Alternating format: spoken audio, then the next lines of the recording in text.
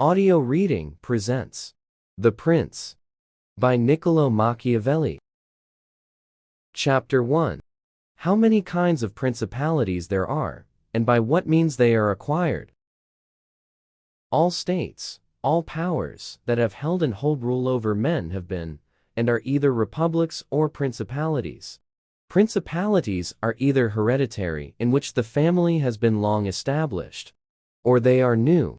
The new are either entirely new, as was Milan to Francesco Sforza, or they are, as it were, members annexed to the hereditary state of the prince who has acquired them, as was the kingdom of Naples to that of the king of Spain.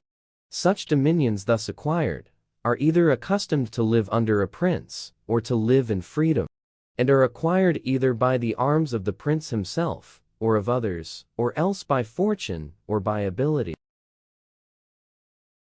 Chapter 2. Concerning hereditary principalities. I will leave out all discussion on republics, inasmuch as in another place I have written of them at length, and will address myself only to principalities. In doing so, I will keep to the order indicated above, and discuss how such principalities are to be ruled and preserved. I say at once there are fewer difficulties in holding hereditary states, and those long accustomed to the family of their prince, than new ones. For it is sufficient only not to transgress the customs of his ancestors, and to deal prudently with circumstances as they arise, for a prince of average powers to maintain himself in his state, unless he be deprived of it by some extraordinary and excessive force. And if he should be so deprived of it, whenever anything sinister happens to the usurper, he will regain it. We have in Italy, for example, the Duke of Ferrara, who could not have withstood the attacks of the Venetians in 84, nor those of Pope Julius in 10, unless he had been long established in his dominions. For the hereditary prince has less cause, and less necessity, to offend. Hence it happens that he will be more loved. And unless extraordinary vices cause him to be hated, it is reasonable to expect that his subjects will be naturally well disposed towards him. And in the antiquity and duration of his rule, the memories and motives that make for change are lost, for one change always leaves the two thing for another. Chapter 3. Concerning mixed principalities. But the difficulties occur in a new principality, and firstly, if it be not entirely new, but is, as it were, a member of a state which, taken collectively, may be called composite, the changes arise chiefly from an inherent difficulty which there is in all new principalities. For men change their rulers willingly, hoping to better themselves, and this hope induces them to take up arms against him who rules, wherein they are deceived, because they afterwards find by experience they have gone from bad to worse. This follows also on another natural and common necessity, which always causes a new prince to burden those who have submitted to him with his soldiery and with infinite other hardships which he must put upon his new acquisition. In this way you have enemies in all those whom you have injured in seizing that principality, and you are not able to keep those friends who put you there because of your not being able to satisfy them in the way they expected, and you cannot take strong measures against them, feeling bound to them. For, although one may be very strong in armed forces, yet in entering a province, one has always need of the goodwill of the natives. For these reasons Louis XII, King of France, quickly occupied Milan, and as quickly lost it. And to turn him out the first time, it only needed Lodovico's own forces. Because those who had opened the gates to him, finding themselves deceived in their hopes of future benefit, would not endure the ill treatment of the new prince. It is very true that, after acquiring rebellious provinces a second time, they are not so lightly lost afterwards. Because the prince, with little reluctance, takes the opportunity of the rebellion to punish the delinquents, to clear out the suspects, and to strengthen himself in the weakest places. Thus to cause France to lose Milan the first time, it was enough for the Duke Lodovico to raise insurrections on the borders. But to cause him to lose it a second time, it was necessary to bring the whole world against him. and that his armies should be defeated and driven out of Italy, which followed from the causes above mentioned. Nevertheless, Milan was taken from France both the first and the second time. The general reasons for the first have been discussed. It remains to name those for the second, and to see what resources he had, and what anyone in his situation would have had for maintaining himself more securely in his acquisition than did the King of France. Now, say that those dominions which, when acquired, are added to an ancient state by him who acquires them, are either of the same country and language, or they are not. When they are, it is easier to hold them, especially when they have not been accustomed to self-government. And to hold them securely, it is enough to have destroyed the family of the prince who was ruling them. Because the two peoples, preserving in other things the old conditions, and not being unlike in customs, will live quietly together, as one has seen in Brittany, Burgundy, Gascony, and Normandy, which have been bound to France for so long a time, and, although there may be some difference in language, nevertheless, the customs are alike, and the people will easily be able to get on amongst themselves. He who has annexed them, if he wishes to hold them, has only to bear in mind two considerations. The one, that the family of their former lord is extinguished.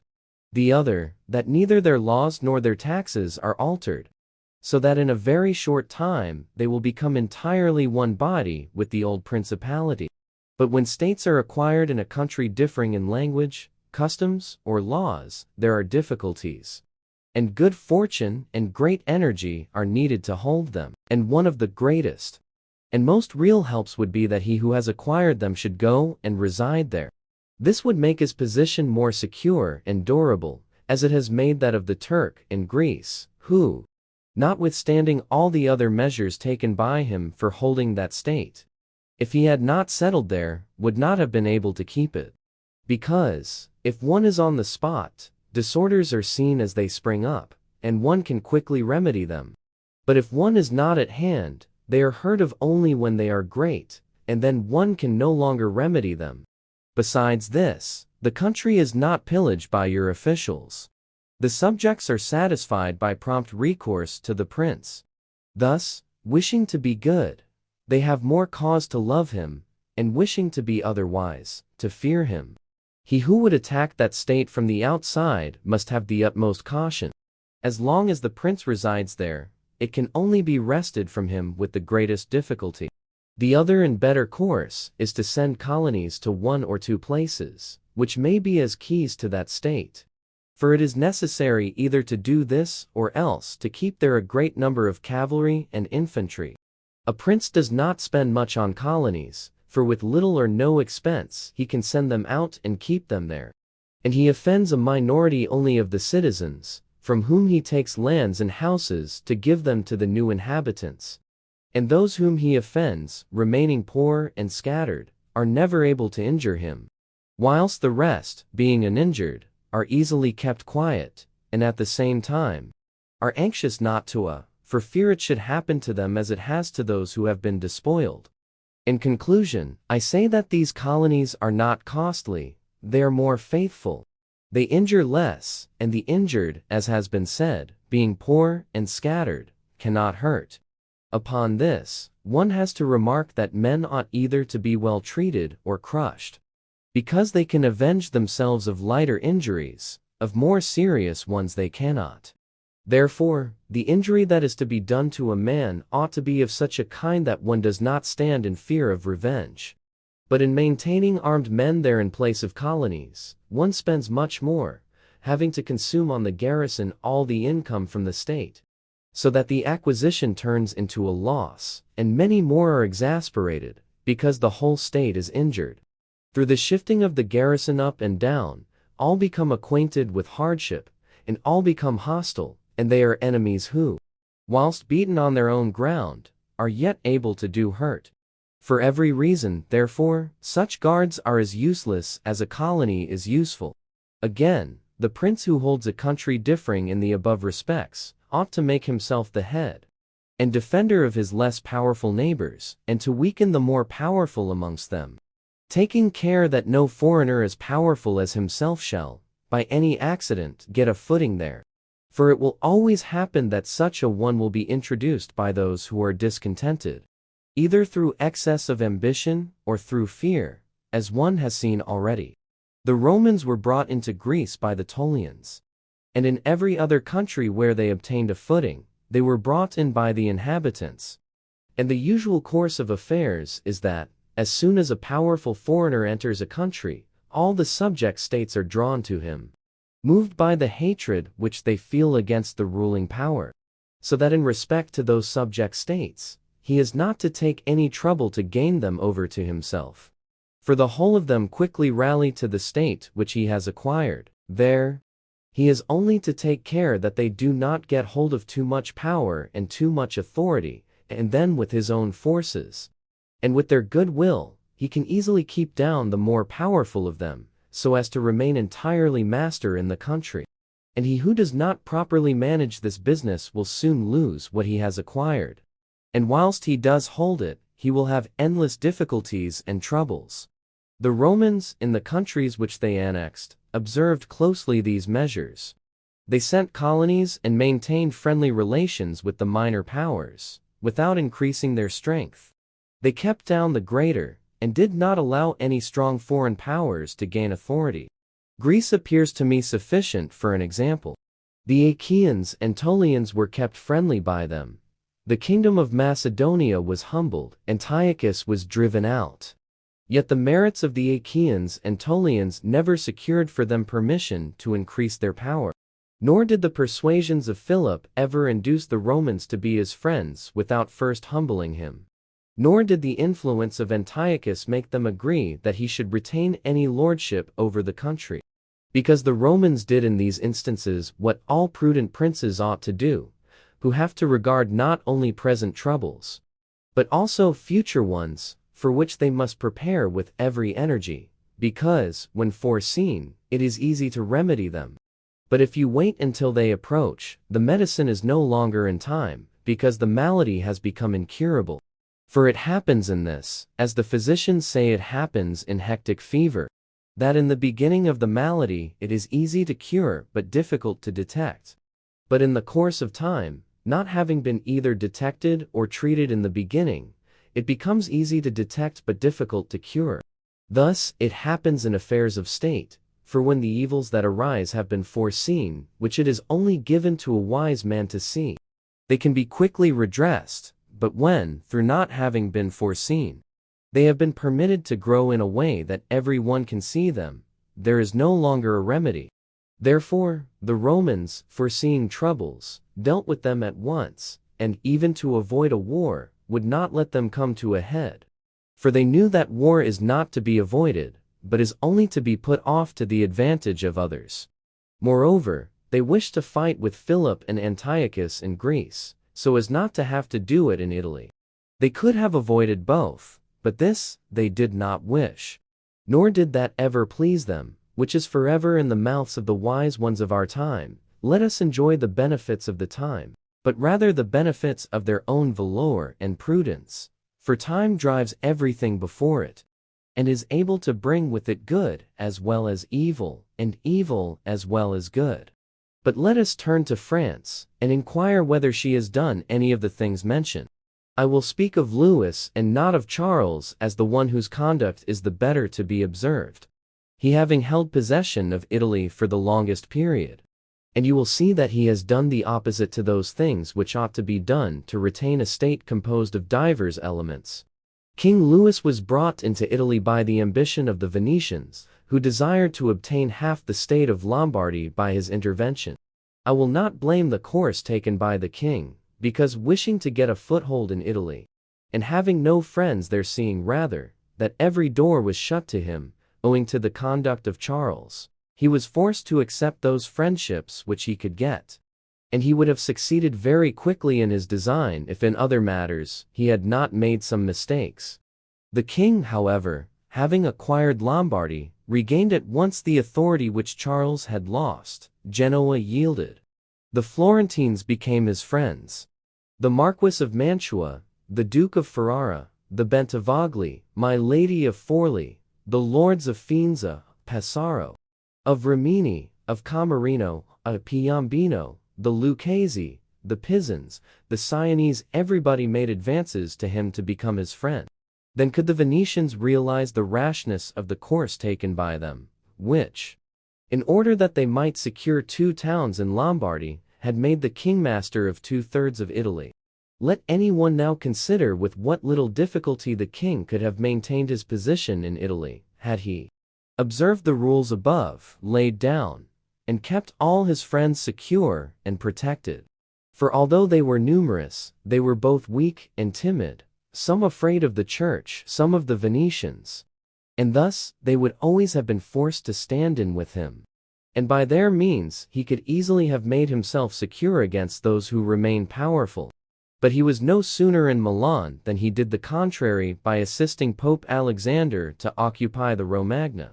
It never occurred to him that by this action he was weakening himself, depriving himself of friends and of those who had thrown themselves into his lap, whilst he aggrandized the church by adding much temporal power to the spiritual, thus giving it greater authority. And having committed this prime error, he was obliged to follow it up, so much so, that, to put an end to the ambition of Alexander, and to prevent his becoming the master of Tuscany, he was himself forced to come into Italy.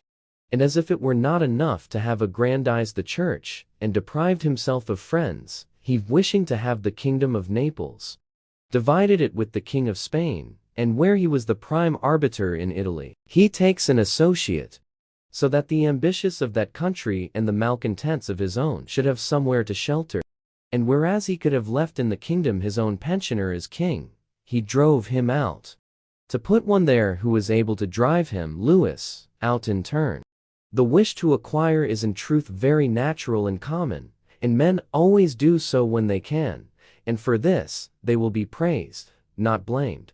But when they cannot do so, yet wish to do so by any means, then there is folly and blame. Therefore, if France could have attacked Naples with her own forces, she ought to have done so.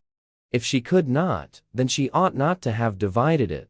And if the partition which she made with the Venetians in Lombardy was justified by the excuse that by it she got a foothold in Italy, this other partition merited blame, for it had not the excuse of that necessity. Therefore Louis made these 5 errors. He destroyed the minor powers. He increased the strength of one of the greater powers in Italy. He brought in a foreign power. He did not settle in the country. He did not send colonies. Which errors, had he lived, were not enough to injure him. Had he not made a 6th by taking away their dominions from the Venetians? Because, had he not aggrandized the church, nor brought Spain into Italy, it would have been very reasonable and necessary to humble them. But having first taken these steps, he ought never to have consented to their ruin, for they, being powerful, would always have kept off others from designs on Lombardy, to which the Venetians would never have consented, except to become masters themselves there. Also because the others would not wish to take Lombardy from France in order to give it to the Venetians, and to run counter to both, they would not have had the courage. And if any one should say, King Louis yielded the Romagna to Alexander, and the kingdom to Spain, to avoid war, I answer for the reasons given above that a blunder ought never to be perpetrated to avoid war, because it is not to be avoided, but is only deferred to your disadvantage. And if another should allege the pledge which the king had given to the Pope that he would assist him in the enterprise, in exchange for the dissolution of his marriage and for the cap to Rouen, to that I reply what I shall write later on concerning the faith of princes, and how it ought to be kept. Thus King Louis lost Lombardy by not having followed any of the conditions observed by those who have taken possession of countries and wish to retain them. Nor is there any miracle in this, but much that is reasonable and quite natural. And on these matters I spoke at Nantes with Rouen, when Valentino, as Cesare Borgia, the son of Pope Alexander, was usually called, occupied the Romagna, and on Cardinal Rouen observing to me that the Italians did not understand war, I replied to him that the French did not understand statecraft, meaning that otherwise they would not have allowed the Church to reach such greatness. And in fact, it has been seen that the greatness of the Church and of Spain and Italy has been caused by France, and her ruin may be attributed to them. From this, a general rule is drawn, which never or rarely fails, that he who is the cause of another becoming powerful is ruined, because that predominancy has been brought about either by astuteness or else by force, and both are distrusted by him who has been raised to power.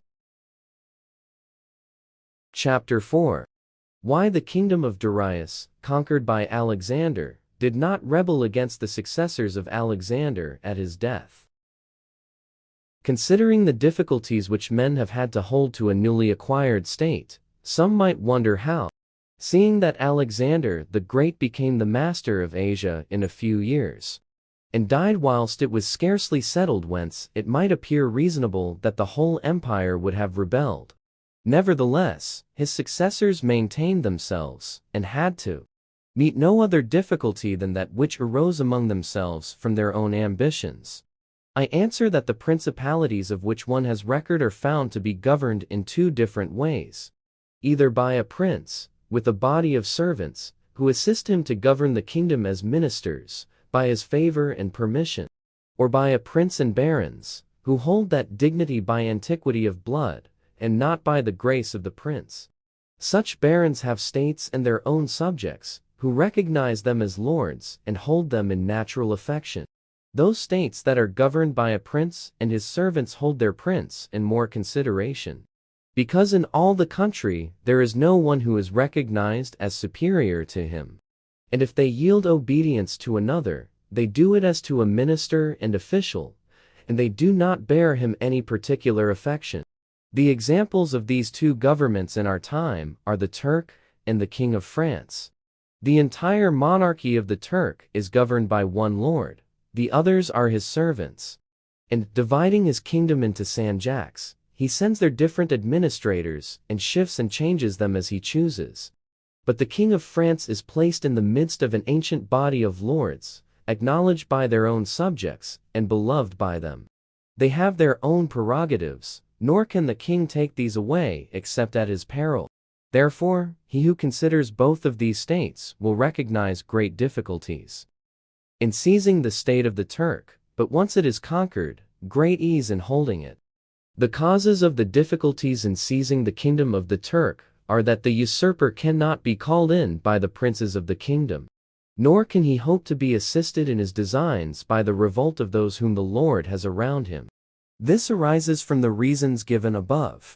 For his ministers, being all slaves and bondmen, can only be corrupted with great difficulty, and one can expect little advantage from them when they have been corrupted, as they cannot carry the people with them, for the reasons assigned. Hence, he who attacks the Turk must bear in mind that he will find him united, and he will have to rely more on his own strength than on the revolt of others. But, if once the Turk has been conquered, and rooted in the field in such a way that he cannot replace his armies, there is nothing to fear but the family of this prince, and this being exterminated, there remains no one to fear, the others having no credit with the people. And as the conqueror did not rely on them before his victory, so he ought not to fear them after it.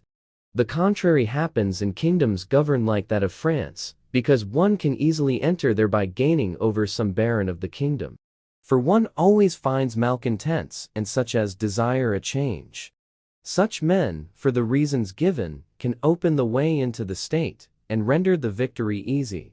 But if you wish to hold it afterwards, you meet with infinite difficulties, both from those who have assisted you, and from those you have crushed.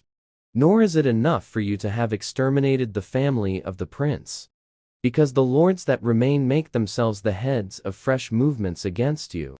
And as you are unable either to satisfy or exterminate them, that state is lost whenever time brings the opportunity. Now, if you will consider what was the nature of the government of Darius, you will find it similar to the kingdom of the Turk. And therefore, it was only necessary for Alexander, first to overthrow him in the field, and then to take the country from him. After which victory, Darius being killed, the state remained secure to Alexander, for the above reasons. And if his successors had been united, they would have enjoyed it securely and at their ease. for there were no tumults raised in the kingdom except those they provoked themselves. But it is impossible to hold with such tranquility states constituted like that of France. Hence arose those frequent rebellions against the Romans in Spain, France, and Greece, owing to the many principalities there were in these states, of which, as long as the memory of them endured, the Romans always held an insecure possession. But with the power and long continuance of the empire, the memory of them passed away, and the Romans then became secure possessors. And when fighting afterwards amongst themselves, each one was able to attach to himself his own parts of the country, according to the authority he had assumed there. And the family of the former lord being exterminated, none other than the Romans were acknowledged. When these things are remembered, no one will marvel at the ease with which Alexander held the empire of Asia, or at the difficulties which others have had to keep in acquisition, such as Pyrrhus and many more. This is not occasioned by the little or abundance of ability in the conqueror, but by the want of uniformity in the subject state. Chapter 5. Concerning the way to govern cities or principalities which lived under their own laws before they were annexed. Whenever those states which have been acquired, as stated, have been accustomed to live under their own laws and in freedom, there are three courses for those who wish to hold them. The first is to ruin them, the next is to reside there in person, the third is to permit them to live under their own laws, drawing a tribute, and establishing within it an oligarchy which will keep it friendly to you. Because such a government, being created by the prince, knows that it cannot stand without his friendship and interest, and does its utmost to support him. And therefore, he who would keep a city accustomed to freedom will hold it more easily by the means of its own citizens than in any other way. There are, for example, the Spartans and the Romans. The Spartans held Athens and Thebes, establishing there an oligarchy. Nevertheless, they lost them. The Romans, in order to hold Capua, Carthage, and Numantia, dismantled them, and did not lose them. They wished to hold Greece as the Spartans held it, making it free, and permitting its laws, and did not succeed. So to hold it, they were compelled to dismantle many cities in the country. For in truth, there is no safe way to retain them otherwise than by ruining them. And he who becomes master of a city accustomed to freedom, and does not destroy it, may expect to be destroyed by it. For in rebellion, it has always the watchword of liberty, and its ancient privileges as a rallying point, which neither time nor benefits will ever cause it to forget. And whatever you may do or provide against, they never forget that name or their privileges, unless they are disunited or dispersed. But at every chance they immediately rally to them, as Pisa, after the 100 years she had been held in bondage by the Florentines. But when cities or countries are accustomed to live under a prince, and his family is exterminated, they, being on the one hand accustomed to obey, and on the other hand, not having the old prince, cannot agree in making one from amongst themselves, and they do not know how to govern themselves. For this reason, they are very slow to take up arms, and a prince can gain them to himself and secure them much more easily. But in republics there is more vitality, greater hatred, and more desire for vengeance, which will never permit them to allow the memory of their former liberty to rest, so that the safest way is to destroy them, or to reside there. Chapter 6. Concerning new principalities which are acquired by one's own arms and ability. Let no one be surprised if, in speaking of entirely new principalities, as I shall do, I adduce the highest examples both of prince and of state. Because men, walking almost always in paths beaten by others, and following by imitation their deeds, are yet unable to keep entirely to the ways of others, or attain to the power of those they imitate. A wise man ought always to follow the paths beaten by great men, and to imitate those who have been supreme, so that if his ability does not equal theirs, at least it will savour of it. Let him act like the clever archers who, designing to hit the mark, which yet appears to far distant, and knowing the limits to which the strength of their bow attains, Take aim much higher than the mark, not to reach by their strength or arrow to so great a height, but to be able, with the aid of so high an aim, to hit the mark they wish to reach. I say therefore, that in entirely new principalities, where there is a new prince, more or less difficulty is found in keeping them, accordingly, as there is more or less ability in him who has acquired the state. Now, as the fact of becoming a prince from a private station presupposes either ability or fortune, it is clear that one or other of these things will mitigate in some degree many difficulties. Nevertheless, he who has relied least on fortune is established the strongest. Further, it facilitates matters when the prince, having no other state, is compelled to reside there in person. But to come to those who, by their own ability, and not through fortune, have reason to be princes, I say that Moses, Cyrus, Romulus, Theseus, and such like are the most excellent examples. And although one may not discuss Moses, he having been a mere executor of the will of God, yet he ought to be admired, if only for that favor which made him worthy to speak with God. But in considering Cyrus and others who have acquired or founded kingdoms, all will be found admirable. And if their particular deeds and conduct shall be considered, they will not be found inferior to those of Moses, although he had so great a preceptor. And in examining their actions and lives, one cannot see that they owed anything to fortune beyond opportunity, which brought them the material to mold into the form which seemed best to them. Without that opportunity, their powers of mind would have been extinguished, and without those powers the opportunity would have come in vain. It was necessary, therefore, to Moses that he should find the people of Israel in Egypt enslaved and oppressed by the Egyptians, in order that they should be disposed to follow him, so as to be delivered out of bondage. It was necessary that Romulus should not remain in Alba, and that he should be abandoned at his birth, in order that he should become king of Rome and founder of the fatherland. It was necessary that Cyrus should find the Persians discontented with the government of the Medes, and the Medes soft and effeminate through their long peace. Theseus could not have shown his ability had he not found the Athenians dispersed. These opportunities, therefore, made those men fortunate, and their high ability enabled them to recognize the opportunity whereby their country was ennobled and made famous. Those who by valorous ways become princes, like these men, acquire a principality with difficulty, but they keep it with ease. The difficulties they have in acquiring it rise in part from the new rules and methods which they are forced to introduce to establish their government and its security. And it ought to be remembered that there is nothing more difficult to take in hand, more perilous to conduct, or more uncertain in its success, than to take the lead in the introduction of a new order of things, because the innovator has for enemies all those who have done well under the old conditions, and lukewarm defenders in those who may do well under the new. This coolness arises partly from fear of the opponents, who have the laws on their side, and partly from the incredulity of men, who do not readily believe in new things, until they have had a long experience of them.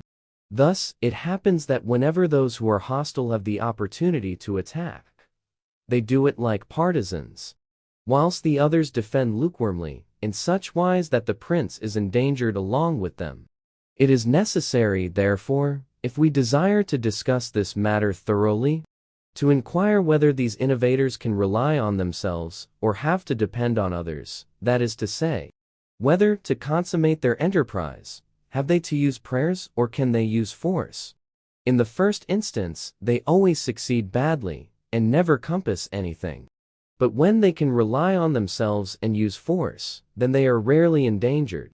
Hence it is that all armed prophets have conquered, and the unarmed ones have been destroyed.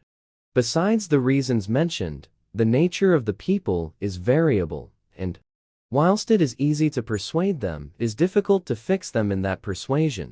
And thus it is necessary to take such measures that, when they believe no longer, it may be possible to make them believe by force.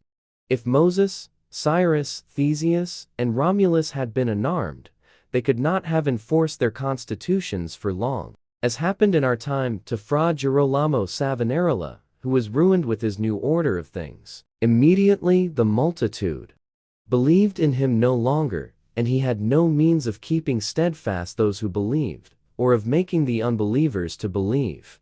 Therefore, such as these have great difficulties in consummating their enterprise. For all their dangers are in the ascent, yet with ability they will overcome them. But when these are overcome, and those who envied them their success are exterminated, they will begin to be respected. And they will continue afterwards, powerful, secure, honored, and happy.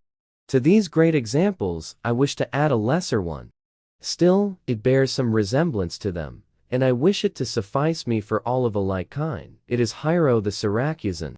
This man rose from a private station to be Prince of Syracuse, nor did he, either, owe anything to fortune, but opportunity. For the Syracusans, being oppressed, chose him for their captain. Afterwards, he was rewarded by being made their prince. He was of so great ability, even as a private citizen, that one who writes of him says he wanted nothing but a kingdom to be a king. This man abolished the old soldiery, organized the new, gave up old alliances, made new ones. And as he had his own soldiers and allies, on such foundations he was able to build any edifice. Thus, whilst he had endured much trouble in acquiring, he had but little in keeping. Chapter 7. Concerning new principalities which are acquired either by the arms of others, or by good fortune. Those who solely by good fortune become princes from being private citizens have little trouble in rising, but much in keeping atop. They have not any difficulties on the way up, because they fly, but they have many when they reach the summit. Such are those to whom some state is given either for money, or by the favor of him who bestows it. As happened to many in Greece, in the cities of Ionia and of the Hellespont, where princes were made by Darius, in order that they might hold the cities, both for his security and his glory. As also were those emperors who, by the corruption of the soldiers, from being citizens, came to empire. Such stand simply elevated upon the good will and the fortune of him who has elevated them two most inconstant and unstable things. Neither have they the knowledge requisite for the position. Because, unless they are men of great worth and ability, it is not reasonable to expect that they should know how to command, having always lived in a private condition. Besides, they cannot hold it, because they have not forces which they can keep friendly and faithful. States that rise unexpectedly, like all other things in nature, which are born and grow rapidly, cannot leave their foundations and correspondencies fixed in such a way that the first storm will not overthrow them. Unless, as is said, those who unexpectedly become princes are men of so much ability that they know they have to be prepared at once to hold that which fortune has thrown into their laps, and that those foundations which others have laid before they became princes, they must lay afterwards. Concerning these two methods of rising to be a prince, by ability or fortune, I wish to adduce two examples within our own recollection, and these are Francesco Sforza and Cesare Borgia. Francesco, by proper means, and with great ability, from being a private person, rose to be Duke of Milan. And that which he had acquired with 1,000 anxieties, he kept with little trouble. On the other hand, Cesare Borgia, called by the people Duke Valentino, acquired his state during the ascendancy of his father. And on its decline, he lost it, notwithstanding that he had taken every measure, and done all that ought to be done by a wise and able man to fix firmly his roots in the states which the arms and fortunes of others had bestowed on him. Because, as is stated above, he who has not first laid his foundations may be able with great ability to lay them afterwards. But they will be laid with trouble to the architect and danger to the building. If, therefore, all the steps taken by the Duke be considered, it will be seen that he laid solid foundations for his future power. And I do not consider it superfluous to discuss them, because I do not know what better precepts to give a new prince than the example of his actions. And if his dispositions were of no avail, that was not his fault, but the extraordinary and extreme malignity of fortune. Alexander VI, in wishing to aggrandize the Duke, his son, had many immediate and prospective difficulties. Firstly, he did not see his way to make him master of any state that was not a state of the church. And if he was willing to rob the church, he knew that the Duke of Milan and the Venetians would not consent, because Faenza and Rimini were already under the protection of the Venetians. Besides this, he saw the arms of Italy, especially those by which he might have been assisted, in hands that would fear the aggrandizement of the Pope, namely, the Orsini and the Colonnesi, and their following. It behoved him, therefore, to upset this state of affairs, and embroil the powers, so as to make himself securely master of part of their states. This was easy for him to do, because he found the Venetians, moved by other reasons, inclined to bring back the French into Italy. He would not only not oppose this, but he would render it more easy by dissolving the former marriage of King Louis. Therefore, the king came into Italy with the assistance of the Venetians and the consent of Alexander. He was no sooner in Milan than the Pope had soldiers from him for the attempt on the Romagna, which yielded to him on the reputation of the king. The Duke, therefore, having acquired the Romagna and beaten the Colonnesi, while wishing to hold that and to advance further, was hindered by two things. The one, his forces did not appear loyal to him.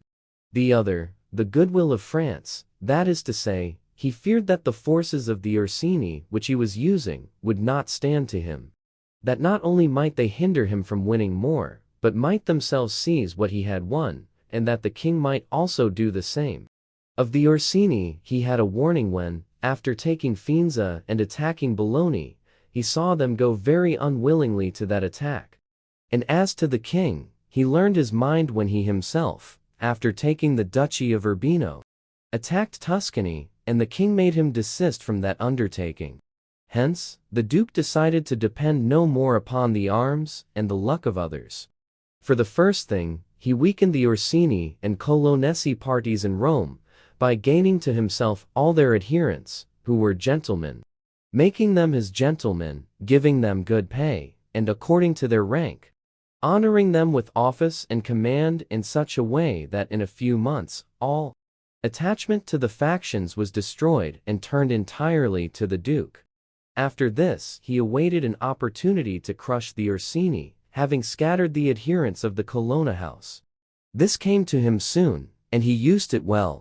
For the Orsini, perceiving at length that the aggrandizement of the Duke and the Church was ruin to them, called a meeting of the Magioni in Perugia.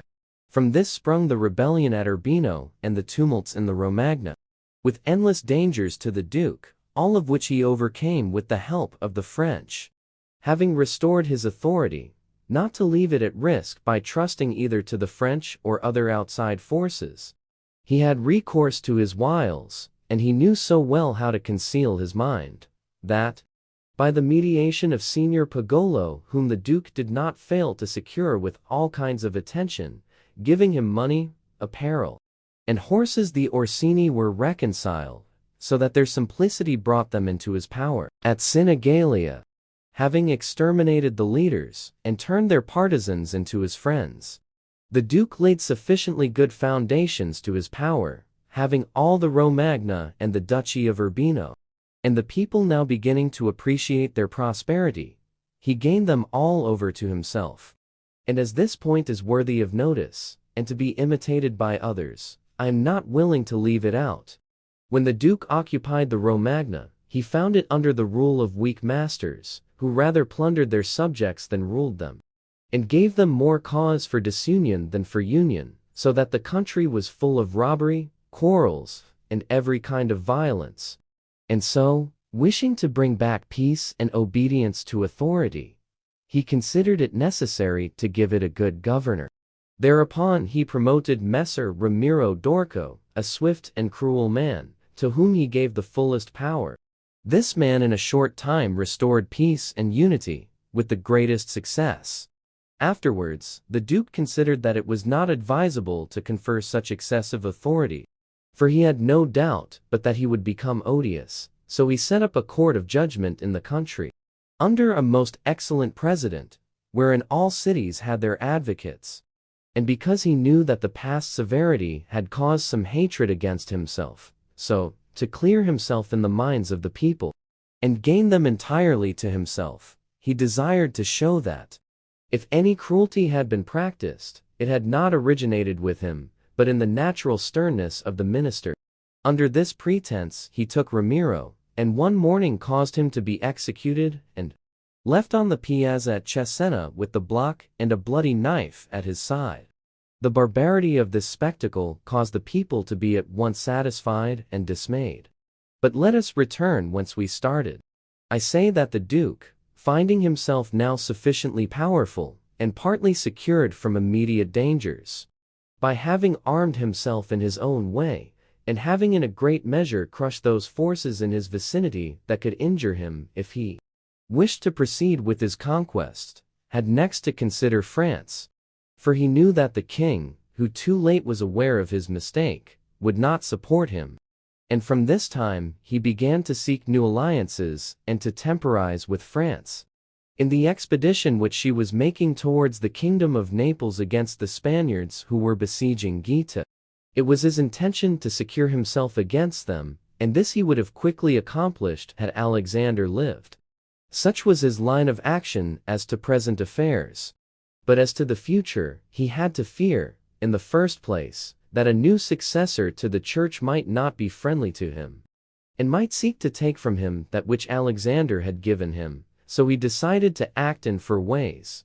Firstly, by exterminating the families of those lords whom he had despoiled, so as to take away that pretext from the Pope. Secondly, by winning to himself all the gentlemen of Rome, so as to be able to curb the Pope with their aid, as has been observed. Thirdly, by converting the college more to himself. Fourthly, by acquiring so much power before the Pope should die, that he could by his own measures resist the first shock. Of these 4 things, at the death of Alexander, he had accomplished 3. For he had killed as many of the dispossessed lords as he could lay hands on, and few had escaped. He had won over the Roman gentlemen, and he had the most numerous party in the college. And as to any fresh acquisition, he intended to become master of Tuscany. For he already possessed Perugia and Piombino, and Pisa was under his protection. And as he had no longer to study France, for the French were already driven out of the kingdom of Naples by the Spaniards, and in this way, both were compelled to buy his good will, he pounced down upon Pisa. After this, Lucca and Siena yielded at once, partly through hatred and partly through fear of the Florentines. And the Florentines would have had no remedy had he continued to prosper, as he was prospering the year that Alexander died, for he had acquired so much power and reputation that he would have stood by himself, and no longer have depended on the luck and the forces of others, but solely on his own power and ability. But Alexander died 5 years after he had first drawn the sword. He left the Duke with the state of Romagna alone, consolidated, with the rest in the air, between 2 most powerful hostile armies, and sick unto death. Yet there were in the Duke such boldness and ability, and he knew so well how men are to be won or lost, and so firm were the foundations which in so short a time he had laid, that if he had not had those armies on his back, or if he had been in good health, he would have overcome all difficulties. And it is seen that his foundations were good, for the Romagna awaited him for more than a month. In Rome, although but half alive, he remained secure. And whilst the Baglioni, the Vitelli, and the Ursini might come to Rome, they could not effect anything against him. If he could not have made Pope him whom he wished, at least the one whom he did not wish would not have been elected. But if he had been in sound health at the death of Alexander, everything would have been different to him. On the day that Julius II was elected, he told me that he had thought of everything that might occur at the death of his father, and had provided a remedy for all, except that he had never anticipated that, when the death did happen, he himself would be on the point to die. When all the actions of the Duke are recalled, I do not know how to blame him, but rather it appears to be, as I have said, that I ought to offer him for imitation to all those who, by the fortune or the arms of others, are raised to government, because he, having a lofty spirit and far-reaching aims, could not have regulated his conduct otherwise. And only the shortness of the life of Alexander and his own sickness frustrated his designs. Therefore, he who considers it necessary to secure himself in his new principality, to win friends, to overcome either by force or fraud, to make himself beloved and feared by the people, to be followed and revered by the soldiers, to exterminate those who have power or reason to hurt him, to change the old order of things for new, to be severe and gracious, magnanimous and liberal, to destroy a disloyal soldiery and to create new, to maintain friendship with kings and princes in such a way that they must help him with zeal and offend with caution, cannot find a more lively example than the actions of this man. Only can he be blamed for the election of Julius II, in whom he made a bad choice, because, as is said, not being able to elect a pope to his own mind, he could have hindered any other from being elected pope. And he ought never to have consented to the election of any cardinal whom he had injured or who had cause to fear him if they became pontiffs. For men injure either from fear or hatred. Those whom he had injured, amongst others, were San Pietro ad Vincula, Colonna, San Giorgio, and Ascanio. The rest, in becoming pope, had to fear him, Rouen, and the Spaniards excepted. The latter from their relationship and obligations, the former from his influence, the kingdom of France, having relations with him. Therefore, above everything, the Duke ought to have created a Spaniard pope, and, failing him, he ought to have consented to Rouen and not San Pietro ad Vincula. He who believes that new benefits will cause great personages to forget old injuries is deceived. Therefore, the Duke erred in his choice, and it was the cause of his ultimate ruin. Chapter 8. Concerning those who have obtained a principality by wickedness. Although a prince may rise from a private station into ways, neither of which can be entirely attributed to fortune or genius, yet it is manifest to me that I must not be silent on them, although one could be more copiously treated. When I discuss republics, these methods are, when, either by some wicked or nefarious ways, one ascends to the principality, or when, by the favor of his fellow citizens, a private person becomes the prince of his country. And speaking of the first method, it will be illustrated by two examples, one ancient, the other modern. And without entering further into the subject, I consider these two examples will suffice those who may be compelled to follow them. Agathocles, the Sicilian, became king of Syracuse, not only from a private, but from a low and abject position. This man, the son of a potter, through all the changes in his fortunes, always led an infamous life. Nevertheless, he accompanied his infamies with so much ability of mind and body, that, having devoted himself to the military profession, he rose through its ranks to be praetor of Syracuse. Being established in that position, and having deliberately resolved to make himself prince, and to seize by violence, without obligation to others, that which had been conceded to him by assent, he came to an understanding for this purpose with Amilcar, the Carthaginian, who, with his army, was fighting in Sicily. One morning he assembled the people and the Senate of Syracuse, as if he had to discuss with them things relating to the Republic. And at a given signal, the soldiers killed all the senators and the richest of the people.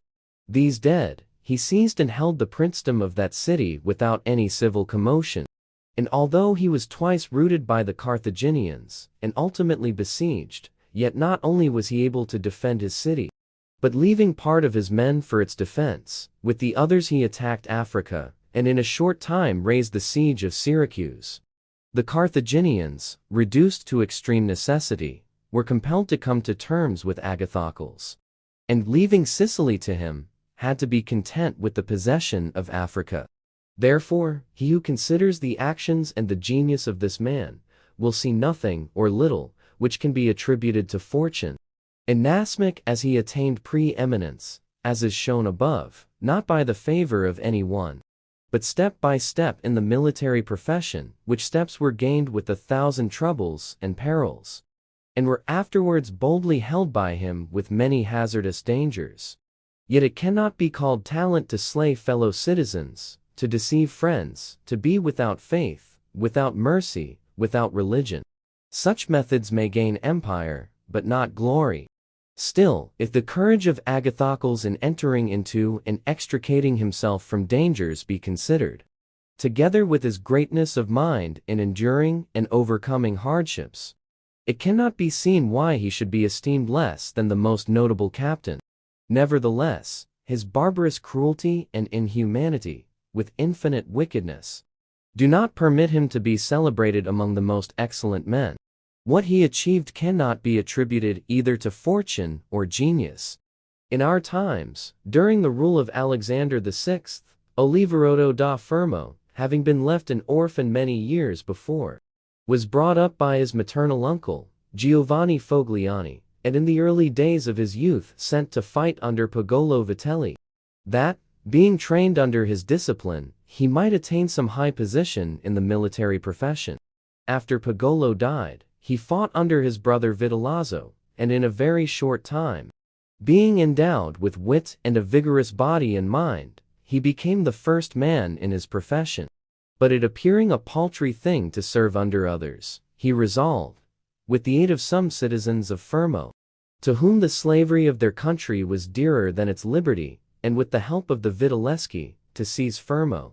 So he wrote to Giovanni Fogliani that, having been away from home for many years, he wished to visit him in his city, and in some measure to look upon his patrimony.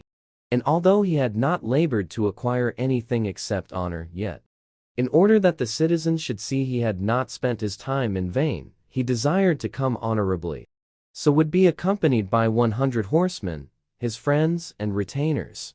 And he entreated Giovanni to arrange that he should be received honorably by the Fermians, all of which would be not only to his honor, but also to that of Giovanni himself, who had brought him up. Giovanni, therefore, did not fail in any attentions due to his nephew, and he caused him to be honorably received by the Fermians. And he lodged him in his own house, where, having passed some days, and having arranged what was necessary for his wicked designs, Oliverotto gave a solemn banquet, to which he invited Giovanni Fogliani and the chiefs of Fermo. When the viands and all the other entertainments that are usual in such banquets were finished, Oliverotto artfully began certain grave discourses, speaking of the greatness of Pope Alexander and his son Cesare, and of their enterprises, to which discourse Giovanni and others answered. But he rose at once, saying that such matters ought to be discussed in a more private place. And he betook himself to a chamber, whither Giovanni and the rest of the citizens went in after him. No sooner were they seated than soldiers issued from secret places, and slaughtered Giovanni and the rest. After these murders, Oliverotto, mounted on horseback, rode up and down the town, and besieged the chief magistrate in the palace, so that in fear the people were forced to obey him, and to form a government, of which he made himself the prince. He killed all the malcontents who were able to injure him, and strengthened himself with new civil and military ordinances, in such a way that, in the year during which he held the principality, not only was he secure in the city of Fermo, but he had become formidable to all his neighbors. And his destruction would have been as difficult as that of Agathocles if he had not allowed himself to be overreached by Cesare Borgia, who took him with the Orsini and Vitelli at Sinigalia, as was stated above. Thus, 1 year after he had committed this parricide, he was strangled, together with Vitellozzo, whom he had made his leader in valor and wickedness. Some may wonder how it can happen that Agathocles, and his like, after infinite treacheries and cruelties, should live for long secure in his country, and defend himself from external enemies, and never be conspired against by his own citizens, seeing that many others, by means of cruelty, have never been able, even in peaceful times, to hold the state, still less in the doubtful times of war. I believe that this follows from severities being badly or properly used. Those may be called properly used, if of evil it is possible to speak well, that are applied at one blow, and are necessary to one's security, and that are not persisted in afterwards, unless they can be turned to the advantage of the subjects. The badly employed are those which, notwithstanding they may be few in the commencement, multiply with time rather than decrease. Those who practice the first system are able, by aid of God or man, to mitigate in some degree their rule, as Agathocles did. It is impossible for those who follow the other to maintain themselves. Hence it is to be remarked that, in seizing a state, the usurper ought to examine closely into all those injuries which it is necessary for him to inflict, and to do them all at one stroke, so as not to have to repeat them daily. And thus, by not unsettling men, he will be able to reassure them, and win them to himself by benefits. He who does otherwise, either from timidity or evil advice, is always compelled to keep the knife in his hand. Neither can he rely on his subjects, nor can they attach themselves to him, owing to their continued and repeated wrongs. For injuries ought to be done all at one time, so that, being tasted less, they offend less. Benefits ought to be given little by little, so that the flavor of them may last longer. And above all things, a prince ought to live amongst his people in such a way that no unexpected circumstances, whether of good or evil, shall make him change. Because if the necessity for this comes in troubled times, you are too late for harsh measures. And mild ones will not help you, for they will be considered as forced from you, and no one will be under any obligation to you for them. Chapter 9. Concerning a civil principality. But coming to the other point where a leading citizen becomes the prince of his country, not by wickedness or any intolerable violence, but by the favor of his fellow citizens, this may be called a civil principality. Nor is genius or fortune altogether necessary to attain to it, but rather a happy shrewdness. I say, then, that such a principality is obtained either by the favor of the people or by the favor of the nobles. Because in all cities these two distinct parties are found, and from this it arises that the people do not wish to be ruled nor oppressed by the nobles, and the nobles wish to rule and oppress the people. And from these two opposite desires there arises in cities one of three results, either a principality, self-government, or anarchy. A principality is created either by the people or by the nobles, accordingly as one or other of them has the opportunity. For the nobles, seeing they cannot withstand the people, begin to cry up the reputation of one of themselves, and they make him a prince, so that under his shadow they can give vent to their ambitions. The people, finding they cannot resist the nobles, also cry up the reputation of one of themselves, and make him a prince, so as to be defended by his authority. He who obtains sovereignty by the assistance of the nobles maintains himself with more difficulty than he who comes to it by the aid of the people, because the former finds himself with many around him who consider themselves his equals. And because of this, he can neither rule nor manage them to his liking. But he who reaches sovereignty by popular favor finds himself alone, and has none around him, or few, who are not prepared to obey him. Besides this, one cannot by fair dealing, and without injury to others, satisfy the nobles. But you can satisfy the people, for their object is more righteous than that of the nobles, the latter wishing to oppress, while the former only desire not to be oppressed. It is to be added also that a prince can never secure himself against a hostile people, because of their being too many, whilst from the nobles he can secure himself, as they are few in number. The worst that a prince may expect from a hostile people is to be abandoned by them. But from hostile nobles he has not only to fear abandonment, but also that they will rise against him. For they, being in these affairs more foreseeing and astute, always come forward in time to save themselves, and to obtain favors from him whom they expect to prevail. Further, the prince is compelled to live always with the same people, but he can do well without the same nobles, being able to make and unmake them daily, and to give or take away authority when it pleases him. Therefore, to make this point clearer, I say that the nobles ought to be looked at mainly in two ways. That is to say, they either shape their course in such a way as binds them entirely to your fortune, or they do not. Those who so bind themselves and are not rapacious ought to be honored and loved. Those who do not bind themselves may be dealt with in two ways.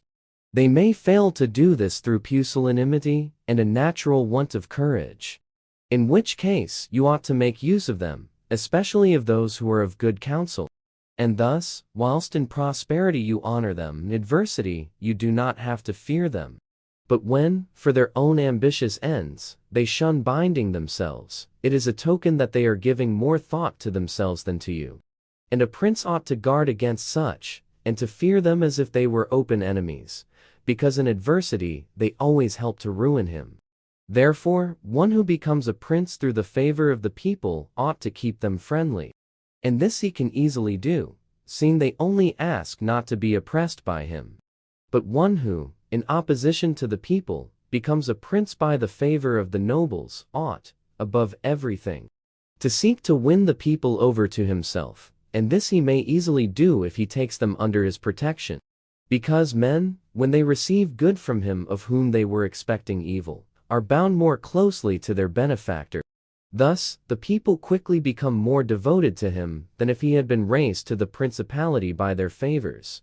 And the prince can win their affections in many ways, but as these vary, according to the circumstances, one cannot give fixed rules, so I omit them. But, I repeat, it is necessary for a prince to have the people friendly, otherwise he has no security in adversity. Nabis, prince of the Spartans, sustained the attack of all Greece, and of a victorious Roman army, and against them he defended his country and his government. And for the overcoming of this peril, it was only necessary for him to make himself secure against a few. But this would not have been sufficient had the people been hostile. And do not let anyone impugn the statement with the trite proverb that, he who builds on the people, builds on the mud, for this is true when a private citizen makes a foundation there, and persuades himself that the people will free him when he is oppressed by his enemies or by the magistrates, wherein he would find himself very often deceived, as happened to the Gracchi in Rome and to Messer Giorgio Scali in Florence. But granted a prince who has established himself as above, who can command, and is a man of courage, undismayed in adversity, who does not fail in other qualifications, and who, by his resolution and energy, keeps the whole people encouraged, such a one will never find himself deceived in them, and it will be shown that he has laid his foundations well. These principalities are liable to danger when they are passing from the civil to the absolute order of government. For such princes either rule personally or through magistrates. In the latter case, their government is weaker and more insecure, because it rests entirely on the goodwill of those citizens who are raised to the magistracy, and who, especially in troubled times, can destroy the government with great ease, either by intrigue or open defiance. And the prince has not the chance amid tumults to exercise absolute authority, because the citizens and subjects, accustomed to receive orders from magistrates, are not of a mind to obey him amid these confusions. And there will always be, in doubtful times, a scarcity of men whom he can trust. For such a prince cannot rely upon what he observes in quiet times, when citizens have need of the state, because then every one agrees with him. They all promise, and when death is far distant, they all wish to die for him. But in troubled times, when the state has need of its citizens, then he finds but few. And so much the more is this experiment dangerous, inasmuch as it can only be tried once. Therefore, a wise prince ought to adopt such a course, that his citizens will always, in every sort and kind of circumstance, have need of the state and of him, and then he will always find them faithful. Chapter 10. Concerning the way in which the strength of all principalities ought to be measured. It is necessary to consider another point in examining the character of these principalities, that is, whether a prince has such power that, in case of need, he can support himself with his own resources, or whether he has always need of the assistance of others. And to make this quite clear, I say that I consider those who are able to support themselves by their own resources, who can, either by abundance of men or money, raise a sufficient army to join battle against anyone who comes to attack them. And I consider those always to have need of others who cannot show themselves against the enemy in the field, but are forced to defend themselves by sheltering behind walls. The first case has been discussed, but we will speak of it again should it recur. In the second case, one can say nothing except to encourage such princes to provision and fortify their towns, and not on any account to defend the country. And whoever shall fortify his town well, and shall have managed the other concerns of his subjects in the way stated above, and to be often repeated, will never be attacked without great caution. For men are always adverse to enterprises where difficulties can be seen. And it will be seen not to be an easy thing to attack one who has his town well fortified, and is not hated by his people. The cities of Germany are absolutely free. They own but little country around them, and they yield obedience to the emperor when it suits them, nor do they fear this or any other power they may have near them, because they are fortified in such a way that every one thinks the taking of them by assault would be tedious and difficult. Seeing they have proper ditches and walls, they have sufficient artillery, and they always keep in public depots enough for 1 year's eating, drinking, and firing, and beyond this, to keep the people quiet and without loss to the state. They always have the means of giving work to the community in those labors that are the life and strength of the city, and on the pursuit of which the people are supported. They also hold military exercises in repute, and moreover have many ordinances to uphold them. Therefore, a prince who has a strong city, and had not made himself odious, will not be attacked. Or if any one should attack, he will only be driven off with disgrace. Again, because that the affairs of this world are so changeable, it is almost impossible to keep an army a whole year in the field without being interfered with. And whoever should reply, if the people have property outside the city, and see it burnt, they will not remain patient, and the long siege and self-interest will make them forget their prince. To this, I answer that a powerful and courageous prince will overcome all such difficulties by giving at one time hope to his subjects that the evil will not be for long, at another time fear of the cruelty of the enemy, then preserving himself adroitly from those subjects who seem to him to be too bold. Further, the enemy would naturally, on his arrival, at once burn and ruin the country at the time when the spirits of the people are still hot and ready for the defense.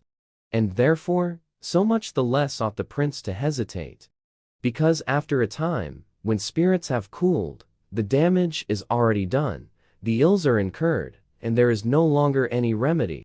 And therefore, they are so much the more ready to unite with their prince, he appearing to be under obligations to them, now that their houses have been burnt and their possessions ruined, in his defense. For it is the nature of men to be bound by the benefits they confer as much as by those they receive. Therefore, if everything is well considered, it will not be difficult for a wise prince to keep the minds of his citizens steadfast from first to last, when he does not fail to support and defend them. Chapter 11. Concerning Ecclesiastical Principalities. It only remains now to speak of ecclesiastical principalities, touching which all difficulties are prior to getting possession, because they are acquired either by capacity or good fortune, and they can be held without either. For they are sustained by the ancient ordinances of religion, which are so all-powerful, and of such a character that the principalities may be held no matter how their princes behave and live. These princes alone have states, and do not defend them, and they have subjects and do not rule them. And the states, although unguarded, are not taken from them, and the subjects, although not ruled, do not care, and they have neither the desire nor the ability to alienate themselves. Such principalities only are secure and happy. But being upheld by powers, to which the human mind cannot reach, I shall speak no more of them. Because, being exalted and maintained by God, it would be the act of a presumptuous and rash man to discuss them.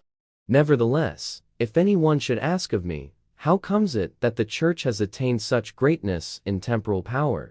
Seeing that from Alexander backwards, the Italian potentates, not only those who have been called potentates, but every baron and lord, though the smallest have valued the temporal power very slightly, yet now King of France trembles before it, and it has been able to drive him from Italy, and to ruin the Venetians. Although this may be very manifest, it does not appear to me superfluous to recall it in some measure to memory.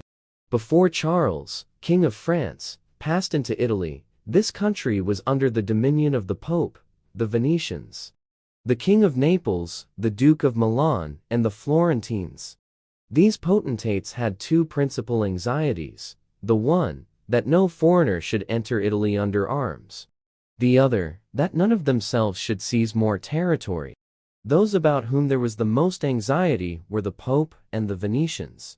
To restrain the Venetians, the union of all the others was necessary, as it was, for the defense of Ferrara. And to keep down the Pope, they made use of the barons of Rome who, being divided into two factions, Orsini and Colonnesi, had always a pretext for disorder, and, standing with arms in their hands, under the eyes of the pontiff, kept the pontificate weak and powerless. And although there might arise sometimes a courageous pope, such as Sixtus, yet neither fortune nor wisdom could rid him of these annoyances. And the short life of a pope is also a cause of weakness.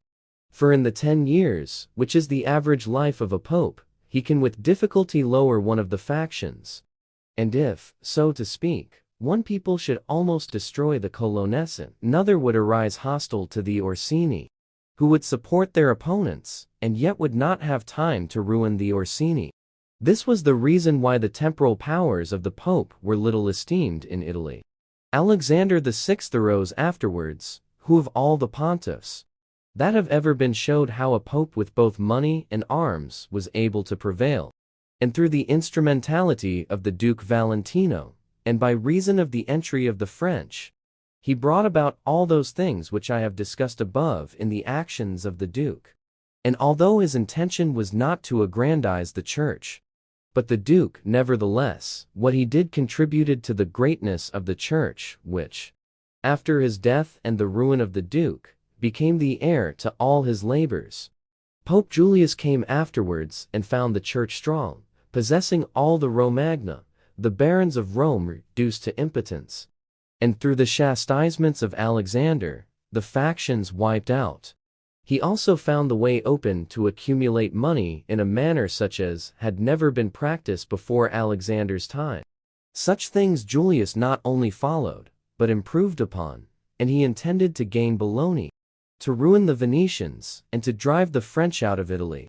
All of these enterprises prospered with him, and so much the more to his credit, inasmuch as he did everything to strengthen the Church, and not any private person. He kept also the Orsini and Colonnesi factions within the bounds in which he found them. And although there was among them some mind to make disturbance, nevertheless, he held two things firm. The one, the greatness of the Church, with which he terrified them, and the other, not allowing them to have their own cardinals, who caused the disorders among them. For whenever these factions have their cardinals, they do not remain quiet for long, because cardinals foster the factions in Rome and out of it, and the barons are compelled to support them. And thus from the ambitions of prelates arise disorders and tumults among the barons. For these reasons, His Holiness Pope Leo found the pontificate most powerful, and it is to be hoped that, if others made it great in arms, he will make it still greater and more venerated by his goodness and infinite other virtues.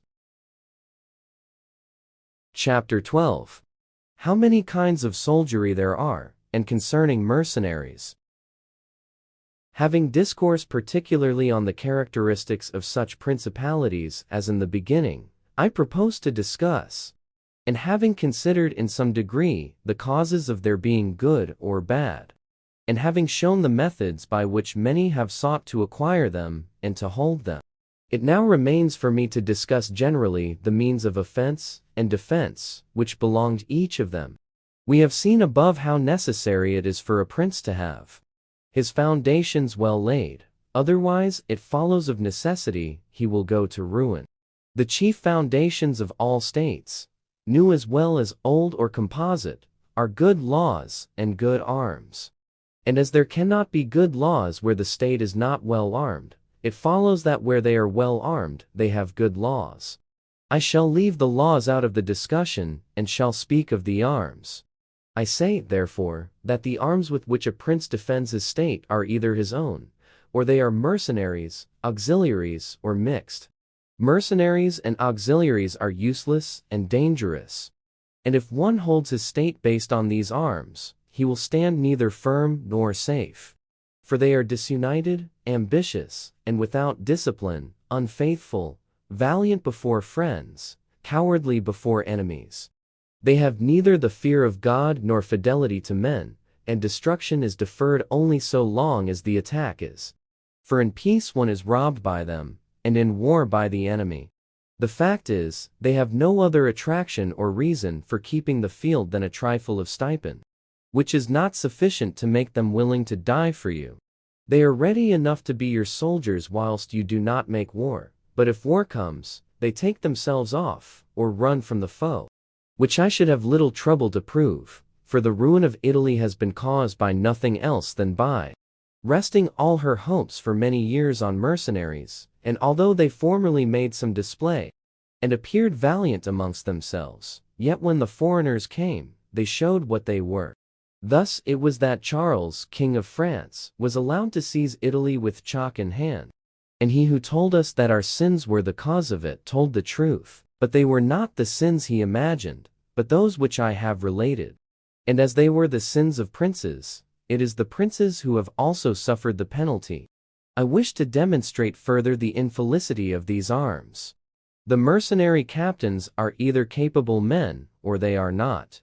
If they are, you cannot trust them, because they always aspire to their own greatness, either by oppressing you, who are their master, or others contrary to your intentions.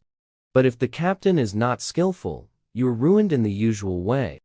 And if it be urged that whoever is armed will act in the same way, whether mercenary or not, I reply that when arms have to be resorted to, either by a prince or a republic, then the prince ought to go in person, and perform the duty of a captain. The republic has to send its citizens, and when one is sent who does not turn out satisfactorily, it ought to recall him. And when one is worthy, to hold him by the laws so that he does not leave the command. And experience has shown princes and republics, single-handed, making the greatest progress, and mercenaries doing nothing except damage. And it is more difficult to bring a republic, armed with its own arms, under the sway of one of its citizens than it is to bring one armed with foreign arms. Rome and Sparta stood for many ages armed and free. The Switzers are completely armed and quite free. Of ancient mercenaries, for example, there are the Carthaginians, who were oppressed by their mercenary soldiers after the first war with the Romans. Although the Carthaginians had their own citizens for captains, after the death of Epaminondas, Philip of Macedon was made captain of their soldiers by the Thebans, and after victory he took away their liberty. Duke Filippo being dead, the Milanese enlisted Francesco Sforza against the Venetians, and he, having overcome the enemy at Caravaggio, allied himself with them to crush the Milanese, his masters. His father, Sforza, having been engaged by Queen Johanna of Naples, left her unprotected, so that she was forced to throw herself into the arms of the King of Aragon, in order to save her kingdom.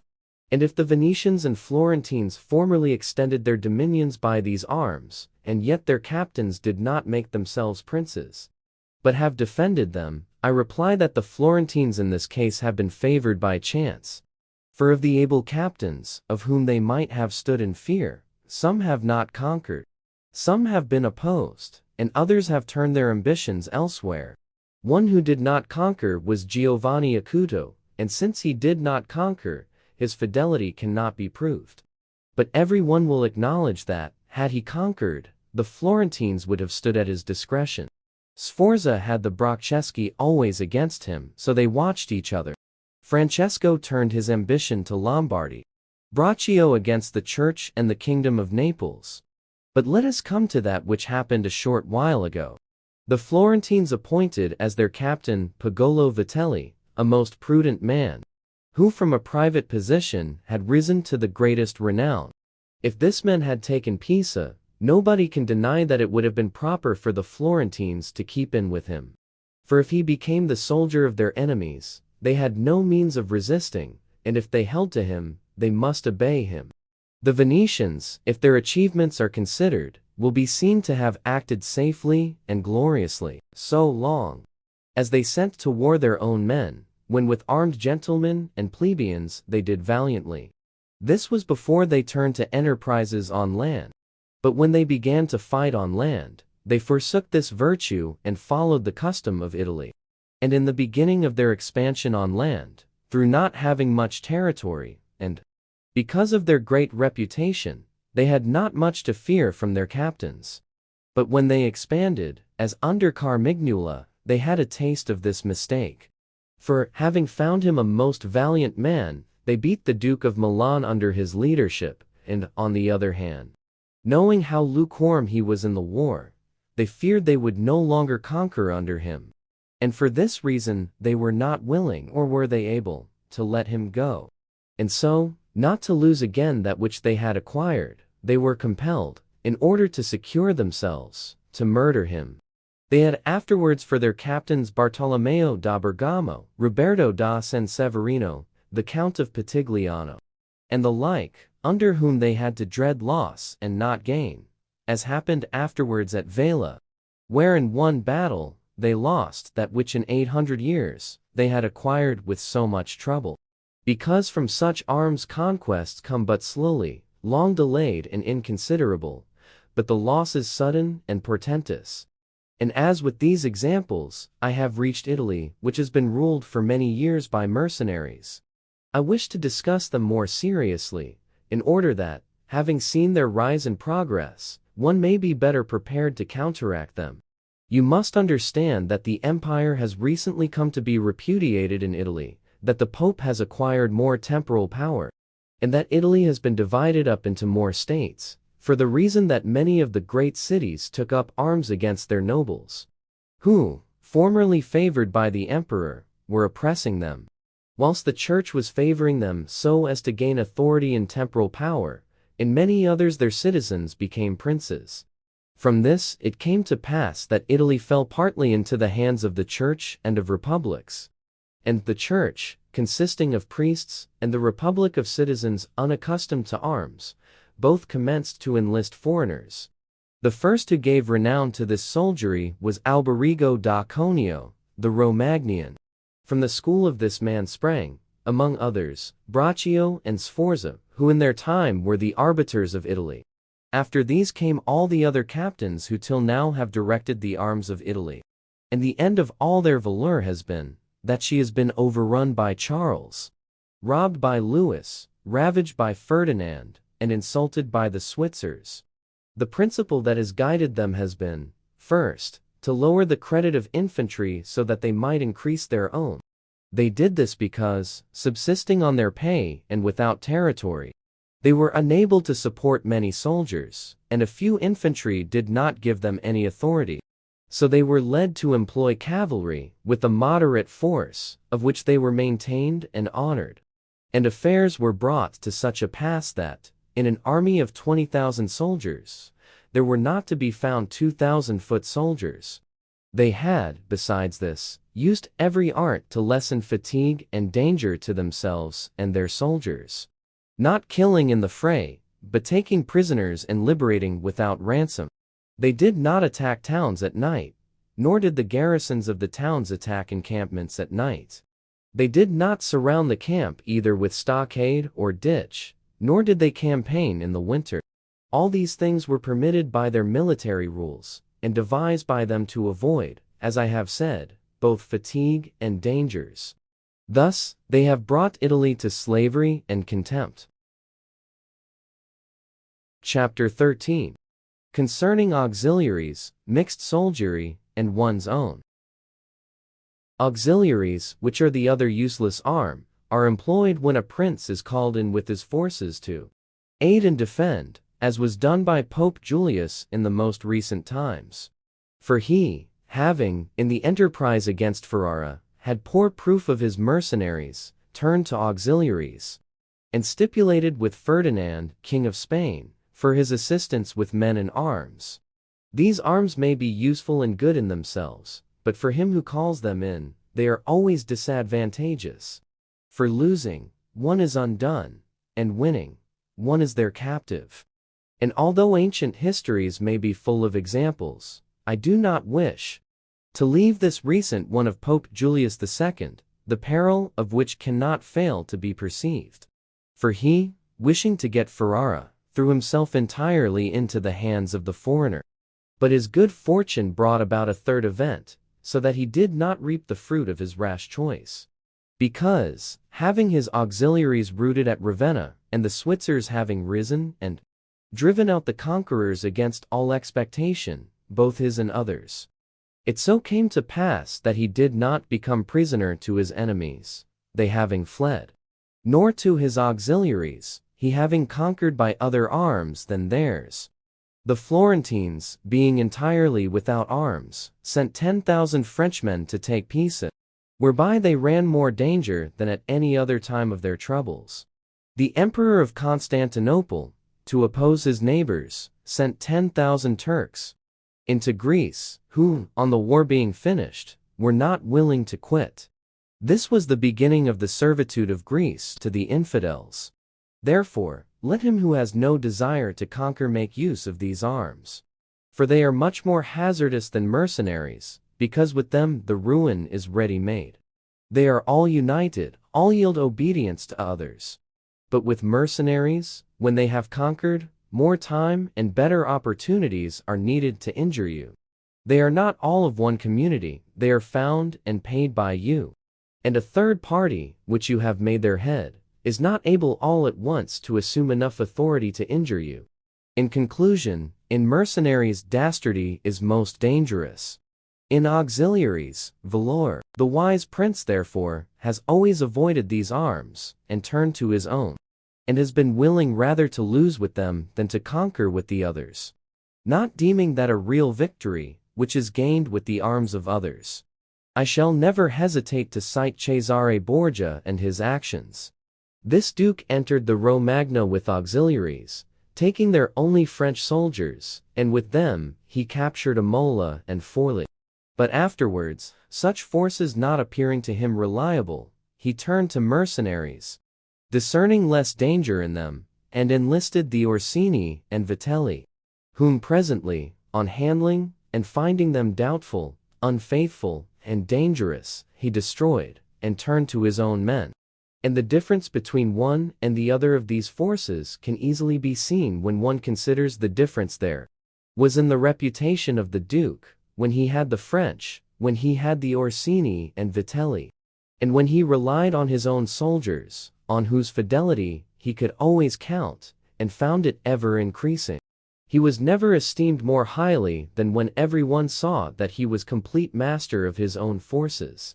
I was not intending to go beyond Italian and recent examples, but I am unwilling to leave out Hiero, the Syracusan, he being one of those I have named above. This man, as I have said, made head of the army by the Syracusans, soon found out that a mercenary soldiery, constituted like our Italian condottieri, was of no use. And it appearing to him that he could neither keep them nor let them go, he had them all cut to pieces, and afterwards made war with his own forces, and not with aliens. I wish also to recall to memory an instance from the Old Testament applicable to this subject.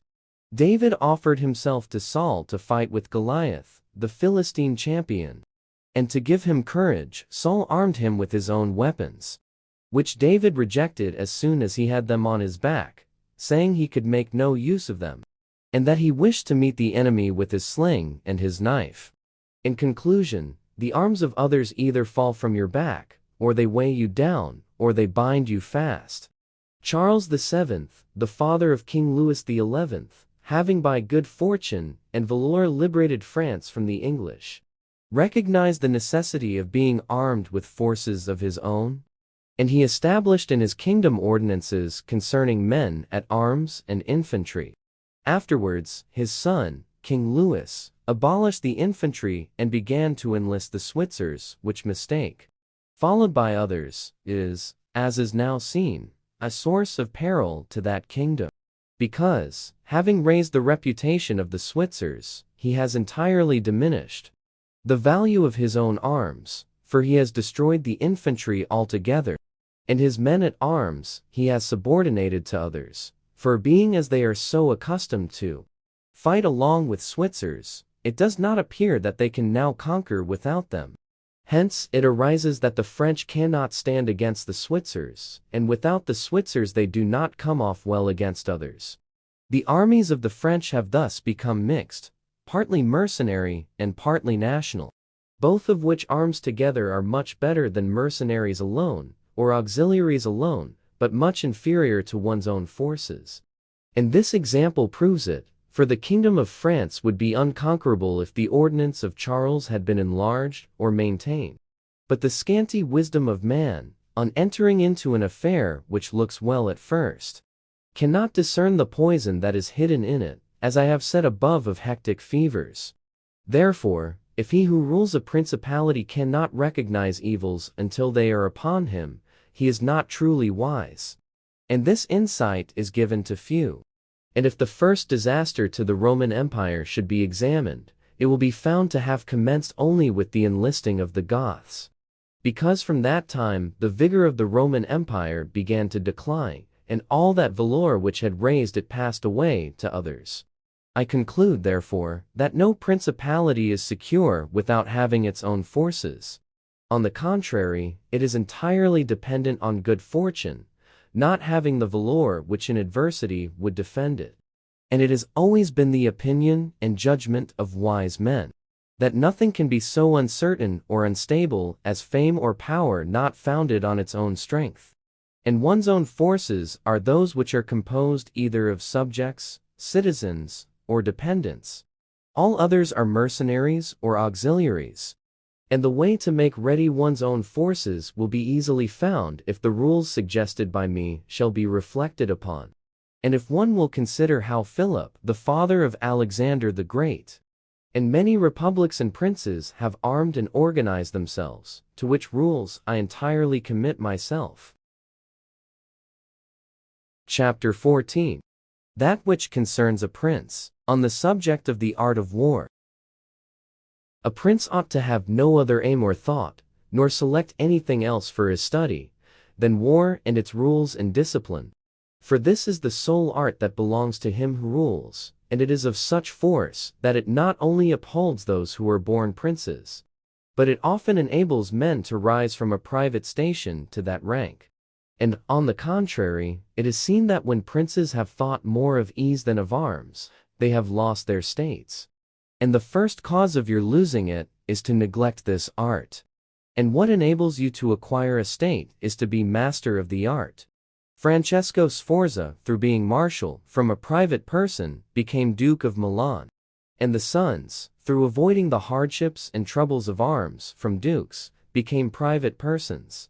For among other evils which being unarmed brings you, it causes you to be despised. And this is one of those ignominies against which a prince ought to guard himself, as is shown later on. Because there is nothing proportionate between the armed and the unarmed. And it is not reasonable that he who is armed should yield obedience willingly to him who is unarmed, or that the unarmed man should be secure among armed servants. Because, there being in the one disdain and in the other suspicion, it is not possible for them to work well together. And therefore, a prince who does not understand the art of war, over and above the other misfortunes already mentioned, cannot be respected by his soldiers, nor can he rely on them. He ought never, therefore, to have out of his thoughts the subject of war. And in peace he should addict himself more to its exercise than in war. This he can do in two ways, the one by action, the other by study. As regards action, he ought above all things to keep his men well organized and drilled, to follow incessantly the chase. by which he accustoms his body to hardships, and learns something of the nature of localities, and gets to find out how the mountains rise, how the valleys open out, how the plains lie, and to understand the nature of rivers and marshes, and in all this to take the greatest care, which knowledge is useful in two ways. Firstly, he learns to know his country, and is better able to undertake its defense.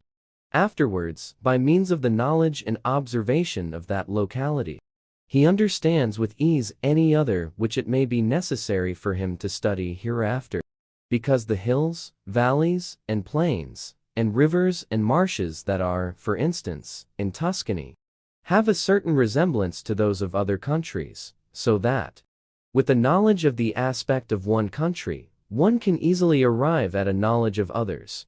And the prince that lacks this skill lacks the essential which it is desirable that a captain should possess.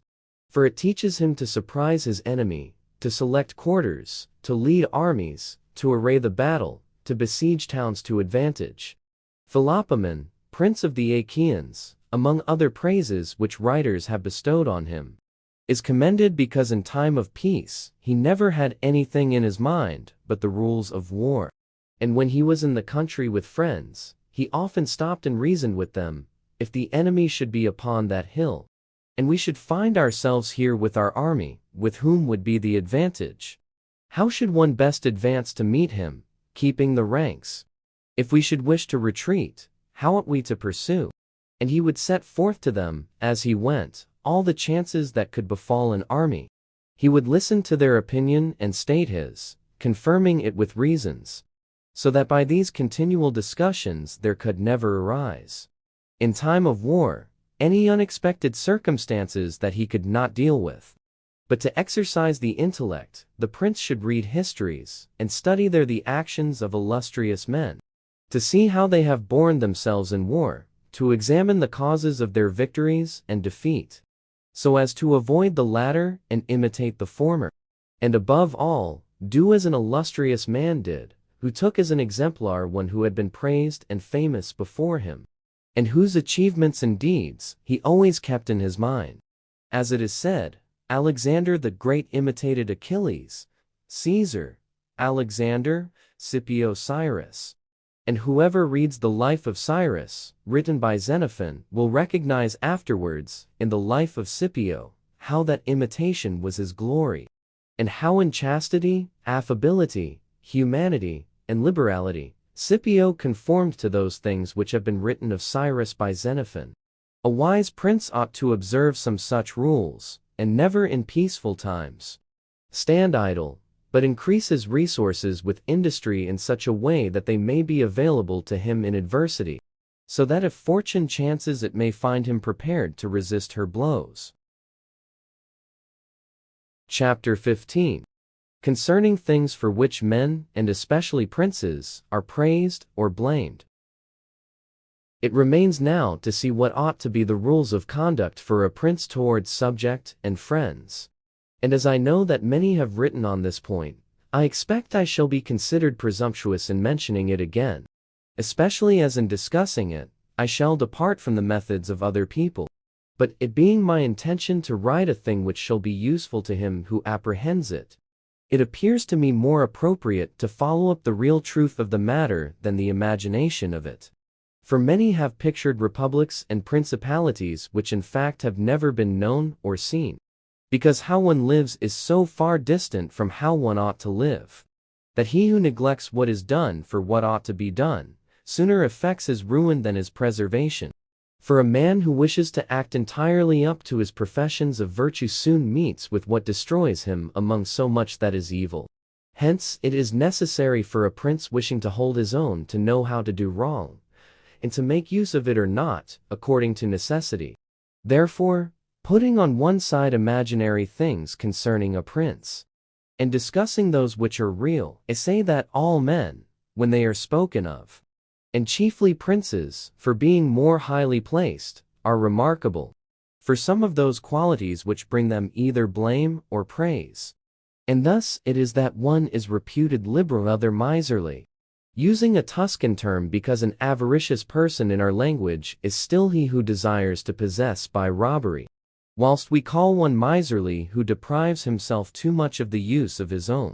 One is reputed generous, one rapacious, one cruel, one compassionate, one faithless, another faithful, one effeminate and cowardly, another bold and brave, one affable, another haughty, one lascivious, another chaste, one sincere, another cunning, one hard, another easy, one grave, another frivolous, one religious, another unbelieving, and the like.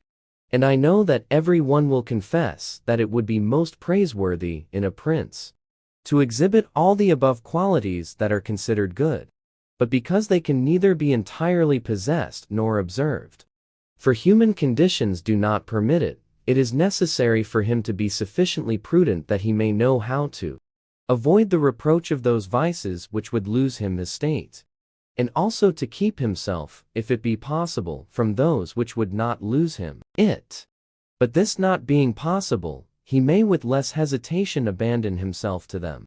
And again, he need not make himself uneasy at incurring a reproach for those vices without which the state can only be saved with difficulty, for if everything is considered carefully, it will be found that something which looks like virtue, if followed, would be his ruin, whilst something else, which looks like vice, yet followed, brings him security and prosperity. Chapter 16. Concerning Liberality and Meanness. Commencing, then, with the first of the above-named characteristics, I say that it would be well to be reputed liberal. Nevertheless, liberality exercised in a way that does not bring you the reputation for it, injures you. For if one exercises it honestly, and as it should be exercised, it may not become known, and you will not avoid the reproach of its opposite. Therefore, anyone wishing to maintain among men the name of liberal is obliged to avoid no attribute of magnificence, so that a prince thus inclined will consume in such acts all his property, and will be compelled in the end, if he wish to maintain the name of liberal, to unduly weigh down his people, and tax them, and do everything he can to get money. This will soon make him odious to his subjects, and becoming poor, he will be little valued by anyone. Thus, with his liberality, having offended many and rewarded few, he is affected by the very first trouble, and imperiled by whatever may be the first danger. Recognizing this himself, and wishing to draw back from it, he runs at once into the reproach of being miserly. Therefore, a prince, not being able to exercise this virtue of liberality in such a way that it is recognized, except to his cost, if he is wise, he ought not to fear the reputation of being mean, for in time he will come to be more considered than if liberal, seeing that with his economy his revenues are enough, that he can defend himself against all attacks, and is able to engage in enterprises without burdening his people. Thus, it comes to pass that he exercises liberality towards all from whom he does not take, who are numberless, and meanness towards those to whom he does not give, who are few. We have not seen great things done in our time, except by those who have been considered mean. The rest have failed. Pope Julius II was assisted in reaching the papacy by a reputation for liberality. Yet he did not strive afterwards to keep it up, when he made war on the King of France. And he made many wars without imposing any extraordinary tax on his subjects, for he supplied his additional expenses out of his long thriftiness. The present King of Spain would not have undertaken or conquered in so many enterprises if he had been reputed liberal.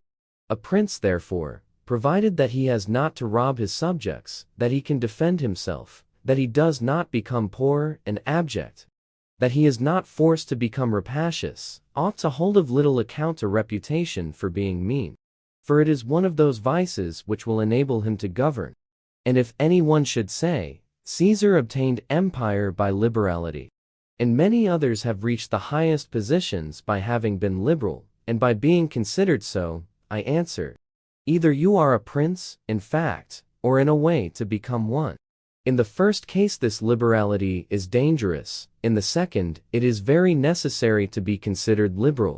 And Caesar was one of those who wished to become pre-eminent in Rome. But if he had survived after becoming so, and had not moderated his expenses, he would have destroyed his government. And if anyone should reply, many have been princes, and have done great things with armies, who have been considered very liberal, I reply, either a prince spends that which is his own or his subjects, or else that of others. In the first case he ought to be sparing, in the second, he ought not to neglect any opportunity for liberality. And to the prince, who goes forth with his army, supporting it by pillage, sack, and extortion, handling that which belongs to others, this liberality is necessary, otherwise he would not be followed by soldiers. And of that which is neither yours nor your subjects you can be a ready giver, as were Cyrus, Caesar, and Alexander. Because it does not take away your reputation if you squander that of others, but adds to it. It is only squandering your own that injures you. And there is nothing wastes so rapidly as liberality, for even whilst you exercise it you lose the power to do so. And so become either poor or despise, or else, in avoiding poverty, rapacious and hated. And a prince should guard himself, above all things, against being despised and hated. And liberality leads you to both. Therefore, it is wiser to have a reputation for meanness, which brings reproach without hatred, than to be compelled, for seeking a reputation for liberality, to incur a name for rapacity which begets reproach with hatred. Chapter 17. Concerning cruelty and clemency, and whether it is better to be loved than feared. Coming now to the other qualities mentioned above, I say that every prince ought to desire to be considered clement and not cruel. Nevertheless, he ought to take care not to misuse this clemency. Cesare Borgia was considered cruel. Notwithstanding, his cruelty reconciled the Romagna, unified it, and restored it to peace and loyalty. And if this be rightly considered, he will be seen to have been much more merciful than the Florentine people, who, to avoid a reputation for cruelty, permitted Pistoia to be destroyed. Therefore a prince, so long as he keeps his subjects united and loyal, ought not to mind the reproach of cruelty, because with a few examples, he will be more merciful than those who, through too much mercy, allow disorders to arise, from which follow murders or robberies. For these are wont to injure the whole people, whilst those executions which originate with the prince offend the individual only. And of all princes, it is impossible for the new prince to avoid the imputation of cruelty, owing to new states being full of dangers. Hence Virgil, through the mouth of Dido, excuses the inhumanity of her reign owing to its being new, saying, Res dura, et regni novitus me talia cogent. Maliri et late fines custodi tueri. Nevertheless, he ought to be slow to believe and to act, nor should he himself show fear, but proceed in a temperate manner, with prudence and humanity, so that too much confidence may not make him incautious, and too much distrust render him intolerable. Upon this a question arises, whether it be better to be loved than feared, or feared than loved.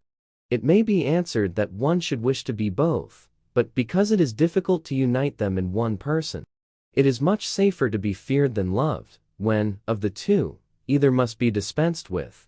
Because this is to be asserted in general of men, that they are ungrateful, fickle, false, cowardly, covetous, and as long as you succeed, they are yours entirely.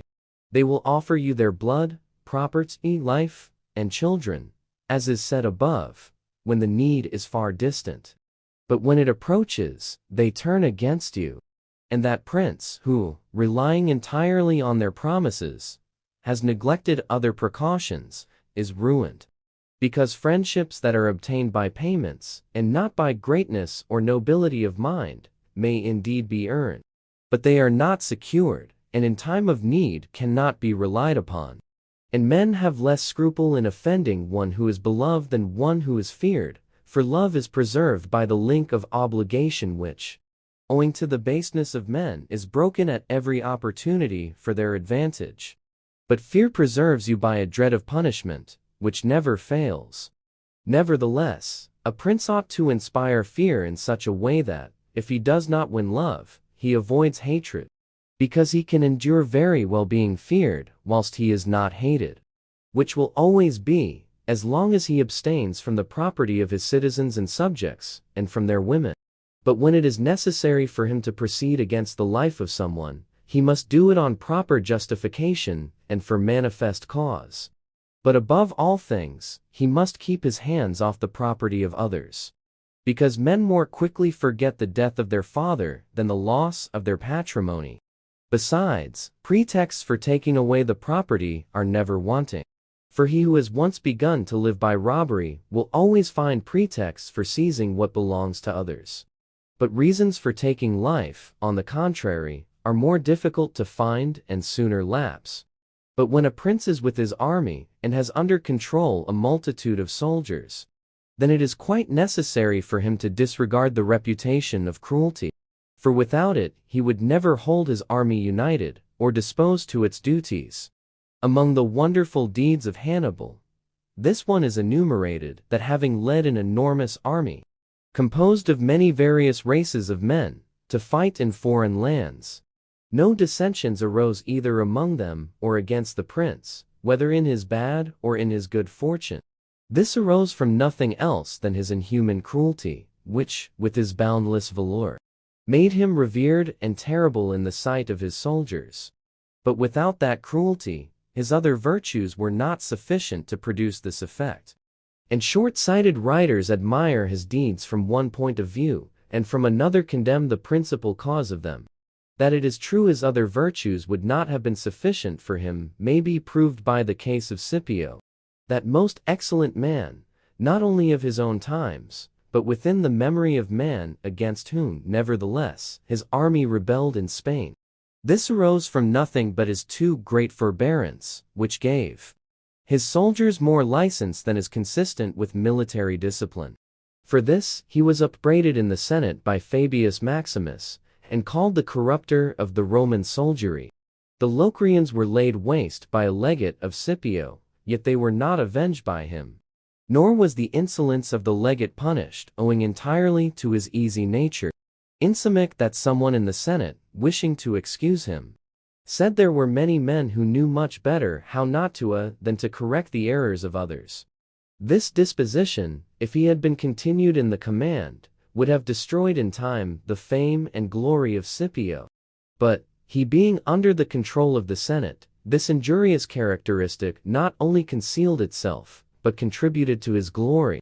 Returning to the question of being feared or loved, I come to the conclusion that men loving according to their own will, and fearing according to that of the prince, a wise prince should establish himself on that which is in his own control, and not in that of others.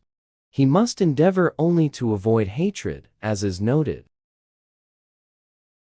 Chapter 18. Concerning the way in which princes should keep faith. Everyone admits how praiseworthy it is in a prince to keep faith, and to live with integrity, and not with craft. Nevertheless, our experience has been that those princes who have done great things have held good faith of little account, and have known how to circumvent the intellect of men by craft, and in the end have overcome those who have relied on their word. You must know there are two ways of contesting, the one by the law, the other by force. The first method is proper to men, the second to beasts. But because the first is frequently not sufficient, it is necessary to have recourse to the second. Therefore, it is necessary for a prince to understand how to avail himself of the beast and the man. This has been figuratively taught to princes by ancient writers, who describe how Achilles and many other princes of old were given to the centaur Chiron to nurse, who brought them up in his discipline. Which means solely that, as they had for a teacher, one who was half beast and half man, so it is necessary for a prince to know how to make use of both natures, and that one without the other is not durable. A prince, therefore, being compelled knowingly to adopt the beast, ought to choose the fox and the lion, because the lion cannot defend himself against snares, and the fox cannot defend himself against wolves. Therefore, it is necessary to be a fox to discover the snares, and a lion to terrify the wolves. Those who rely simply on the lion do not understand what they are about. Therefore, a wise lord cannot, nor ought he to, keep faith, when such observance may be turned against him, and when the reasons that caused him to pledge it exist no longer. If men were entirely good, this precept would not hold, but because they are bad, and will not keep faith with you, you too are not bound to observe it with them. Nor will there ever be wanting to a prince legitimate reasons to excuse this non-observance. Of this, endless modern examples could be given, showing how many treaties and engagements have been made void, and of no effect, through the faithlessness of princes. And he who has known best how to employ the fox has succeeded best.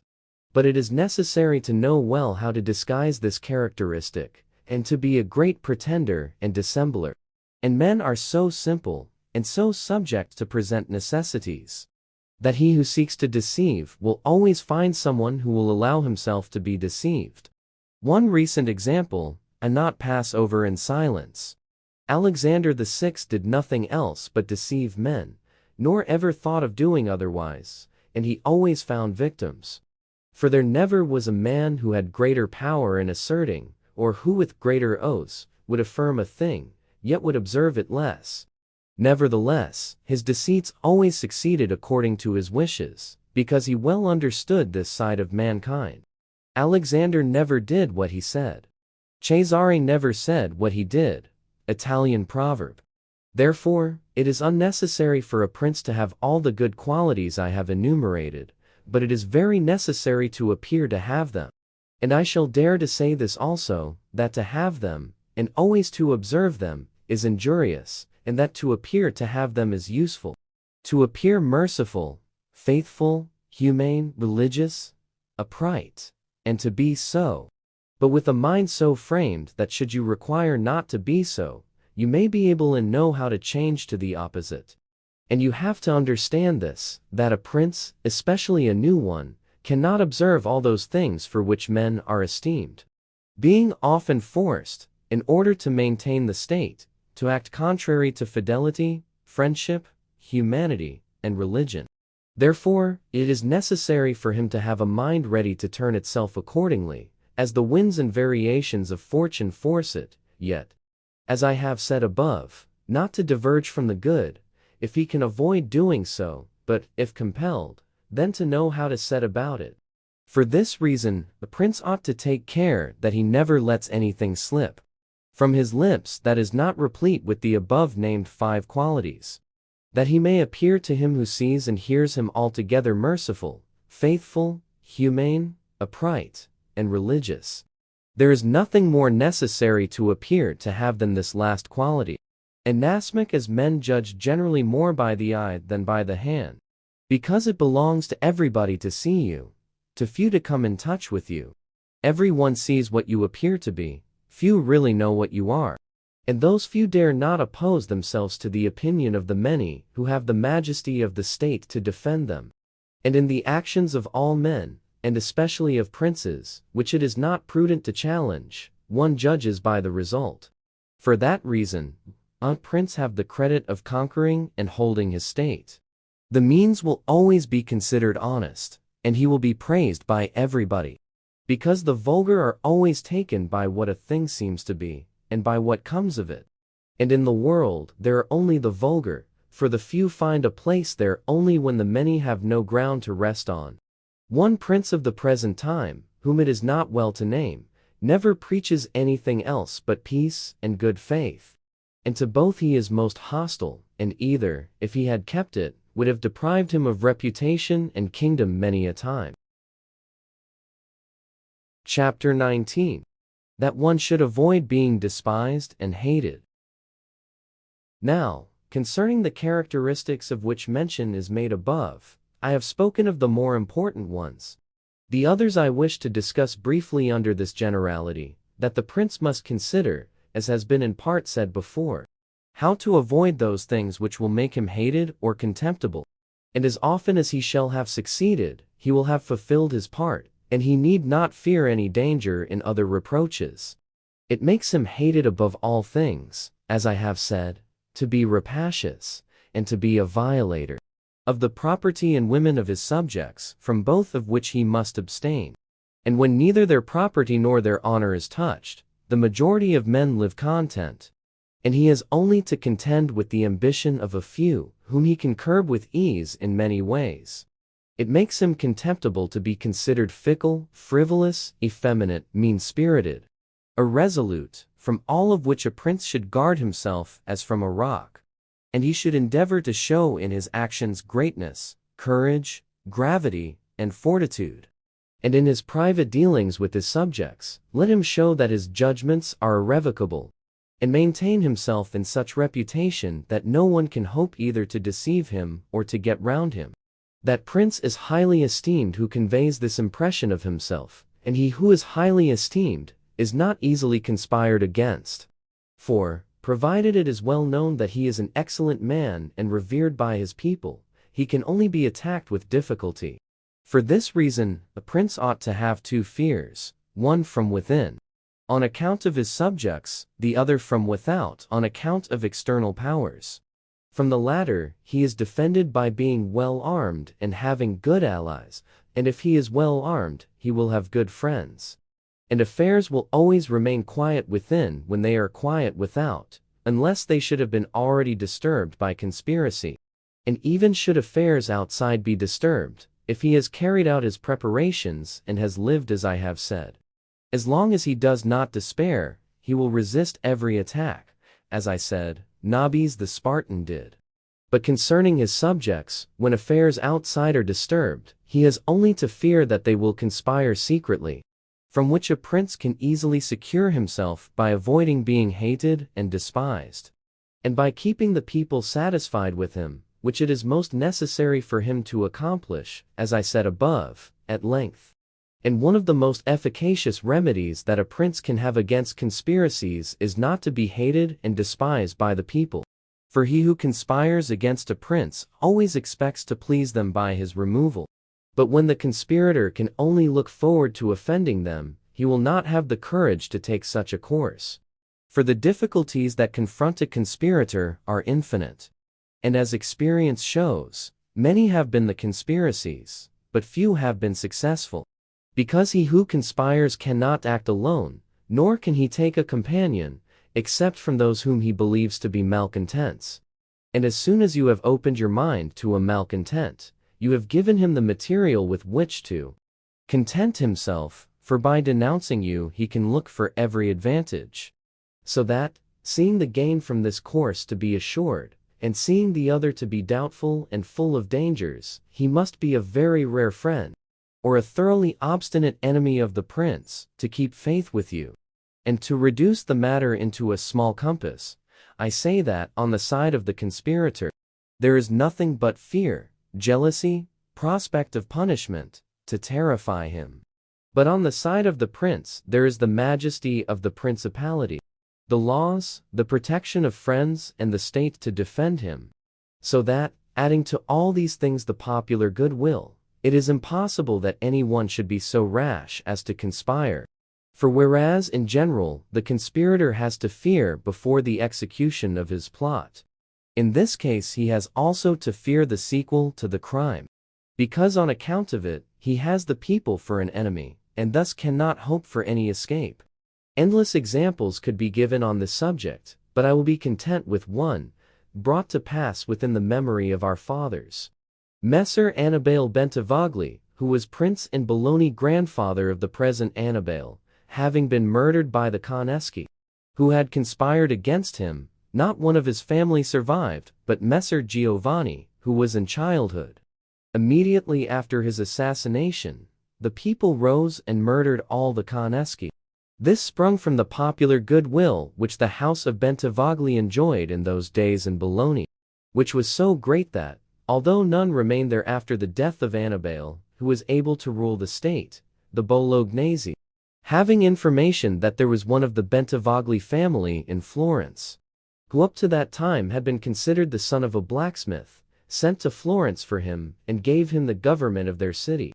and it was ruled by him, till Messer Giovanni came in due course to the government. For this reason, consider that a prince ought to reckon conspiracies of little account, when his people hold him in esteem. But when it is hostile to him, and bears hatred towards him, he ought to fear everything and everybody. And well-ordered states and wise princes have taken every care not to drive the nobles to desperation, and to keep the people satisfied and contented, for this is one of the most important objects a prince can have. Among the best ordered and governed kingdoms of our times is France, and in it are found many good institutions, on which depend the liberty and security of the king.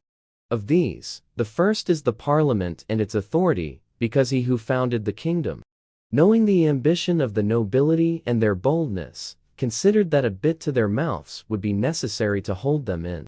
And, on the other side, knowing the hatred of the people, founded in fear, against the nobles, he wished to protect them. Yet he was not anxious for this to be the particular care of the king.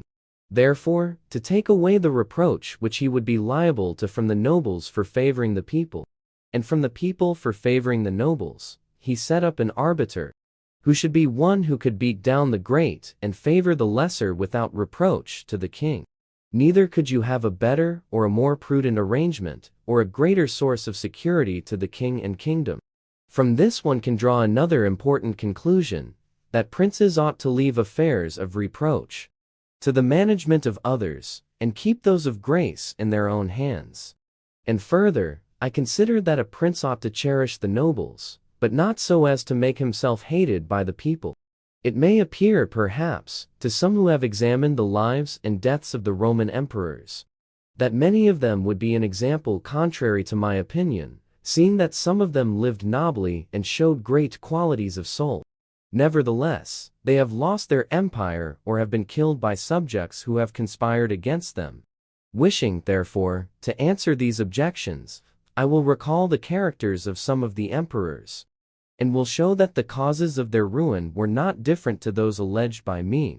At the same time, I will only submit for consideration those things that are noteworthy to him who studies the affairs of those times. It seems to me sufficient to take all those emperors who succeeded to the empire, from Marcus the philosopher down to Maximinus. They were Marcus and his son Commodus, Pertinax, Julian, Severus, and his son Antoninus Caracalla, Macrinus, Heliogabalus, Alexander, and Maximinus. There is first to note that, whereas in other principalities the ambition of the nobles and the insolence of the people only have to be contended with, the Roman emperors had a third difficulty in having to put up with the cruelty and avarice of their soldiers. A matter so beset with difficulties that it was the ruin of many. For it was a hard thing to give satisfaction both to soldiers and people, because the people loved peace, and for this reason they loved the unaspiring prince, whilst the soldiers loved the warlike prince, who was bold, cruel, and rapacious, which qualities they were quite willing he should exercise upon the people, so that they could get double pay and give vent to their own greed and cruelty. Hence it arose that those emperors were always overthrown who, either by birth or training, had no great authority, and most of them, especially those who came new to the principality, recognizing the difficulty of these two opposing humors, were inclined to give satisfaction to the soldiers, caring little about injuring the people, which course was necessary, because as princes cannot help being hated by someone, they ought, in the first place, to avoid being hated by everyone, and when they cannot compass this, they ought to endeavor with the utmost diligence to avoid the hatred of the most powerful.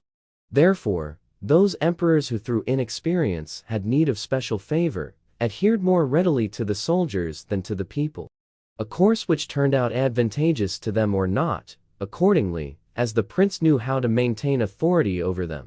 From these causes it arose that Marcus, Pertinax, and Alexander, being all men of modest life, lovers of justice, enemies to cruelty, humane, and benignant, came to a sad end, except Marcus. He alone lived and died honored, because he had succeeded to the throne by hereditary title, and owed nothing either to the soldiers or the people. And afterwards, being possessed of many virtues which made him respected, he always kept both orders in their places whilst he lived, and was neither hated nor despised.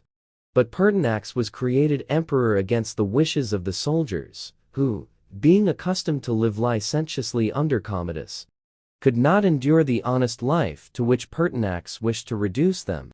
Thus, having given cause for hatred, to which hatred there was added contempt for his old age, he was overthrown at the very beginning of his administration. And here, it should be noted that hatred is acquired as much by good works as by bad ones. Therefore, as I said before, a prince wishing to keep his state is very often forced to do evil. For when that body is corrupt, whom you think you have need of to maintain yourself, it may be either the people, or the soldiers, or the nobles, you have to submit to its humors and to gratify them, and then good works will do you harm. But let us come to Alexander, who was a man of such great goodness, that among the other praises which are accorded him is this, that in the 14 years he held the empire, no one was ever put to death by him unjudged.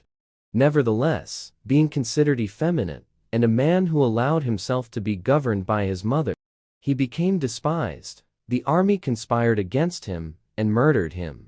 Turning now to the opposite characters of Commodus, Severus, Antoninus Caracalla, and Maximinus, you will find them all cruel and rapacious men, who, to satisfy their soldiers, did not hesitate to commit every kind of iniquity against the people.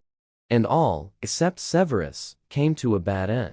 But in Severus, there was so much valor that, keeping the soldiers friendly, although the people were oppressed by him, he reigned successfully. For his valor made him so much admired in the sight of the soldiers and people, that the latter were kept in a way astonished and awed, and the former respectful and satisfied. And because the actions of this man, as a new prince, were great, I wish to show briefly that he knew well how to counterfeit the fox and the lion, which natures, as I said above, it is necessary for a prince to imitate.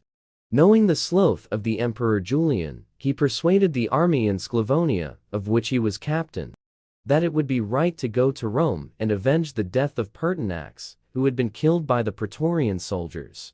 And under this pretext, without appearing to aspire to the throne, he moved the army on Rome, and reached Italy before it was known that he had started. On his arrival at Rome, the Senate, through fear, elected him emperor and killed Julian. After this, there remained for Severus, who wished to make himself master of the whole empire, two difficulties. One in Asia, where Niger, head of the Asiatic army, had caused himself to be proclaimed emperor. The other in the west, where Albinus was, who also aspired to the throne. And as he considered it dangerous to declare himself hostile to both, he decided to attack Niger and to deceive Albinus.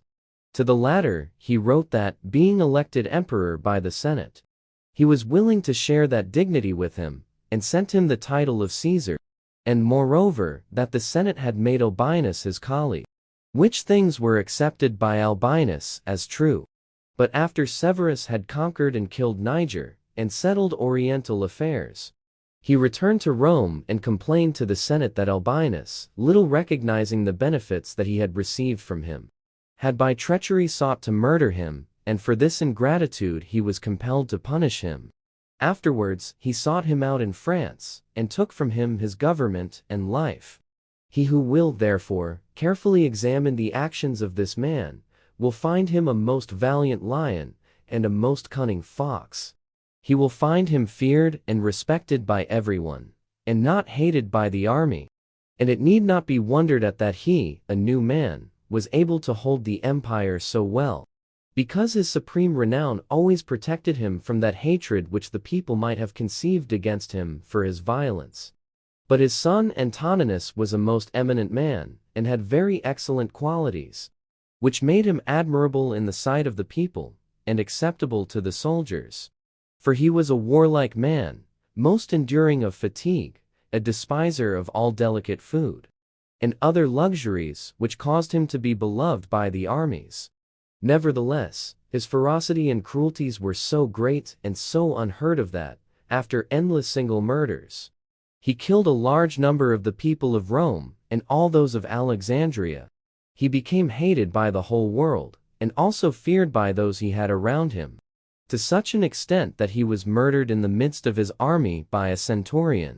And here it must be noted that such like deaths, which are deliberately inflicted with a resolved and desperate courage, cannot be avoided by princes, because anyone who does not fear to die can inflict them. But a prince may fear them the less because they are very rare. He is only to be careful not to do any grave injury to those whom he employs or has around him in the service of the state. Antoninus had not taken this care, but had contumeliously killed a brother of that centurion, whom also he daily threatened, yet retained in his bodyguard, which, as it turned out, was a rash thing to do, and proved the emperor's ruin. But let us come to Commodus, to whom it should have been very easy to hold the empire, for it being the son of Marcus, he had inherited it, and he had only to follow in the footsteps of his father to please his people and soldiers. But, being by nature cruel and brutal, he gave himself up to amusing the soldiers and corrupting them, so that he might indulge his rapacity upon the people. On the other hand, not maintaining his dignity, often descending to the theater to compete with gladiators and doing other vile things, little worthy of the imperial majesty, he fell into contempt with the soldiers. And being hated by one party and despised by the other, he was conspired against and was killed. It remains to discuss the character of Maximinus. He was a very warlike man, and the armies, being disgusted with the effeminacy of Alexander, of whom I have already spoken, killed him and elected Maximinus to the throne. This he did not possess for long, for two things made him hated and despised.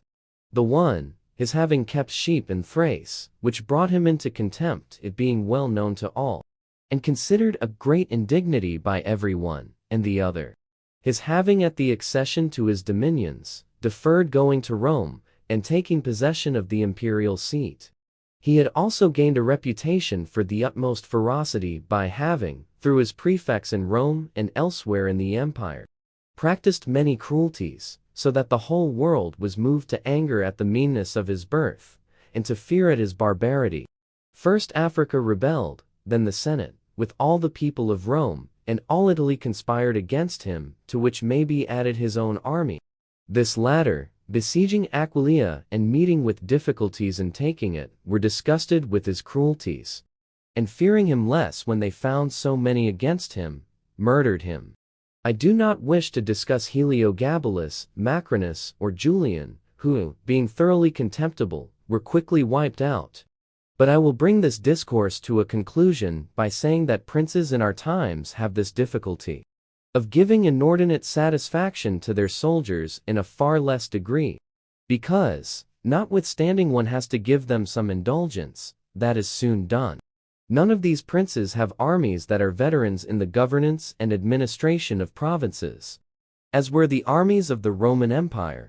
And whereas it was then more necessary to give satisfaction to the soldiers than to the people, it is now more necessary to all princes, except the Turk and the Soldan, to satisfy the people rather the soldiers, because the people are the more powerful. From the above I have excepted the Turk, who always keeps round him 12,000 infantry and 15,000 cavalry, on which depend the security and strength of the kingdom, and it is necessary that, putting aside every consideration for the people, he should keep them as friends. The kingdom of the Soldan is similar. Being entirely in the hands of soldiers, it follows again that, without regard to the people, he must keep them as friends. But you must note that the state of the Soldan is unlike all other principalities, for the reason that it is like the Christian pontificate, which cannot be called either an hereditary or a newly formed principality, because the sons of the old prince are not the heirs, but he who is elected to that position by those who have authority, and the sons remain only noblemen. And this being an ancient custom, it cannot be called a new principality, because there are none of those difficulties in it that are met with in new ones. For although the prince is new, the constitution of the state is old, and it is framed so as to receive him as if he were its hereditary lord. But returning to the subject of our discourse, I say that whoever will consider it will acknowledge that either hatred or contempt has been fatal to the above-named emperors, and it will be recognized also how it happened that, a number of them acting in one way and a number in another, only one in each way came to a happy end and the rest to unhappy ones. Because it would have been useless and dangerous for Pertinax and Alexander, being new princes, to imitate Marcus, who was heir to the principality. And likewise it would have been utterly destructive to Caracalla, Commodus, and Maximinus to have imitated Severus, they not having sufficient valor to enable them to tread in his footsteps. Therefore, a prince, new to the principality, cannot imitate the actions of Marcus, nor, again, is it necessary to follow those of Severus. But he ought to take from Severus those parts which are necessary to found his state, and from Marcus those which are proper and glorious to keep a state that may already be stable and firm. Chapter 20. Are fortresses, and many other things to which princes often resort, advantageous or hurtful? 1. Some princes, so as to hold securely the state, have disarmed their subjects. Others have kept their subject towns distracted by factions. Others have fostered enmities against themselves. Others have laid themselves out to gain over those whom they distrusted in the beginning of their governments. Some have built fortresses. Some have overthrown and destroyed them. And although one cannot give a final judgment on all of these things, unless one possesses the particulars of those states in which a decision has to be made, nevertheless, I will speak as comprehensively as the matter of itself will admit. 2. There never was a new prince who has disarmed his subjects. Rather, when he has found them disarmed, he has always armed them, because, by arming them, those arms become yours. Those men who were distrusted become faithful, and those who were faithful are kept so, and your subjects become your adherents. And whereas all subjects cannot be armed, yet when those whom you do arm are benefited, the others can be handled more freely. And this difference in their treatment, which they quite understand, makes the former your dependents, and the latter, considering it to be necessary that those who have the most danger and service should have the most reward, excuse you. But when you disarm them, you at once offend them by showing that you distrust them, either for cowardice or for want of loyalty, and either of these opinions breeds hatred against you. And because you cannot remain unarmed, it follows that you turn to mercenaries, which are of the character already shown. Even if they should be good, they would not be sufficient to defend you against powerful enemies and distrusted subjects. Therefore, as I have said, a new prince in a new principality has always distributed arms. Histories are full of examples. But when a prince acquires a new state, which he adds as a province to his old one, then it is necessary to disarm the men of that state, except those who have been his adherents in acquiring it. And these again, with time and opportunity, should be rendered soft and effeminate. And matters should be managed in such a way that all the armed men in the state shall be your own soldiers, who in your old state were living near you. 3. Our forefathers, and those who were reckoned wise, were accustomed to say that it was necessary to hold Pistoia by factions and Pisa by fortresses. And with this idea, they fostered quarrels in some of their tributary towns, so as to keep possession of them the more easily. This may have been well enough in those times when Italy was in a way balanced. But I do not believe that it can be accepted as a precept for today, because I do not believe that factions can ever be of use. Rather, it is certain that when the enemy comes upon you in divided cities, you are quickly lost. Because the weakest party will always assist the outside forces, and the other will not be able to resist. The Venetians, moved, as I believe, by the above reasons, fostered the Guelph and Ghibelline factions in their tributary cities. And although they never allowed them to come to bloodshed, yet they nursed these disputes amongst them, so that the citizens, distracted by their differences, should not unite against them. Which, as we saw, did not afterwards turn out as expected, because, after the rout at Vela, one party at once took courage and seized the state. Such methods argue, therefore, weakness in the prince, because these factions will never be permitted in a vigorous principality. Such methods for enabling one the more easily to manage subjects are only useful in times of peace, but if war comes, this policy proves fallacious.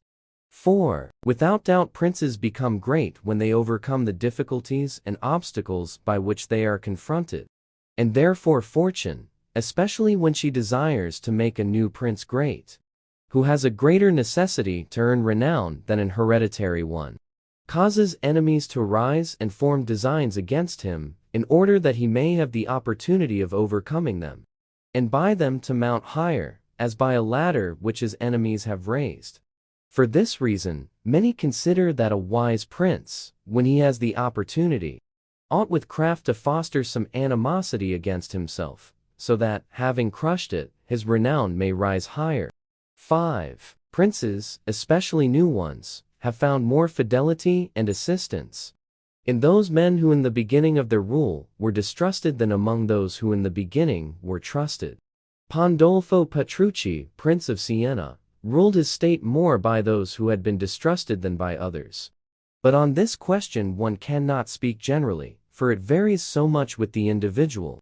I will only say this, that those men who, at the commencement of a princedom, have been hostile, if they are of a description to need assistance to support themselves, can always be gained over with the greatest ease, and they will be tightly held to serve the prince with fidelity, inasmuch as they know it to be very necessary for them to cancel by deeds the bad impression which he had formed of them.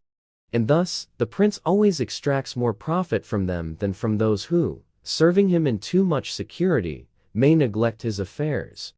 And since the matter demands it, I must not fail to warn a prince, who, by means of secret favors, has acquired a new state, that he must well consider the reasons which induce those to favor him who did so. And if it be not a natural affection towards him, but only discontent with their government, then he will only keep them friendly with great trouble and difficulty, for it will be impossible to satisfy them. And weighing well the reasons for this in those examples which can be taken from ancient and modern affairs, we shall find that it is easier for the prince to make friends of those men who were contented under the former government, and are therefore his enemies, than of those who, being discontented with it, were favorable to him, and encouraged him to seize it. 6. It has been a custom with princes, in order to hold their states more securely, to build fortresses that may serve as a bridle and bit to those who might design to work against them, and as a place of refuge from a first attack. I praise this system because it has been made use of formerly, notwithstanding that Messer Niccolò Vitelli in our times has been seen to demolish 2 fortresses in Città di Castello, so that he might keep that state.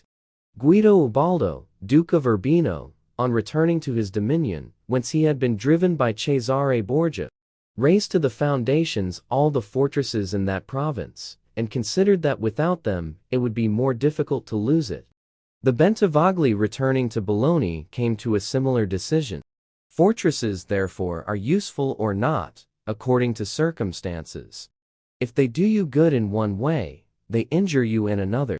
And this question can be reasoned thus: the prince, who has more to fear from the people than from foreigners, ought to build fortresses. But he who has more to fear from foreigners than from the people ought to leave them alone. The castle of Milan, built by Francesco Sforza, has made, and will make, more trouble for the house of Sforza than any other disorder in the state. For this reason, the best possible fortress is not to be hated by the people, because, although you may hold the fortresses, yet they will not save you if the people hate you, for there will never be wanting foreigners to assist a people who have taken arms against you. It has not been seen in our times that such fortresses have been of use to any prince, unless to the Countess of Forli when the Count Girolamo, her consort, was killed. For by that means she was able to withstand the popular attack, and wait for assistance from Milan, and thus recover her state. And the posture of affairs was such at that time that the foreigners could not assist the people. But fortresses were of little value to her afterwards, when Cesare Borgia attacked her, and when the people, her enemy, were allied with foreigners. Therefore, it would have been safer for her, both then and before, not to have been hated by the people than to have had the fortresses.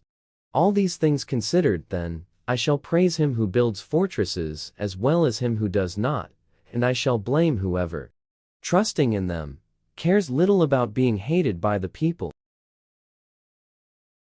Chapter 21. How a Prince Should Conduct Himself so as to Gain Renown. Nothing makes a prince so much esteemed as great enterprises, and setting a fine example. We have in our time Ferdinand of Aragon, the present King of Spain. He can almost be called a new prince, because he has risen, by fame and glory, from being an insignificant king to be the foremost king in Christendom. And if you will consider his deeds, you will find them all great, and some of them extraordinary. In the beginning of his reign, he attacked Granada, and this enterprise was the foundation of his dominions.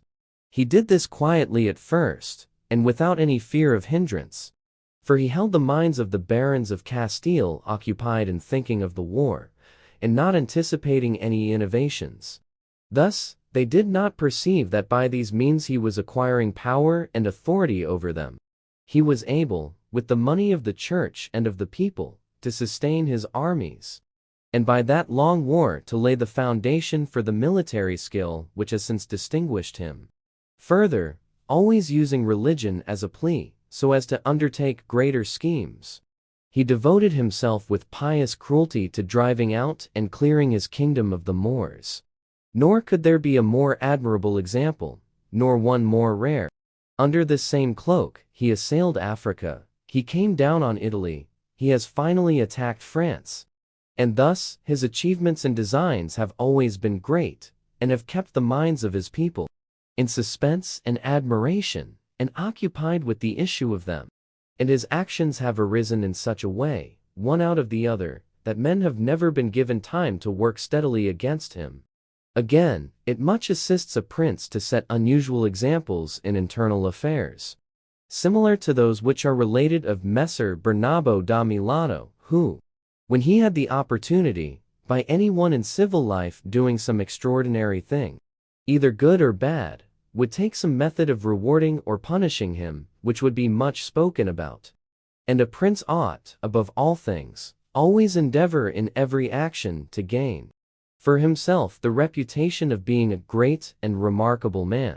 A prince is also respected when he is either a true friend or a downright enemy, that is to say, when, without any reservation, he declares himself in favor of one party against the other, which course will always be more advantageous than standing neutral.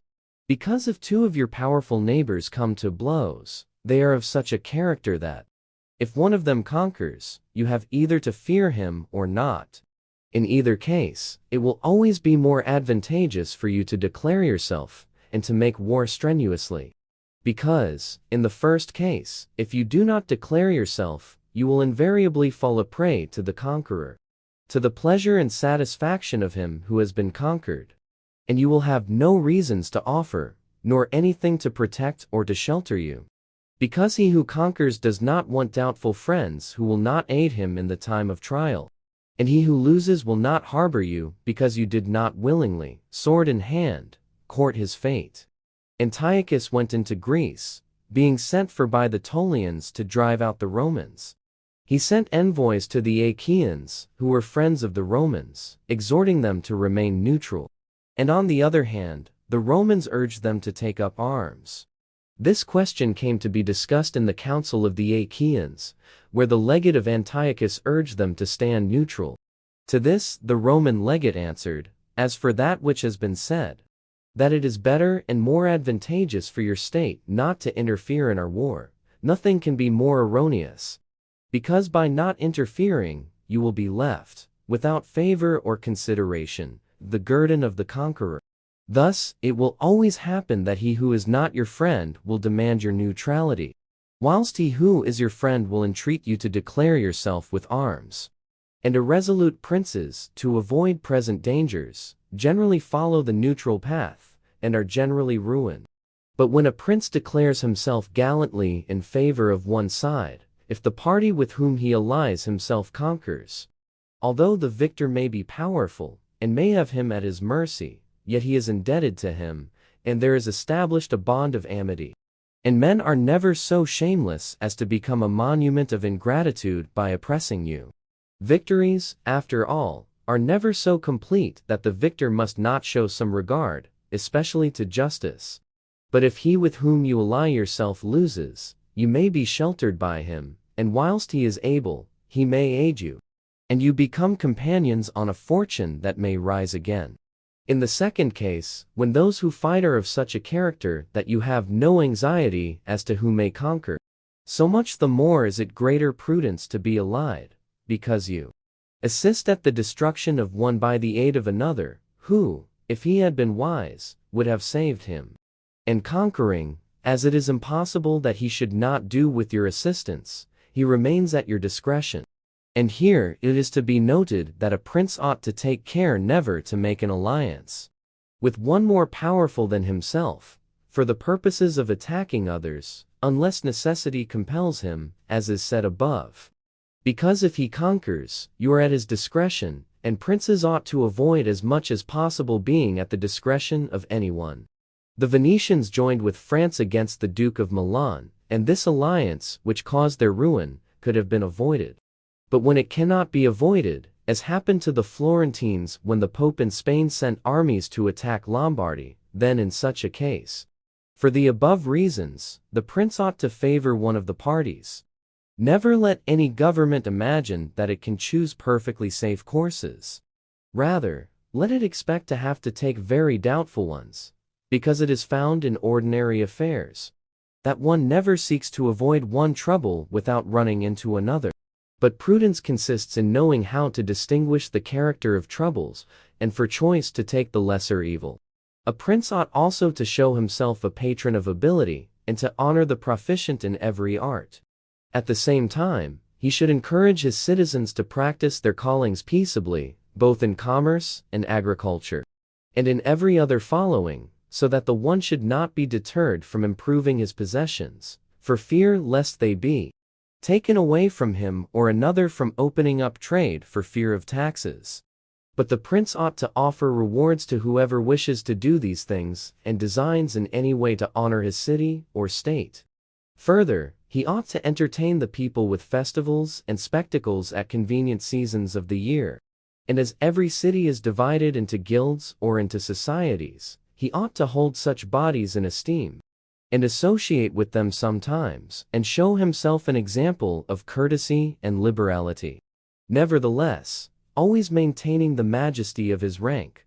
For this, he must never consent to abate in anything. Chapter 22. Concerning the secretaries of princes. The choice of servants is of no little importance to a prince, and they are good or not, according to the discrimination of the prince. And the first opinion which one forms of a prince, and of his understanding, is by observing the men he has around him. And when they are capable and faithful, he may always be considered wise, because he has known how to recognize the capable, and to keep them faithful. But when they are otherwise, one cannot form a good opinion of him, for the prime error which he made was in choosing them. There were none who knew Messer Antonio da Venafro as the servant of Pandolfo Petrucci, Prince of Siena, who would not consider Pandolfo to be a very clever man in having Venafro for his servant. Because there are three classes of intellects, one which comprehends by itself, another, which appreciates what others comprehended, and a third, which neither comprehends by itself, nor by the showing of others. The first is the most excellent, the second is good, the third is useless. Therefore, it follows necessarily that, if Pandolfo was not in the first rank, he was in the second. For whenever one has judgment to know good and bad, when it is said and done, although he himself may not have the initiative, yet he can recognize the good and the bad in his servant, and the one he can praise, and the other correct. Thus, the servant cannot hope to deceive him, and is kept honest. But to enable a prince to form an opinion of his servant, there is one test which never fails. When you see the servant thinking more of his own interests than of yours, and seeking inwardly his own profit in everything, such a man will never make a good servant, nor will you ever be able to trust him. Because he who has the state of another in his hands ought never to think of himself, but always of his prince, and never pay any attention to matters in which the prince is not concerned. On the other hand, to keep his servant honest, the prince ought to study him, honoring him, enriching him, doing him kindnesses, sharing with him the honors and cares, and at the same time let him see that he cannot stand alone, so that many honors may not make him desire more, many riches make him wish for more, and that many cares may make him dread chances. When, therefore, servants and princes towards servants are thus disposed, they can trust each other. But when it is otherwise, the end will always be disastrous for either one or the other. Chapter 23. How Flatterers Should Be Avoided. I do not wish to leave out an important branch of this subject, for it is a danger from which princes are with difficulty preserved, unless they are very careful and discriminating. It is that of flatterers, of whom courts are full, because men are so self-complacent in their own affairs, and in a way so deceived in them, that they are preserved with difficulty from this pest. And if they wish to defend themselves, they run the danger of falling into contempt, because there is no other way of guarding oneself from flatterers, except letting men understand that to tell you the truth does not offend you. But when everyone may tell you the truth, respect for you abates. Therefore, a wise prince ought to hold a third course by choosing the wise men in his state, and giving to them only the liberty of speaking the truth to him, and then only of those things of which he inquires, and of none others. But he ought to question them upon everything, and listen to their opinions, and afterwards form his own conclusions. With these counselors, separately and collectively, he ought to carry himself in such a way that each of them should know that, the more freely he shall speak, the more he shall be preferred. Outside of these, he should listen to no one, pursue the thing resolved on, and be steadfast in his resolutions. He who does otherwise is either overthrown by flatterers, or is so often changed by varying opinions that he falls into contempt. I wish on this subject to adduce a modern example. Fra Luca, the man of affairs to Maximilian, the present emperor, speaking of his majesty, said, he consulted with no one, yet never got his own way in anything. This arose because of his following a practice, the opposite to the above. For the emperor is a secretive man, he does not communicate his designs to anyone, nor does he receive opinions on them. But as in carrying them into effect, they become revealed and known, they are at once obstructed by those men whom he has around him, and he, being pliant, is diverted from them. Hence it follows that those things he does one day, he undoes the next. And no one ever understands what he wishes or intends to do, and no one can rely on his resolutions. A prince, therefore, ought always to take counsel, but only when he wishes, and not when others wish. He ought rather to discourage everyone from offering advice, unless he asks it. But, however, he ought to be a constant inquirer, and afterwards a patient listener, concerning the things of which he inquired. Also, on learning that anyone, on any consideration, has not told him the truth, he should let his anger be felt. And if there are some who think that a prince who conveys an impression of his wisdom is not so through his own ability, but through the good advisers that he has around him, beyond doubt they are deceived, because this is an axiom which never fails, that a prince who is not wise himself will never take good advice, unless by chance he has yielded his affairs entirely to one person, who happens to be a very prudent man. In this case, indeed, he may be well governed, but it would not be for long, because such a governor would in a short time take away his state from him.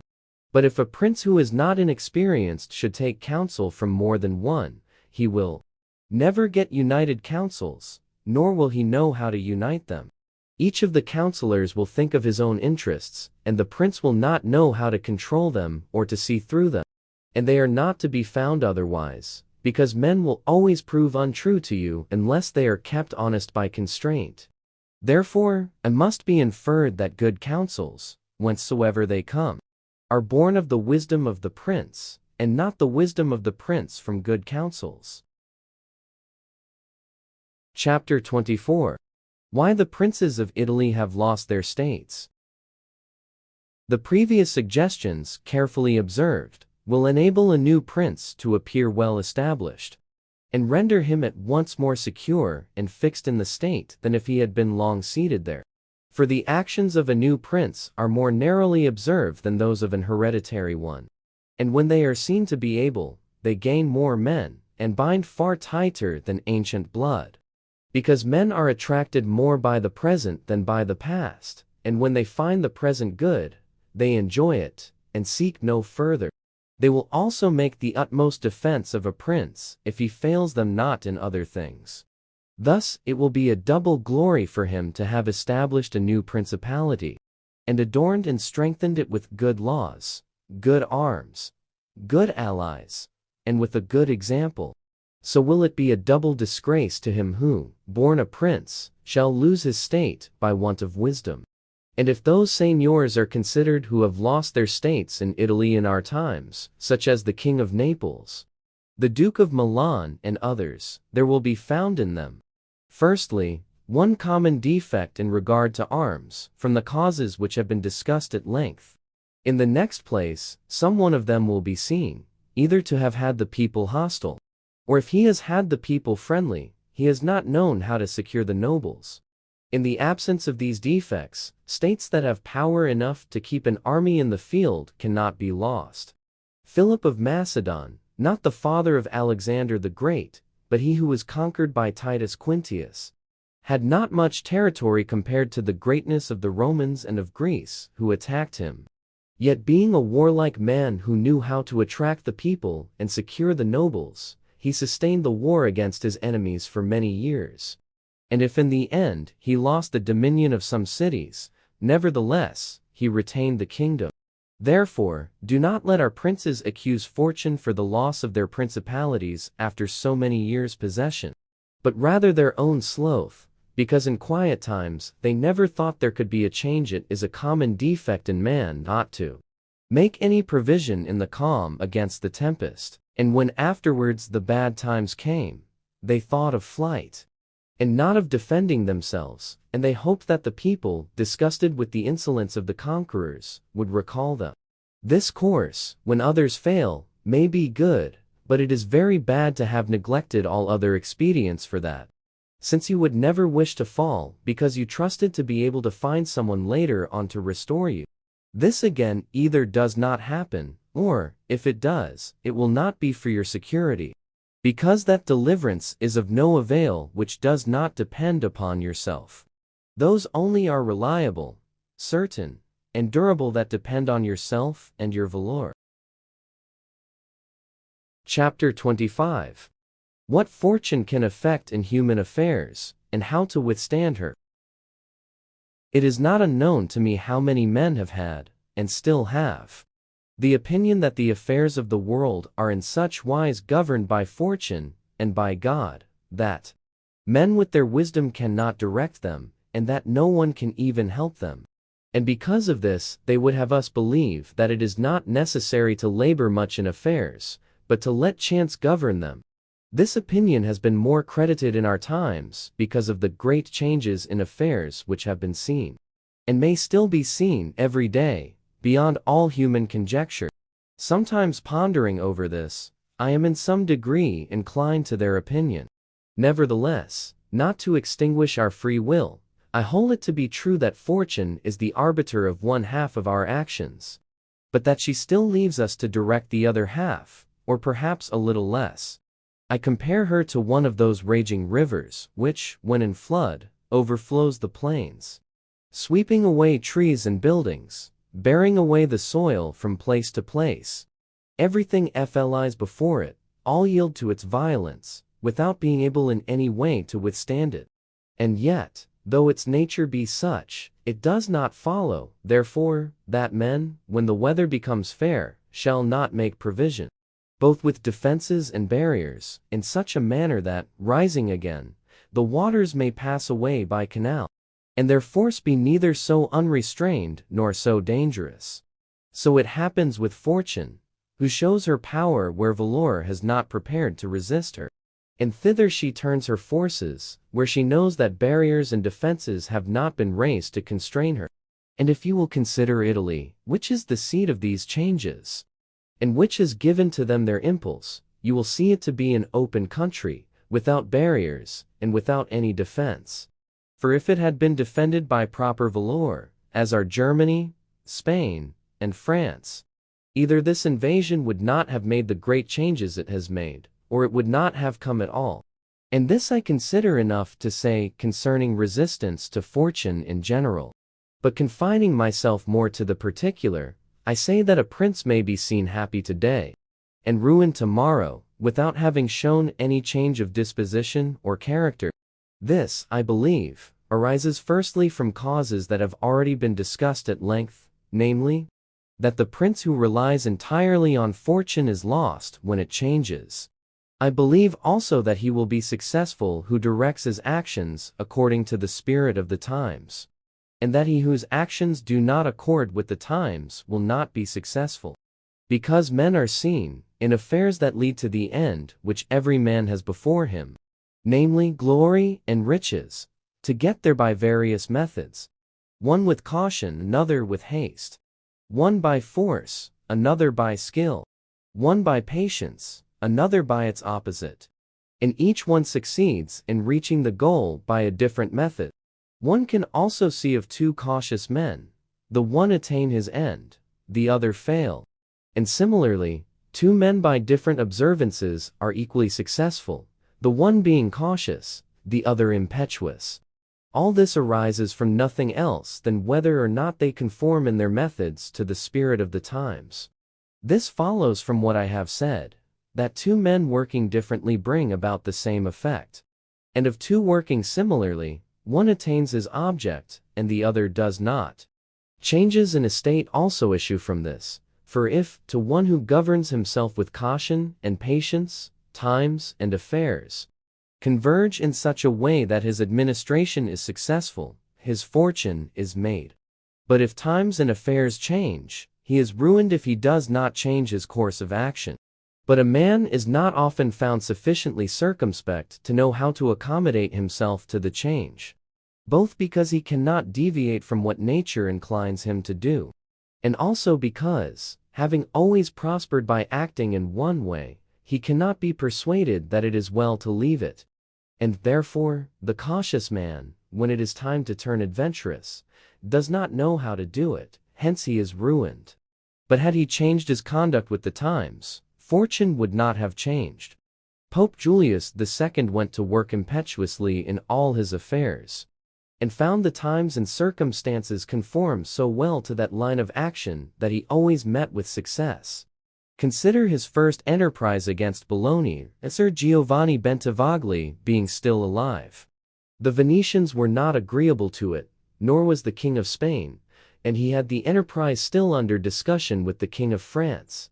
Nevertheless, he personally entered upon the expedition with his accustomed boldness and energy, a move which made Spain and the Venetians stand irresolute and passive, the latter from fear, the former from desire to recover the kingdom of Naples. On the other hand, he drew after him the King of France, because that king, having observed the movement, and desiring to make the Pope his friend, so as to humble the Venetians, found it impossible to refuse him. Therefore Julius, with his impetuous action, accomplished what no other pontiff with simple human wisdom could have done. For if he had waited in Rome until he could get away, with his plans arranged and everything fixed, as any other pontiff would have done, he would never have succeeded, because the King of France would have made 1,000 excuses, and the others would have raised 1,000 fears. I will leave his other actions alone, as they were all alike.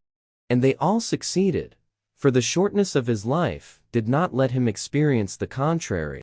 But if circumstances had arisen which required him to go cautiously, his ruin would have followed, because he would never have deviated from those ways to which nature inclined him.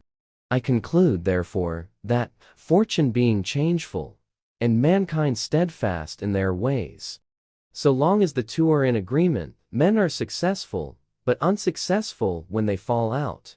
For my part, I consider that it is better to be adventurous than cautious, because fortune is a woman, and if you wish to keep her under, it is necessary to beat and ill-use her.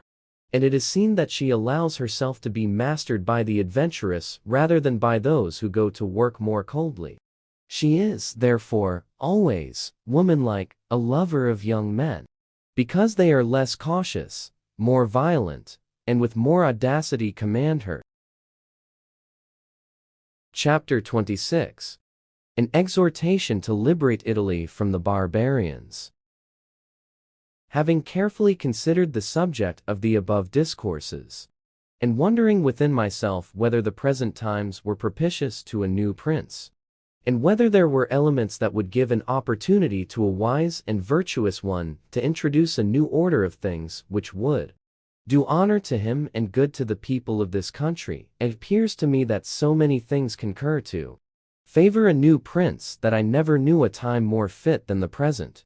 And if, as I said, it was necessary that the people of Israel should be captive, so as to make manifest the ability of Moses, that the Persians should be oppressed by the Medes, so as to discover the greatness of the soul of Cyrus, and that the Athenians should be dispersed to illustrate the capabilities of Theseus, then at the present time, in order to discover the virtue of an Italian spirit, it was necessary that Italy should be reduced to the extremity that she is now in, that she should be more enslaved than the Hebrews, more oppressed than the Persians, more scattered than the Athenians, without head, without order, beaten, despoiled, torn, overrun, and to have endured every kind of desolation.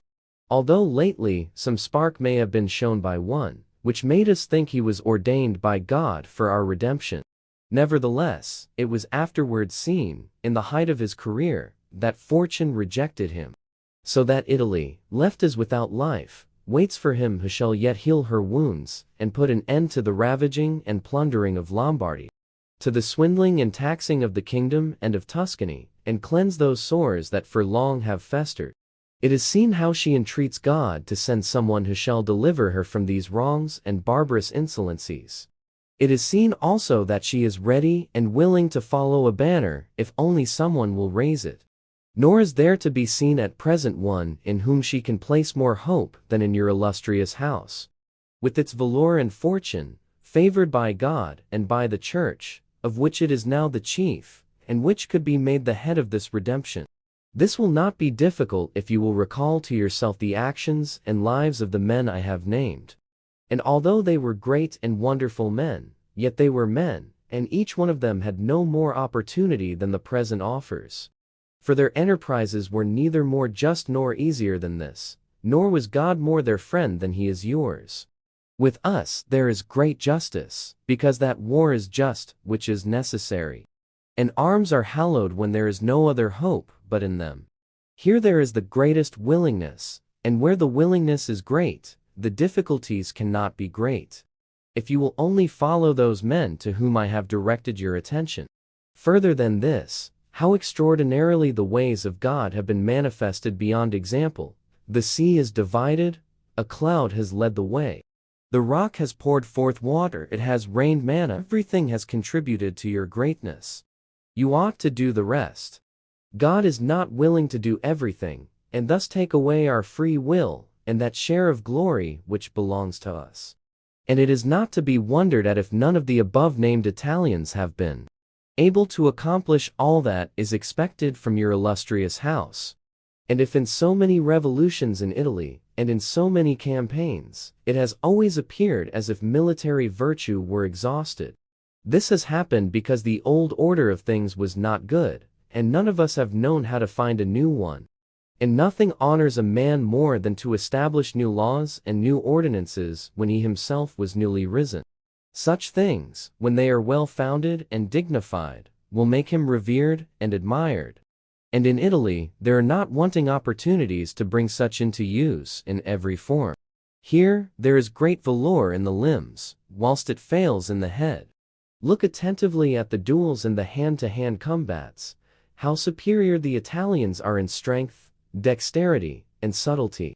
But when it comes to armies, they do not bear comparison, and this springs entirely from the insufficiency of the leaders. Since those who are capable are not obedient, and each one seems to himself to know, there having never been any one so distinguished above the rest, either by valor or fortune, that others would yield to him. Hence it is that for so long a time, and during so much fighting in the past 20 years, whenever there has been an army wholly Italian, it has always given a poor account of itself. The first witness to this is Il Taro, afterwards Alessandria, Capua, Genoa, Vela, Bologna, Mestre. If, therefore, your illustrious house wishes to follow these remarkable men who have redeemed their country, it is necessary before all things, as a true foundation for every enterprise, to be provided with your own forces, because there can be no more faithful, truer, or better soldiers. And although singly they are good, altogether they will be much better, when they find themselves commanded by their prince, honored by him, and maintained at his expense. Therefore, it is necessary to be prepared with such arms, so that you can be defended against foreigners by Italian valor. And although Swiss and Spanish infantry may be considered very formidable, nevertheless, there is a defect in both, by reason of which a third order would not only be able to oppose them, but might be relied upon to overthrow them. For the Spaniards cannot resist cavalry, and the Switzers are afraid of infantry whenever they encounter them in close combat. Owing to this, as has been, and may again be seen, the Spaniards are unable to resist French cavalry and the Switzers are overthrown by Spanish infantry. And although a complete proof of this latter cannot be shown, nevertheless there was some evidence of it at the Battle of Ravenna, when the Spanish infantry were confronted by German battalions, who follow the same tactics as the Swiss. When the Spaniards, by agility of body, and with the aid of their shields, got in under the pikes of the Germans and stood out of danger, able to attack, while the Germans stood helpless, and, if the cavalry had not dashed up, all would have been over with them. It is possible, therefore, knowing the defects of both these infantries, to invent a new one, which will resist cavalry, and not be afraid of infantry. This need not create a new order of arms, but a variation upon the old. And these are the kind of improvements which confer reputation and power upon a new prince. This opportunity, therefore, ought not to be allowed to pass for letting Italy at last see her liberator appear. Nor can one express the love with which he would be received in all those provinces which have suffered so much from these foreign scourings. With what thirst for revenge, with what stubborn faith, with what devotion, with what tears. What door would be closed to him? Who would refuse obedience to him? What envy would hinder him? What Italian would refuse him homage? To all of us this barbarous dominion stinks. Let, therefore, your illustrious house take up this charge with that courage and hope with which all just enterprises are undertaken, so that under its standard our native country may be ennobled, and under its auspices may be verified that saying of Petrarch, Virtu contro al furor, prendere lar, vet il combatter cordo, che l'antico valori, negli italici cure nani anchor morto. Virtue against fury shall advance the fight, and it ith combat soon shall put to flight, for the old Roman valor is not dead, nor inth Italians' breasts extinguished. Edward Dacre, 1640. Description of the methods adopted by the Duke Valentino when murdering Vitellozzo Vitelli, Oliverotto da Fermo, the Signor Pagolo, and the Duke di Gravina, Orsini. By Niccolò Machiavelli. The Duke Valentino had returned from Lombardy, where he had been, to clear himself, with the King of France from the calumnies which had been raised against him by the Florentines, concerning the rebellion of Arezzo and other towns in the Val di Chiana, and had arrived at Imola, whence he intended with his army to enter upon the campaign against Giovanni Bentivogli, the tyrant of Bologna. For he intended to bring that city under his domination, and to make it the head of his Romagnian duchy. These matters coming to the knowledge of the Vitelli and Orsini, and their following, it appeared to them that the Duke would become too powerful, and it was feared that, having seized Bologna, he would seek to destroy them in order that he might become supreme in Italy. Upon this, a meeting was called at Magione in the district of Perugia, to which came the Cardinal, Pagolo, and the Duke di Gravina, Orsini, Elazzo Vitelli, Oliverotto da Fermo, Giampagolo Baglioni, the tyrant of Perugia, and Messer Antonio da Venafro, sent by Pandolfo Petrucci, the Prince of Siena. Here were discussed the power and courage of the Duke and the necessity of curbing his ambitions, which might otherwise bring danger to the rest of being ruined. And they decided not to abandon the Bentivogli, but to strive to win over the Florentines. And they sent their men to one place and another, promising to one party assistance, and to another encouragement to unite with them against the common enemy. This meeting was at once reported throughout all Italy, and those who were discontented under the Duke, among whom were the people of Urbino, took hope of effecting a revolution. Thus it arose that, men's minds being thus unsettled, it was decided by certain men of Urbino to seize the fortress of San Leo, which was held for the Duke, and which they captured by the following means. The Castellan was fortifying the rock and causing timber to be taken there. So the conspirators watched, and when certain beams which were being carried to the rock were upon the bridge, so that it was prevented from being drawn up by those inside, they took the opportunity of leaping upon the bridge, and thence into the fortress. Upon this capture being effected, the whole state rebelled, and recalled the old Duke, being encouraged in this, not so much by the capture of the fort, as by the Diet at Magione, from whom they expected to get assistance. Those who heard of the rebellion at Urbino thought they would not lose the opportunity, and at once assembled their men, so as to take any town, should any remain in the hands of the Duke in that state. And they sent again to Florence to beg that republic to join with them in destroying the common firebrand, showing that the risk was lessened and that they ought not to wait for another opportunity. But the Florentines, from hatred, for sundry reasons, of the Vitelli and Orsini not only would not ally themselves, but sent Niccolò Machiavelli, their secretary, to offer shelter and assistance to the Duke against his enemies. The Duke was found full of fear at Imola, because, against everybody's expectation, his soldiers had at once gone over to the enemy, and he found himself disarmed and war at his door. But recovering courage from the offers of the Florentines, he decided to temporize before fighting with the few soldiers that remained to him, and to negotiate for a reconciliation, and also to get assistance. This latter he obtained in two ways: by sending to the King of France for men, and by enlisting men at arms and others, whom he turned into cavalry of a sort. To all he gave money. Notwithstanding this, his enemies drew near to him, and approached Fossombrone, where they encountered some men of the Duke, and, with the aid of the Orsini and Vitelli, routed them. When this happened, the Duke resolved at once to see if he could not close the trouble with offers of reconciliation.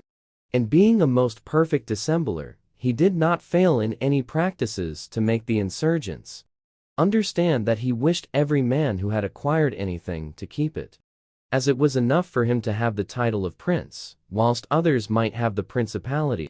And the Duke succeeded so well in this that they sent Signor Pagolo to him to negotiate for a reconciliation, and they brought their army to a standstill.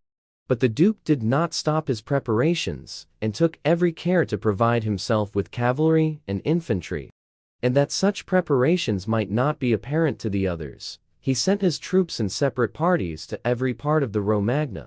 In the meanwhile there came also to him 500 French lancers, and although he found himself sufficiently strong to take vengeance on his enemies in open war, he considered that it would be safer and more advantageous to outwit them, and for this reason he did not stop the work of reconciliation, and that this might be effected, the Duke concluded a peace with them, in which he confirmed their former covenants. He gave them 4,000 ducats at once. He promised not to injure the Bentivogli. And he formed an alliance with Giovanni. And moreover, he would not force them to come personally into his presence unless it pleased them to do so.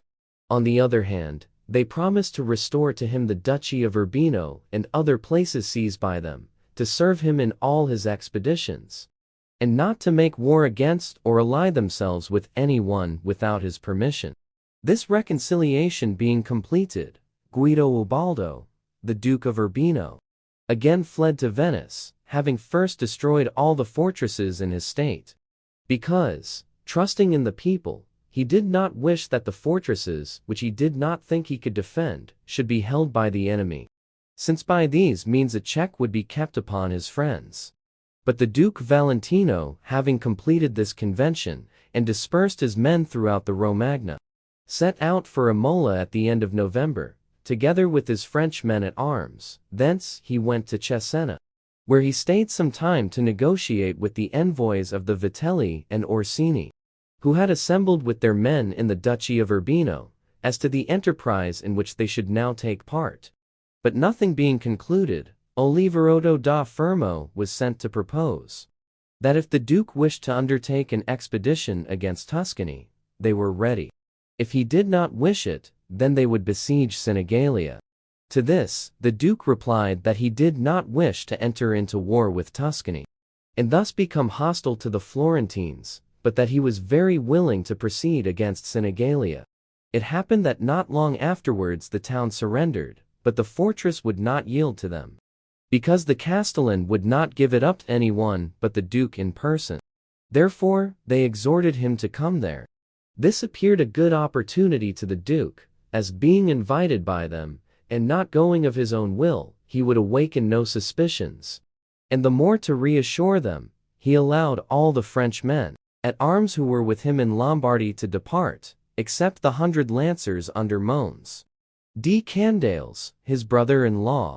He left Cesena about the middle of December, and went to Fano. And with the utmost cunning and cleverness, he persuaded the Vitelli and Orsini to wait for him at Sinigalia, pointing out to them that any lack of compliance would cast a doubt upon the sincerity and permanency of the reconciliation, and that he was a man who wished to make use of the arms and counsels of his friends. But Vitellozzo remained very stubborn, for the death of his brother warned him that he should not offend a prince and afterwards trust him. Nevertheless, persuaded by Pagolo Orsini, whom the Duke had corrupted with gifts and promises, he agreed to wait. Upon this, the Duke, before his departure from Fano, which was to be on December 30th, 1502, communicated his designs to 8 of his most trusted followers, among whom were Don Michele and the Monsignor Duna, who was afterwards cardinal, and he ordered that, as soon as Vitellozzo, Pagolo Orsini, the Duke di Gravina, and Oliverotto should arrive, his followers in pairs should take them one by one, entrusting certain men to certain pairs, who should entertain them until they reached Sinigalia, nor should they be permitted to leave until they came to the Duke's quarters, where they should be seized. The Duke afterwards ordered all his horsemen and infantry, of which there were more than 2,000 cavalry and 10,000 footmen, to assemble by daybreak at the Matoro, a river 5 miles distant from Fano, and await him there. He found himself, therefore, on the last day of December, at the Matoro with his men, and having sent a cavalcade of about 200 horsemen before him, he then moved forward the infantry, whom he accompanied with the rest of the men at arms. Fano and Sinigalia are 2 cities of La Marca, situated on the shore of the Adriatic Sea, 15 miles distant from each other, so that he who goes towards Sinigalia has the mountains on his right hand, the bases of which are touched by the sea in some places. The city of Sinigalia is distant from the foot of the mountains a little more than a bowshot, and from the shore about a mile. On the side opposite to the city runs a little river which bathes that part of the walls looking towards Fano, facing the high road. Thus, he who draws near to Sinigalia comes for a good space by road along the mountains, and reaches the river which passes by Sinigalia. If he turns to his left hand along the bank of it, and goes for the distance of a bowshot, he arrives at a bridge which crosses the river. He is then almost abreast of the gate that leads into Sinigalia, not by a straight line, but transversely. Before this gate there stands a collection of houses with a square, to which the bank of the river forms one side. The Vitelli and Orsini, having received orders to wait for the Duke, and to honor him in person, sent away their men to several castles distant from Sinigalia, about 6 miles, so that room could be made for the men of the Duke. And they left in Sinigalia only Oliverotto and his band, which consisted of 1,000 infantry and 150 horsemen, who were quartered in the suburb mentioned above. Matters having been thus arranged, the Duke Valentino left for Sinigalia. And when the leaders of the cavalry reached the bridge, they did not pass over, but having opened it, one portion would towards the river, and the other towards the country. And a way was left in the middle, through which the infantry passed, without stopping, into the town. Vitellozzo, Pagolo, and the Duke di Gravina on mules, accompanied by a few horsemen, went towards the Duke.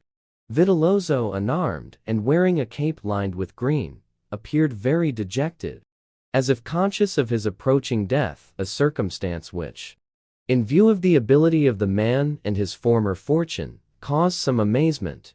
And it is said that when he parted from his men before setting out for Sinigalia to meet the Duke, he acted as if it were his last parting from them. He recommended his house and its fortunes to his captains, and advised his nephews that it was not the fortune of their house, but the virtues of their fathers that should be kept in mind. These three, therefore, came before the Duke, and saluted him respectfully, and were received by him with good will. They were at once placed between those who were commissioned to look after them. But the Duke, noticing that Oliverotto, who had remained with his band in Sinigalia, was missing, for Oliverotto was waiting in the square before his quarters near the river, keeping his men in order and drilling them, signaled with his eye to Don Michel, to whom the care of Oliverotto had been committed, that he should take measures that Oliverotto should not escape. Therefore Don Michel rode off and joined Oliverotto, telling him that it was not right to keep his men out of their quarters, because these might be taken up by the men of the Duke. And he advised him to send them at once to their quarters, and to come himself to meet the Duke. And Oliverotto, having taken this advice, came before the Duke, who, when he saw him, called to him. And Oliverotto, having made his obeisance, joined the others. So the whole party entered Sinigalia, dismounted at the Duke's quarters, and went with him into a secret chamber, where the Duke made them prisoners. He then mounted on horseback, and issued orders that the men of Oliverotto and the Orsini should be stripped of their arms. Those of Oliverotto, being at hand, were quickly settled, but those of the Orsini and Vitelli, being at a distance, and having a presentiment of the destruction of their masters, had time to prepare themselves. And bearing in mind the valor and discipline of the Orsinian and Vitellian houses, they stood together against the hostile forces of the country, and saved themselves. But the Duke's soldiers, not being content with having pillaged the men of Oliverotto, began to sack Sinigalia. And if the Duke had not repressed this outrage by killing some of them, they would have completely sacked it. Night having come, and the tumult being silenced, the Duke prepared to kill Vitellozzo and Oliverotto. He led them into a room, and caused them to be strangled. Neither of them used words in keeping with their past lives. Vitellozzo prayed that he might ask of the Pope full pardon for his sins. Oliverotto cringed and laid the blame for all injuries against the Duke on Vitellozzo.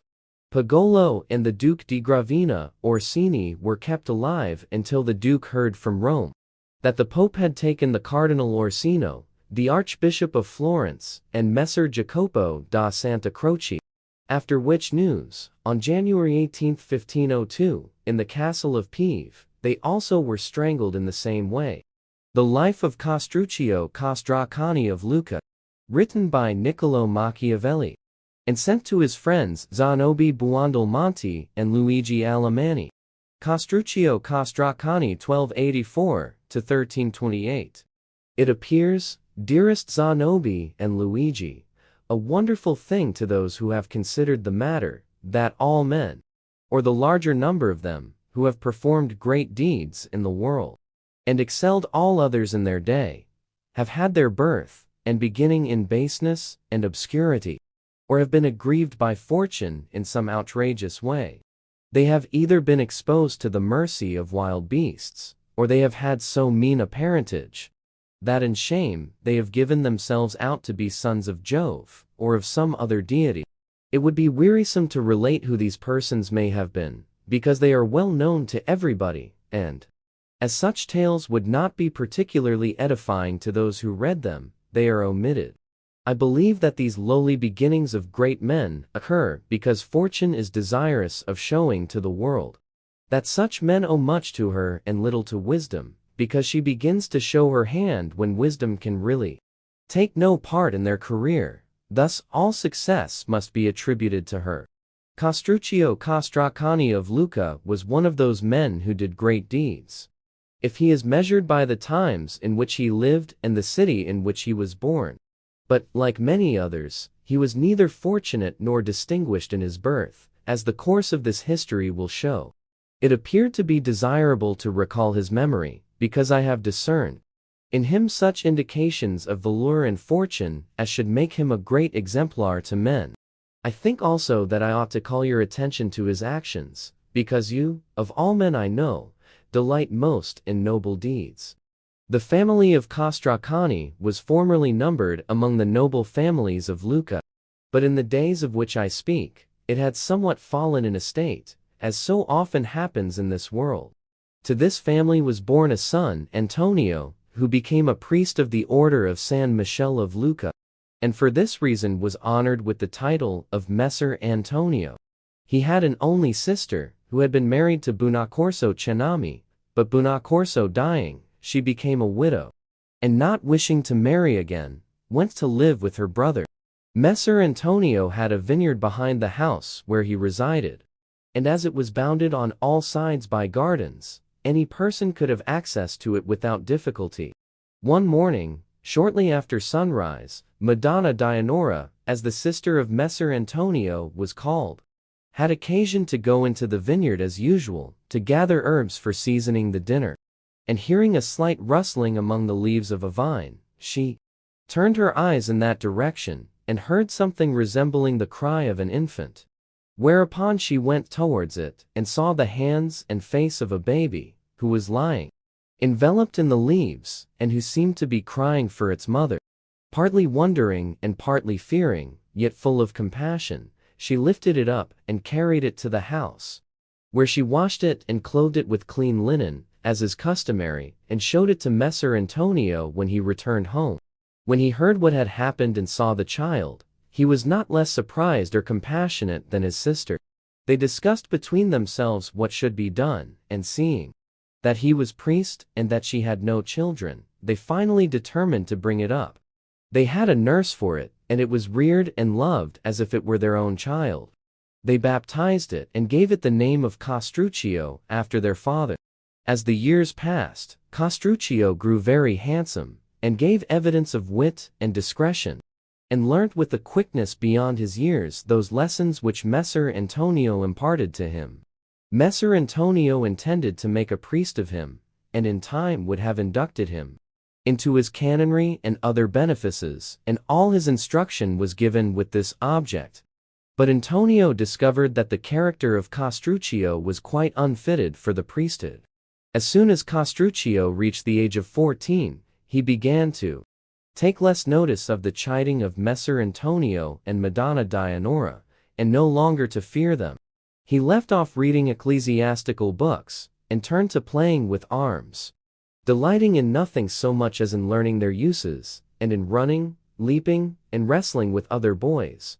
In all exercises he far excelled his companions in courage and bodily strength.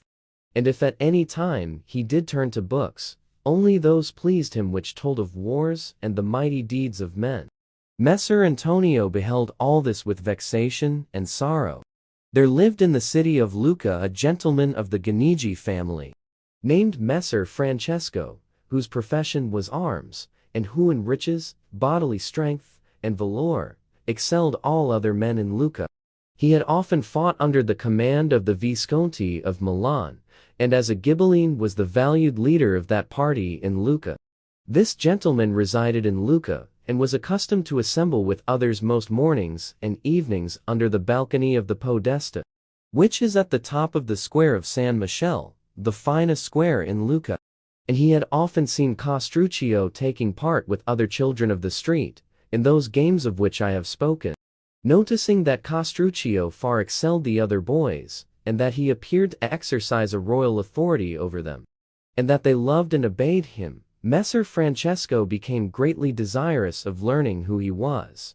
Being informed of the circumstances of the bringing up of Castruccio, he felt a greater desire to have him near to him. Therefore, he called him one day, and asked him whether he would more willingly live in the house of a gentleman, where he would learn to ride horses and use arms, or in the house of a priest, where he would learn nothing but masses and the services of the church. Messer Francesco could see that it pleased Castruccio greatly to hear horses and arms spoken of, even though he stood silent, blushing modestly. But being encouraged by Messer Francesco to speak, he answered that, if his master were agreeable, nothing would please him more than to give up his priestly studies and take up those of a soldier. This reply delighted Messer Francesco, and in a very short time he obtained the consent of Messer Antonio, who was driven to yield by his knowledge of the nature of the lad, and the fear that he would not be able to hold him much longer. Thus Castruccio passed from the house of Messer Antonio the priest to the house of Messer Francesco Ganigi the soldier, and it was astonishing to find that in a very short time he manifested all that virtue and bearing which we are accustomed to associate with the true gentleman. In the first place, he became an accomplished horseman, and could manage with ease the most fiery charger, and in all jousts and tournaments, although still a youth, he was observed beyond all others, and he excelled in all exercises of strength and dexterity. But what enhanced so much the charm of these accomplishments was the delightful modesty which enabled him to avoid offense in either act or word to others. For he was deferential to the great men, modest with his equals, and courteous to his inferiors. These gifts made him beloved, not only by all the Ganigi family, but by all Lucca. When Castruccio had reached his 18th year, the Ghibellines were driven from Pavia by the Guelphs, and Messer Francesco was sent by the Visconti to assist the Ghibellines, and with him went Castruccio in charge of his forces.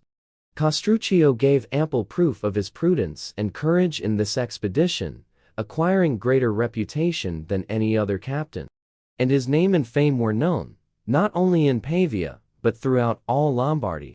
Castruccio, having returned to Lucca in far higher estimation than he left it, did not omit to use all the means in his power to gain as many friends as he could, neglecting none of those arts which are necessary for that purpose.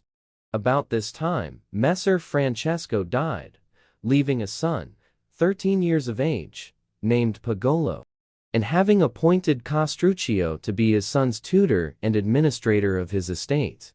Before he died, Francesco called Castruccio to him, and prayed him to show Pagolo that goodwill which Francesco had always shown to him, and to render to the son the gratitude which he had not been able to repay to the father.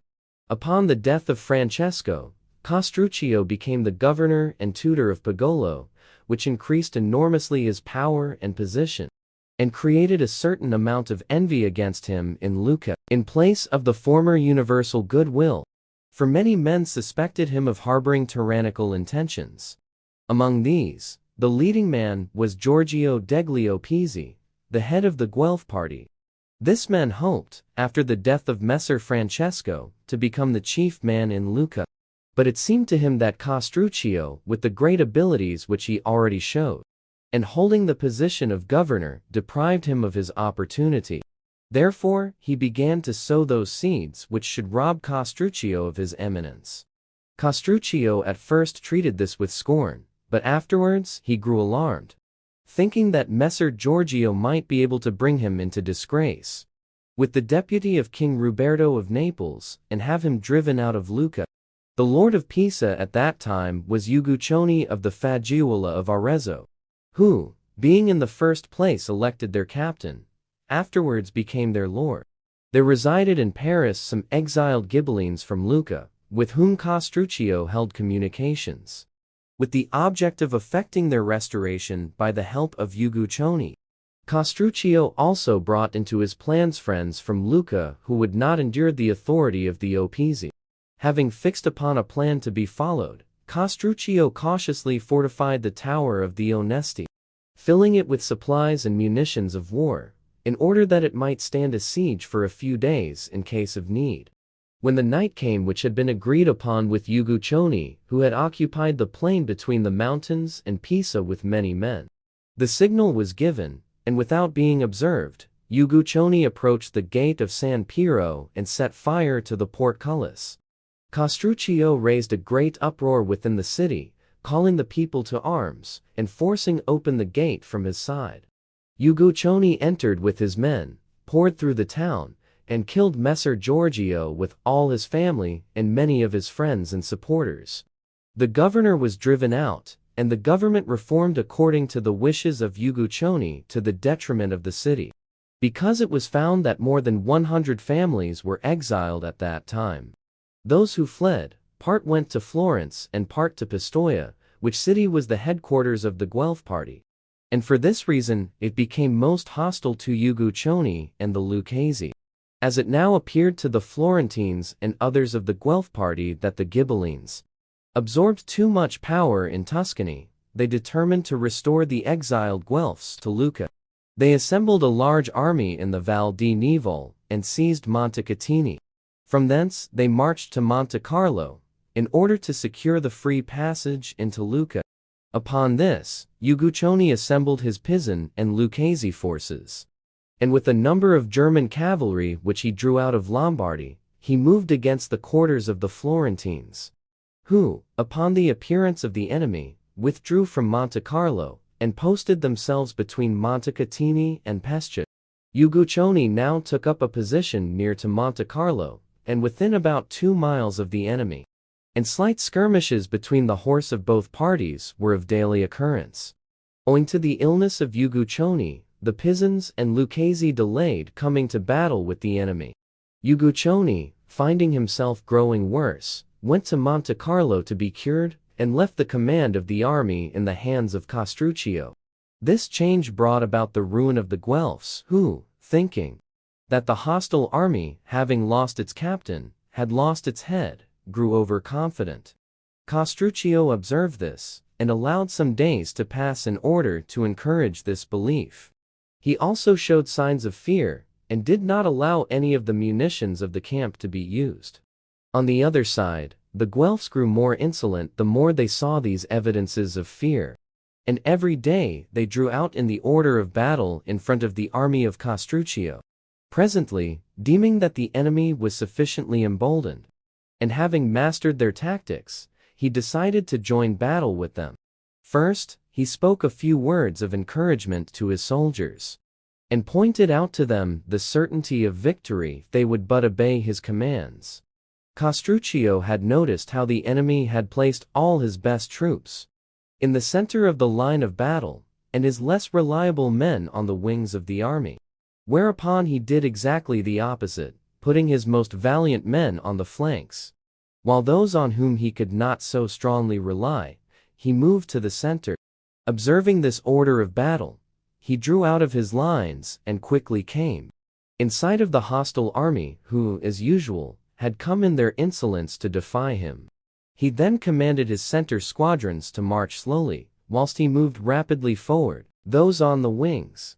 Thus, when they came into contact with the enemy, only the wings of the two armies became engaged, whilst the center battalions remained out of action, for these two portions of the line of battle were separated from each other by a long interval, and thus unable to reach each other.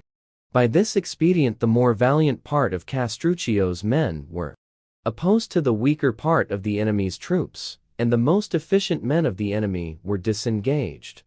And thus, the Florentines were unable to fight with those who were arrayed opposite to them, or to give any assistance to their own flanks.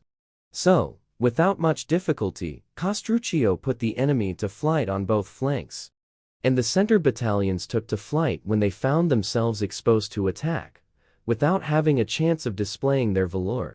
The defeat was complete, and the loss in men very heavy, there being more than 10,000 men killed, with many officers and knights of the Guelph party in Tuscany, and also many princes who had come to help them, among whom were Piero, the brother of King Roberto, and Carlo, his nephew, and Filippo, the lord of Taranto. On the part of Castruccio, the loss did not amount to more than 300 men, among whom was Francesco, the son of Uguccione, who, being young and rash, was killed in the first onset. This victory so greatly increased the reputation of Castruccio that Uguccione conceived some jealousy and suspicion of him, because it appeared to Uguccione that this victory had given him no increase of power, but rather than diminished it. Being of this mind, he only waited for an opportunity to give effect to it. This occurred on the death of Pier Niccolò Machiavelli, a man of great repute and abilities in Lucca, the murderer of whom fled to the house of Castruccio for refuge. On the sergeants of the captain going to arrest the murderer, they were driven off by Castruccio, and the murderer escaped.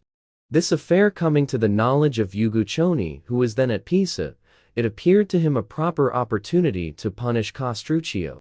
He therefore sent for his son Neri, who was the governor of Lucca, and commissioned him to take Castruccio prisoner at a banquet, and put him to death. Castruccio, fearing no evil, went to the governor in a friendly way, was entertained at supper, and then thrown into prison. But Neri, fearing to put him to death, lest the people should be incensed, kept him alive, in order to hear further from his father concerning his intentions.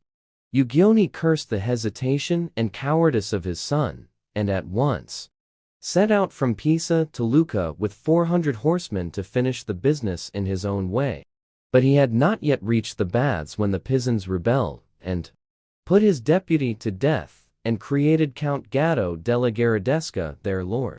Before Uguccione reached Lucca, he heard of the occurrences at Pisa, but it did not appear wise to him to turn back, lest the Lucchese, with the example of Pisa before them, should close their gates against him.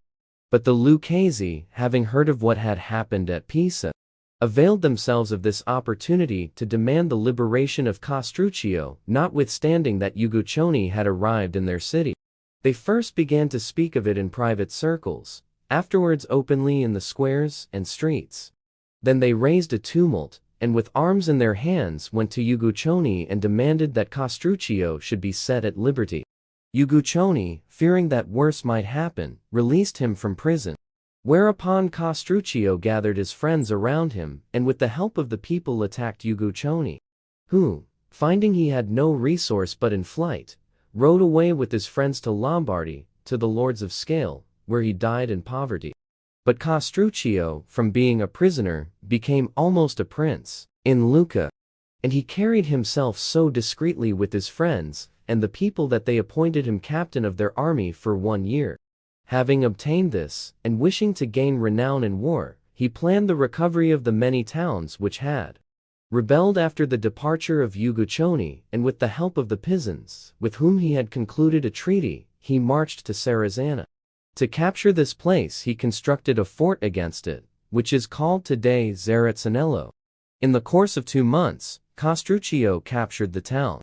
With the reputation gained at that siege, he rapidly seized Massa, Carrara, and Lavenza, and in a short time had overrun the whole of Lunigiana. In order to close the pass which leads from Lombardy to Lunigiana, he besieged Pontremoli and wrested it from the hands of Messer Anastasio Pallavicini, who was the lord of it. After this victory, he returned to Lucca, and was welcomed by the whole people. And now Castruccio, deeming it imprudent any longer to defer making himself a prince, got himself created the lord of Lucca, by the help of Pozzino del Poggio, Puccinello dal Portico, Francesco Baccansacchi and Secco Ganigi, all of whom he had corrupted. And he was afterwards solemnly and deliberately elected prince by the people. At this time, Frederick of Bavaria, the king of the Romans, came into Italy to assume the imperial crown. And Castruccio, in order that he might make friends with him, met him at the head of 500 horsemen. Castruccio had left as his deputy in Lucca, Pagolo Ganigi, who was held in high estimation because of the people's love for the memory of his father. Castruccio was received in great honor by Frederick, and many privileges were conferred upon him, and he was appointed the emperor's lieutenant in Tuscany. At this time, the Pisans were in great fear of Gatto della Gherardesca, whom they had driven out of Pisa, and they had recourse for assistance to Frederick. Frederick created Castruccio the lord of Pisa, and the Pisans, in dread of the Guelph party, and particularly of the Florentines, were constrained to accept him as their lord. Frederick, having appointed a governor in Rome to watch his Italian affairs, returned to Germany. All the Tuscan and Lombardian Ghibellines, who followed the imperial lead, had recourse to Castruccio for help and counsel, and all promised him the governorship of his country, if enabled to recover it with his assistance. Among these exiles were Matteo Guidi, Nardo Scolari, Lapo Uberti, Gerazzo Marti, and Piero Buonaccorsi, all exiled Florentines and Ghibellines. Castruccio had the secret intention of becoming the master of all Tuscany by the aid of these men and of his own forces. And in order to gain greater weight in affairs, he entered into a league with Messer Matteo Visconti, the Prince of Milan, and organized for him the forces of his city and the country districts.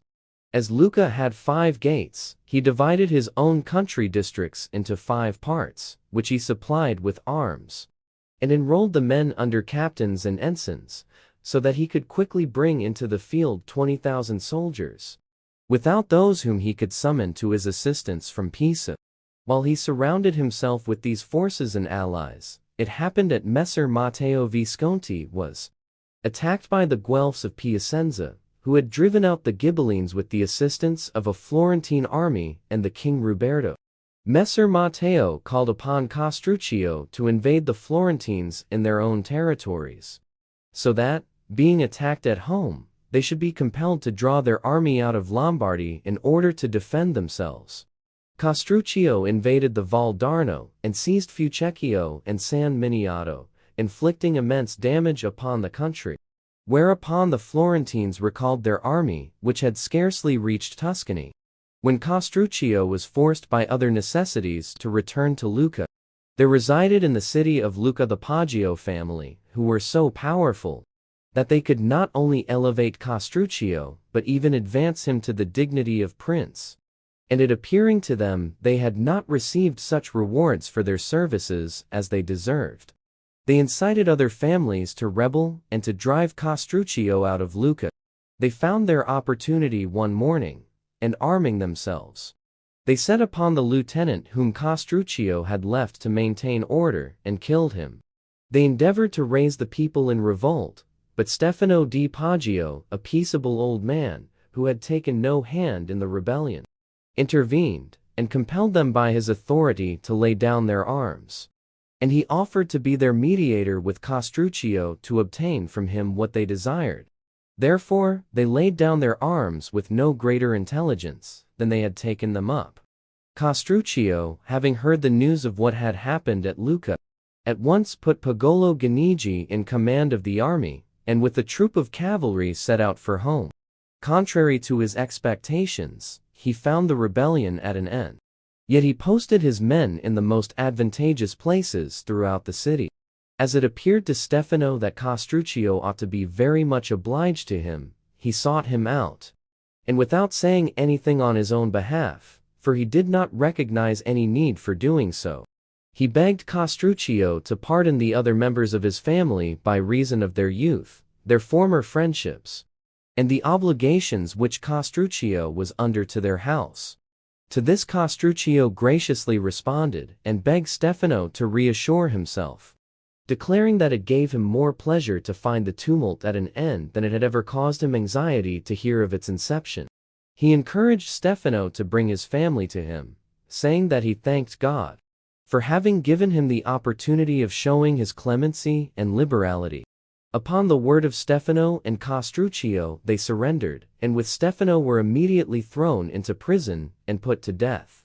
Meanwhile, the Florentines had recovered San Miniato, whereupon it seemed advisable to Castruccio to make peace, as it did not appear to him that he was sufficiently secure at Lucca to leave him. He approached the Florentines with the proposal of a truce, which they readily entertained, for they were weary of the war, and desirous of getting rid of the expenses of it. A treaty was concluded with them for 2 years, by which both parties agreed to keep the conquests they had made. Castruccio, thus released from this trouble, turned his attention to affairs in Lucca, and in order that he should not again be subject to the perils from which he had just escaped, he, under various pretenses and reasons, first wiped out all those who by their ambition might aspire to the principality, not sparing one of them, but depriving them of country and property, and those whom he had in his hands of life also, stating that he had found by experience that none of them were to be trusted. Then, for his further security, he raised a fortress in Lucca, with the stones of the towers of those whom he had killed or hunted out of the state. Whilst Castruccio made peace with the Florentines and strengthened his position in Lucca, he neglected no opportunity short of open war of increasing his importance elsewhere. It appeared to him that if he could get possession of Pistoia, he would have one foot in Florence, which was his great desire. He therefore, in various ways made friends with the mountaineers, and worked matters so in Pistoia that both parties confided their secrets to him. Pistoia was divided, as it always had been, with the Bianchi and Neri parties. The head of the Bianchi was Bastiano di Possenti, and of the Neri, Jacopo da Gia. Each of these men held secret communications with Castruccio, and each desired to drive the other out of the city. And, after many threatenings, they came to blows. Jacopo fortified himself at the Florentine gate, Bastiano at that of the Lucchese side of the city. Both trusted more in Castruccio than in the Florentines, because they believed that Castruccio was far more ready and willing to fight than the Florentines, and they both sent to him for assistance. He gave promises to both, saying to Bastiano that he would come in person, and to Jacopo that he would send his pupil, Pagolo Ganigi. At the appointed time, he sent forward Pagolo by way of Pisa, and went himself direct to Pistoia. At midnight, both of them met outside the city, and both were admitted as friends. Thus, the two leaders entered, and at a signal given by Castruccio, one killed Jacopo da Gia, and the other Bastiano di Possenti, and both took prisoners or killed the partisans of either faction. Without further opposition, Pistoia passed into the hands of Castruccio, who, having forced the Signoria to leave the palace, compelled the people to yield obedience to him, making them many promises and remitting their old debts. The countryside flocked to the city to see the new prince, and all were filled with hope, and quickly settled down, influenced in a great measure by his great valor. About this time, great disturbances arose in Rome, owing to the dearness of living which was caused by the absence of the pontiff at Avignon. The German governor, Enrico, was much blamed for what happened, murders and tumults, following each other daily, without his being able to put an end to them. This caused Enrico much anxiety lest the Romans should call in Roberto, the king of Naples, who would drive the Germans out of the city and bring back the Pope. Having no nearer friend to whom he could apply for help than Castruccio, he sent to him, begging him not only to give him assistance, but also to come in person to Rome. Castruccio considered that he ought not to hesitate to render the emperor this service, because he believed that he himself would not be safe if at any time the emperor ceased to hold Rome. Leaving Pagolo Ganigi in command at Lucca, Castruccio set out for Rome with 600 horsemen, where he was received by Enrico with the greatest distinction. In a short time, the presence of Castruccio obtained such respect for the emperor that, Without bloodshed or violence, good order was restored, chiefly by reason of Castruccio having sent by sea from the country round Pisa large quantities of corn, and thus removed the source of the trouble. When he had chastised some of the Roman leaders, and admonished others, voluntary obedience was rendered to Enrico. Castruccio received many honors, and was made a Roman senator. This dignity was assumed with the greatest pomp, Castruccio being clothed in a brocaded toga, which had the following words embroidered on its front: "I am what God wills," whilst on the back was, "What God desires shall be." During this time, the Florentines, who were much enraged that Castruccio should have seized Pistoia during the truce, considered how they could tempt the city to rebel, to do which they thought would not be difficult in his absence. Among the exiled Pistoians in Florence were Baldo Secchi and Jacopo Baldini, both men of leading and ready to face danger. These men kept up communications with their friends in Pistoia, and with the aid of the Florentines entered the city by night. And after driving out some of Castruccio's officials and partisans, and killing others, they restored the city to its freedom. The news of this greatly angered Castruccio, and taking leave of Enrico, he pressed on in great haste to Pistoia. When the Florentines heard of his return, knowing that he would lose no time, they decided to intercept him with their forces in the Val di Nivel, under the belief that by doing so they would cut off his road to Pistoia. Assembling a great army of the supporters of the Guelph cause, the Florentines entered the Pistoian territories. On the other hand, Castruccio reached Monte Carlo with his army, and having heard where the Florentines lay, he decided not to encounter it in the plains of Pistoia, nor to await it in the plains of Pescia, but, as far as he possibly could, to attack it boldly in the pass of Serravalle. He believed that if he succeeded in this design, victory was assured. Although he was informed that the Florentines had 30,000 men, whilst he had only 12,000. Although he had every confidence in his own abilities, and the valor of his troops, yet he hesitated to attack his enemy in the open, lest he should be overwhelmed by numbers. Serravalle is a castle between Pescia and Pistoia, situated on a hill which blocks the Val di Nivel, not in the exact pass, but about a bowshot beyond.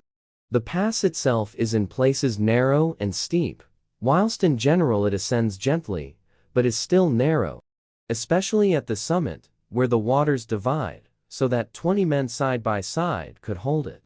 The lord of Serravalle was Manfred, a German who, before Castruccio became lord of Pistoia, had been allowed to remain in possession of the castle, it being common to the Lucchese and the Pistoians, and unclaimed by neither of them wishing to displace Manfred as long as he kept his promise of neutrality and came under obligations to no one. For these reasons, and also because the castle was well fortified, he had always been able to maintain his position. It was here that Castruccio had determined to fall upon his enemy, for here his few men would have the advantage, and there was no fear lest, seeing the large masses of the hostile force before they became engaged, they should not stand. As soon as this trouble with Florence arose, Castruccio saw the immense advantage which possession of this castle would give him, and, having an intimate friendship with the resident in the castle, he managed matters so with him that 400 of his men were to be admitted into the castle the night before the attack on the Florentines, and the castellan put to death. Castruccio, having prepared everything, had now to encourage the Florentines to persist in their desire to carry the seat of war away from Pistoia into the Val di Nivel. Therefore he did not move his army from Monte Carlo. Thus, the Florentines hurried on until they reached their encampment under Serravalle, intending to cross the hill on the following morning. In the meantime, Castruccio had seized the castle at night, had also moved his army from Monte Carlo, and marching from thence at midnight in dead silence, had reached the foot of Serravalle. Thus, he and the Florentines commenced the ascent of the hill at the same time in the morning. Castruccio sent forward his infantry by the main road, and a troop of 400 horsemen by a path on the left towards the castle. The Florentines sent forward 400 cavalry ahead of their army, which was following, never expecting to find Castruccio in possession of the hill, nor were they aware of his having seized the castle. Thus, it happened that the Florentine horsemen mounting the hill were completely taken by surprise. When they discovered the infantry of Castruccio, and so close were they upon it, they had scarcely time to pull down their visors. It was a case of unready soldiers being attacked by ready, and they were assailed with such vigor that with difficulty they could hold their own, although some few of them got through. When the noise of the fighting reached the Florentine camp below, it was filled with confusion. The cavalry and infantry became inextricably mixed. The captains were unable to get their men either backward or forward, owing to the narrowness of the pass, and amid all this tumult, no one knew what ought to be done or what could be done. In a short time, the cavalry who were engaged with the enemy's infantry were scattered or killed, without having made any effective defense. Because of their unfortunate position, although in sheer desperation, they had offered a stout resistance.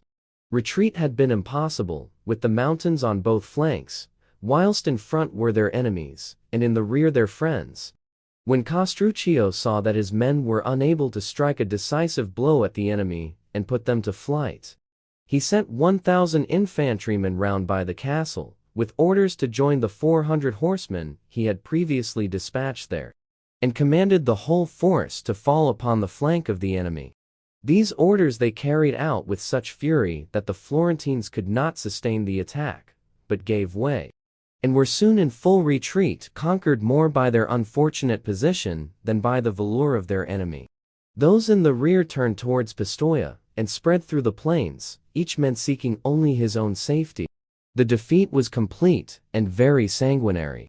Many captains were taken prisoners, among whom were Bondini dei Rossi, Francesco Brunelleschi, and Giovanni della Tosa, all Florentine noblemen, with many Tuscans and Neapolitans who fought on the Florentine side, having been sent by King Ruberto to assist the Guelphs. Immediately the Pistoians heard of this defeat, they drove out the friends of the Guelphs, and surrendered to Castruccio.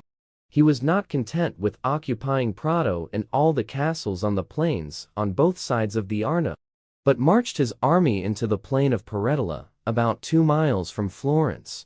Here he remained many days, dividing the spoils, and celebrating his victory with feasts and games, holding horse races and foot races for men and women. He also struck medals in commemoration of the defeat of the Florentines. He endeavored to corrupt some of the citizens of Florence, who were to open the city gates at night. But the conspiracy was discovered, and the participators in it taken and beheaded, among whom were Tommaso Lupacci and Lambertuccio Frescobaldi. This defeat caused the Florentines great anxiety, and despairing of preserving their liberty, they sent envoys to King Ruberto of Naples, offering him the dominion of their city. And he, knowing of what immense importance the maintenance of the Guelph cause was to him, accepted it. He agreed with the Florentines to receive from them a yearly tribute of 200,000 florins. And he sent his son Carlo to Florence with 4,000 horsemen. Shortly after this, the Florentines were relieved in some degree of the pressure of Castruccio's army, owing to his being compelled to leave his positions before Florence and march on Pisa, in order to suppress a conspiracy that had been raised against him by Benedetto Lanfranchi, one of the first men in Pisa, who could not endure that his fatherland should be under the dominion of the Lucchese. He had formed this conspiracy, intending to seize the citadel, kill the partisans of Castruccio, and drive out the garrison. As, however, in a conspiracy, paucity of numbers is essential to secrecy, so for its execution, a few are not sufficient, and in seeking more adherents to his conspiracy, Lanfranchi encountered a person who revealed the design to Castruccio. This betrayal cannot be passed by without severe reproach to Bonifacio Cerchi and Giovanni Guidi, 2 Florentine exiles who were suffering their banishment in Pisa. Thereupon Castruccio seized Benedetto and put him to death, and beheaded many other noble citizens, and drove their families into exile. It now appeared to Castruccio that both Pisa and Pistoia were thoroughly disaffected. He employed much thought and energy upon securing his position there, and this gave the Florentines their opportunity to reorganize their army and to await the coming of Carlo, the son of the King of Naples. When Carlo arrived, they decided to lose no more time and assembled a great army of more than 30,000 infantry and 10,000 cavalry, having called to their aid every Guelph there was in Italy. They consulted whether they should attack Pistoia or Pisa first, and decided that it would be better to march on the latter course, owing to the recent conspiracy, more likely to succeed, and of more advantage to them, because they believed that the surrender of Pistoia would follow the acquisition of Pisa. In the early part of May 1328, the Florentines put in motion this army, and quickly occupied Lastra, Signa, Montelupo, and Empoli, passing from thence on to San Miniato. When Castruccio heard of the enormous army which the Florentines were sending against him, he was in no degree alarmed, believing that the time had now arrived when fortune would deliver the Empire of Tuscany into his hands. For he had no reason to think that his enemy would make a better fight, or had better prospects of success, than at Pisa or Serravalle. He assembled 20,000 foot soldiers and 4,000 horsemen, and with this army went to Fucecchio, whilst he sent Pagolo Ganigi to Pisa with 5,000 infantry. Fucecchio has a stronger position than any other town in the Pisan district, owing to its situation between the rivers Arno and Gusciana, and its slight elevation above the surrounding plain. Moreover, the enemy could not hinder its being victualled unless they divided their forces, nor could they approach it either from the direction of Lucca or Pisa, nor could they get through to Pisa or attack Castruccio's forces except at a disadvantage. In one case, they would find themselves placed between his two armies, the one under his own command and the other under Pagolo, and in the other case they would have to cross the Arno to get to close quarters with the enemy, an undertaking of great hazard. In order to tempt the Florentines to take this latter course, Castruccio withdrew his men from the banks of the river and placed them under the walls of Fucecchio, leaving a wide expanse of land between them and the river. The Florentines, having occupied San Miniato, held a council of war to decide whether they should attack Pisa or the army of Castruccio, and, having weighed the difficulties of both courses, they decided upon the latter. The river Arno was at that time low enough to be fordable, yet the water reached to the shoulders of the infantrymen and to the saddles of the horsemen. On the morning of 10 June 1328, the Florentines commenced the battle by ordering forward a number of cavalry and 10,000 infantry. Castruccio, whose plan of action was fixed, and who well knew what to do, at once attacked the Florentines with 5,000 infantry and 3,000 horsemen, not allowing them to issue from the river before he charged them. He also sent 1,000 light infantry up the river bank, and the same number down the Arno. The infantry of the Florentines were so much impeded by their arms and the water that they were not able to mount the banks of the river, whilst the cavalry had made the passage of the river more difficult for the others, by reason of the few who had crossed having broken up the bed of the river, and this being deep with mud. Many of the horses rolled over with their riders, and many of them had stuck so fast that they could not move. When the Florentine captains saw the difficulties their men were meeting, they withdrew them and moved higher up the river, hoping to find the river bed less treacherous and the banks more adapted for landing. These men were met at the bank by the forces which Castruccio had already sent forward, who, being light armed, with bucklers and javelins in their hands, let fly with tremendous shouts into the faces and bodies of the cavalry. The horses, alarmed by the noise and the wounds, would not move forward, and trampled each other in great confusion. The fight between the men of Castruccio and those of the enemy who succeeded in crossing was sharp and terrible. Both sides fought with the utmost desperation, and neither would yield. The soldiers of Castruccio fought to drive the others back into the river, whilst the Florentines strove to get a footing on land in order to make room for the others pressing forward, who, if they could but get out of the water, would be able to fight, and in this obstinate conflict they were urged on by their captains. Castruccio shouted to his men that these were the same enemies whom they had before conquered at Serravalle, whilst the Florentines reproached each other that the many should be overcome by the few. At length Castruccio, seeing how long the battle had lasted, and that both his men and the enemy were utterly exhausted, and that both sides had many killed and wounded, pushed forward another body of infantry to take up a position at the rear of those who were fighting. He then commanded these latter to open their ranks as if they intended to retreat, and one part of them to turn to the right and another to the left. This cleared a space of which the Florentines at once took advantage, and thus gained possession of a portion of the battlefield. But when these tired soldiers found themselves at close quarters with Castruccio's reserves, they could not stand against them, and at once fell back into the river. The cavalry of either side had not as yet gained any decisive advantage over the other, because Castruccio, knowing his inferiority in this arm, had commanded his leaders only to stand on the defensive against the attacks of their adversaries, as he hoped that when he had overcome the infantry, he would be able to make short work of the cavalry. This fell out as he had hoped, for when he saw the Florentine army driven back across the river, he ordered the remainder of his infantry to attack the cavalry of the enemy. This they did with lance and javelin, and, joined by their own cavalry, fell upon the enemy with the greatest fury, and soon put him to flight. The Florentine captains, having seen the difficulty their cavalry had met with in crossing the river, had attempted to make their infantry cross lower down the river, in order to attack the flanks of Castruccio's army. But here, also, the banks were steep and already lined by the men of Castruccio, and this movement was quite useless. Thus, the Florentines were so completely defeated at all points that scarcely a third of them escaped, and Castruccio was again covered with glory. Many captains were taken prisoners, and Carlo, the son of King Ruberto, with Michelagnolo Falcone and Taddeo degli Albizzi, the Florentine commissioners, fled to Empoli. If the spoils were great, the slaughter was infinitely greater, as might be expected in such a battle.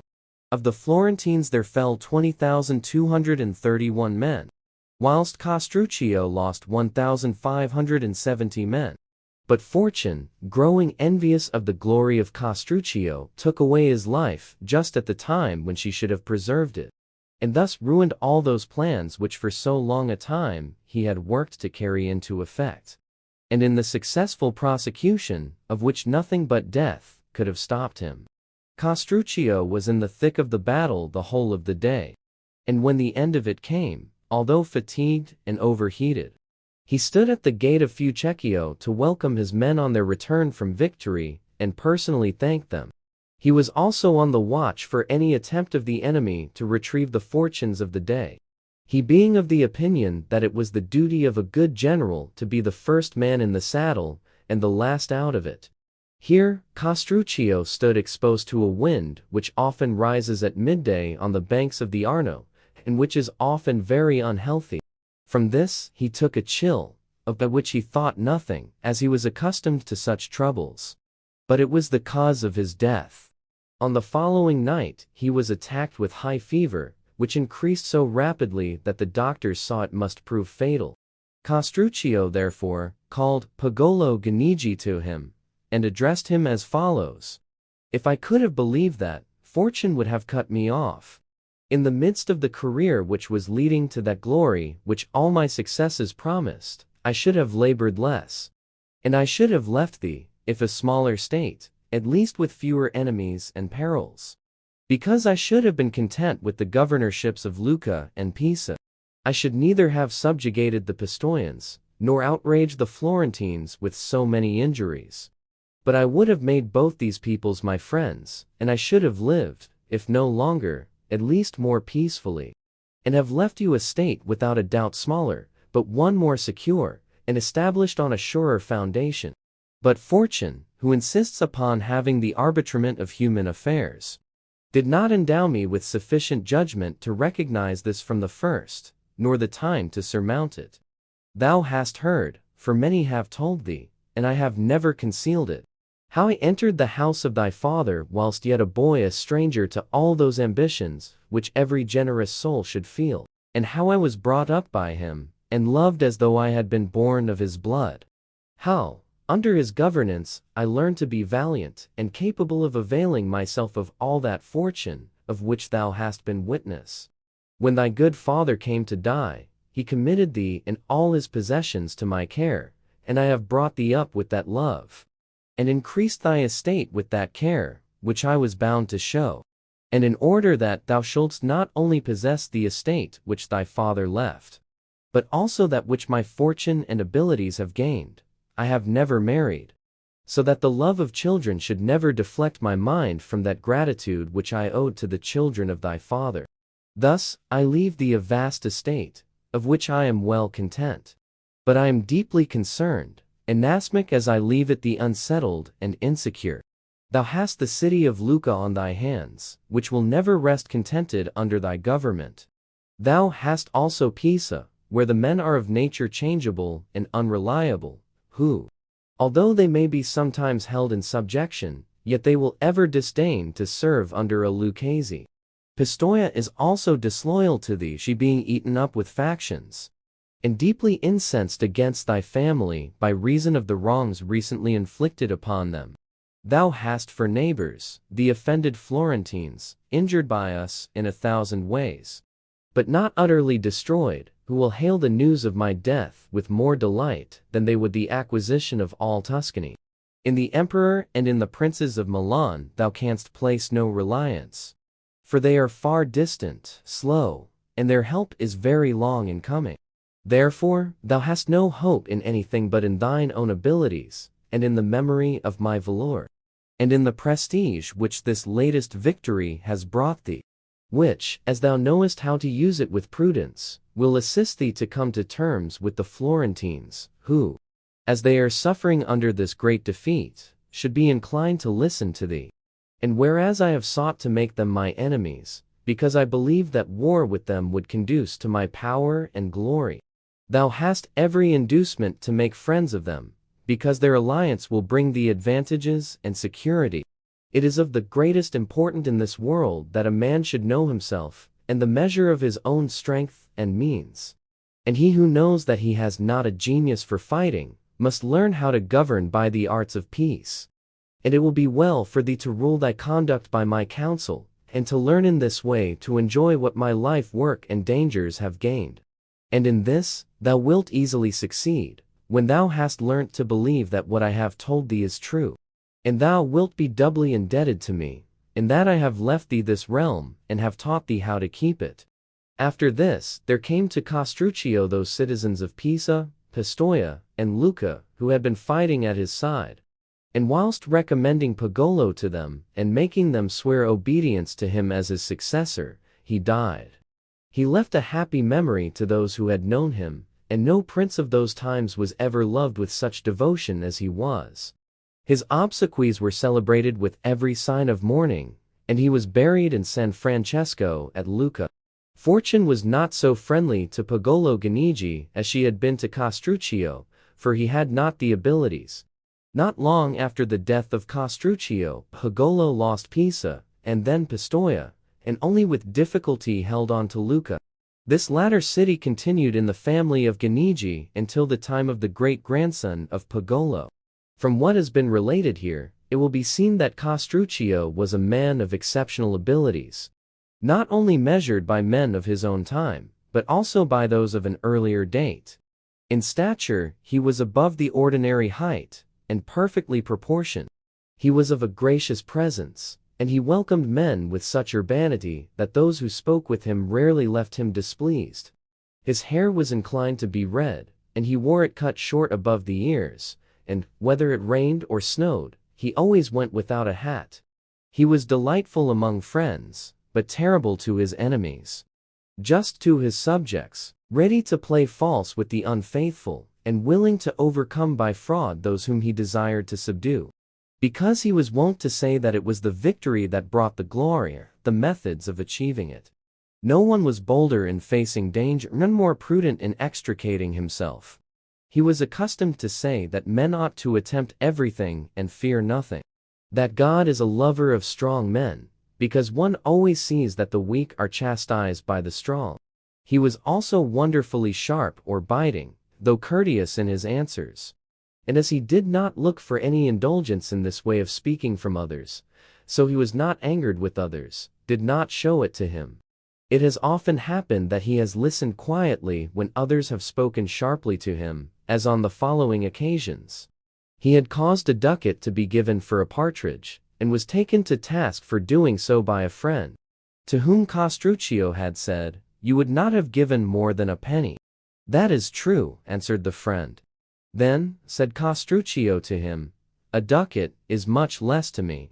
Having about him a flatterer on whom he had spat to show that he scorned him, the flatterer said to him, "Fishermen are willing to let the waters of the sea saturate them in order that they may take a few little fishes. And I allow myself to be wetted by spittle that I may catch a whale." And this was not only heard by Castruccio with patience, but rewarded. When told by a priest that it was wicked for him to live so sumptuously, Castruccio said, "If that be a vice, then you should not fare so splendidly at the feasts of our saints." Passing through a street, he saw a young man, as he came out of a house of ill fame, blush at being seen by Castruccio, and said to him, "Thou shouldst not be ashamed when thou comest out, but when thou goest into such places."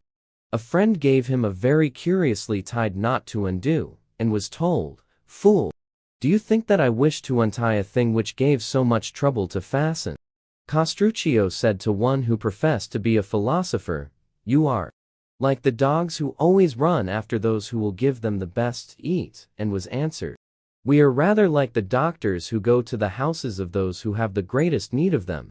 Going by water from Pisa to Leghorn, Castruccio was much disturbed by a dangerous storm that sprang up, and was reproached for cowardice by one of those with him, who said that he did not fear anything. Castruccio answered that he did not wonder at that, since every man valued his soul for what it was worth. Being asked by one what he ought to do to gain estimation, he said, "When thou goest to a banquet, take care that thou dost not seat one piece of wood upon another." To a person who was boasting that he had read many things, Castruccio said, "He knows better than to boast of remembering many things." Someone bragged that he could drink much without becoming intoxicated. Castruccio replied, "An ox does the same." Castruccio was acquainted with a girl with whom he had intimate relations, and being blamed by a friend who told him that it was undignified for him to be taken in by a woman, he said, "She has not taken me in, I have taken her." Being also blamed for eating very dainty foods, he answered, "Thou dost not spend as much as I do." And being told that it was true, he continued, "Then thou art more avaricious than I am gluttonous." Being invited by Taddeo Bernardi, a very rich and splendid citizen of Lucca, to supper, he went to the house and was shown by Taddeo into a chamber hung with silk, and paved with fine stones, representing flowers and foliage of the most beautiful coloring. Castruccio gathered some saliva in his mouth, and spat it out upon Taddeo, and seeing him much disturbed by this, said to him, "I knew not where to spit in order to offend thee less." Being asked how Caesar died, he said, "God willing, I will die as he did." Being one night in the house of one of his gentlemen, where many ladies were assembled, he was reproved by one of his friends for dancing and amusing himself with them more than was usual in one of his station, so he said, "He who is considered wise by day will not be considered a fool at night." A person came to demand a favor of Castruccio, and thinking he was not listening to his plea, threw himself on his knees to the ground, and being sharply reproved by Castruccio, said, "Thou art the reason of my acting thus, for thou hast thy ears in thy feet," whereupon he obtained double the favor he had asked. Castruccio used to say that the way to hell was an easy one, seeing that it was in a downward direction, and you traveled blindfolded. Being asked a favor by one who used many superfluous words, he said to him, "When you have another request to make, send someone else to make it." Having been wearied by a similar man with a long oration, who wound up by saying, "Perhaps I have fatigued you by speaking so long." Castruccio said, "You have not, because I have not listened to a word you said." He used to say of one who had been a beautiful child and who afterwards became a fine man, that he was dangerous, because he first took the husbands from the wives, and now he took the wives from their husbands. To an envious man who laughed, he said, "Do you laugh because you are successful, or because another is unfortunate?" Whilst he was still in the charge of Messer Francesco Ganigi, one of his companions said to him, "What shall I give you, if you will let me give you a blow on the nose?" Castruccio answered, "A helmet." Having put to death a citizen of Lucca who had been instrumental in raising him to power, and being told that he had done wrong to kill one of his old friends, he answered that people deceive themselves. He had only killed a new enemy. Castruccio praised greatly those men who intended to take a wife, and then did not do so, saying that they were like men who said they would go to sea, and then refused when the time came. He said that it always struck him with surprise that whilst men in buying an earthen or glass vase would sound it first to learn if it were good, yet in choosing a wife, they were content with only looking at her.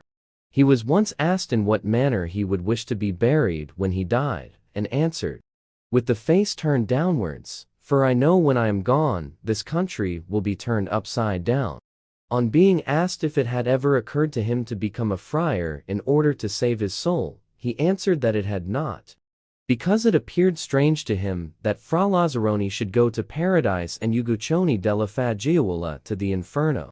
He was once asked, "When should a man eat to preserve his health?" and replied, "If the man be rich, let him eat when he is hungry. If he be poor, then when he can." Seeing one of his gentlemen make a member of his family lace him up, he said to him, "I pray God that you will let him feed you also." Seeing that someone had written upon his house in Latin the words, "May God preserve this house from the wicked," he said, "The owner must never go in." Passing through one of the streets, he saw a small house with a very large door, and remarked, "That house will fly through the door."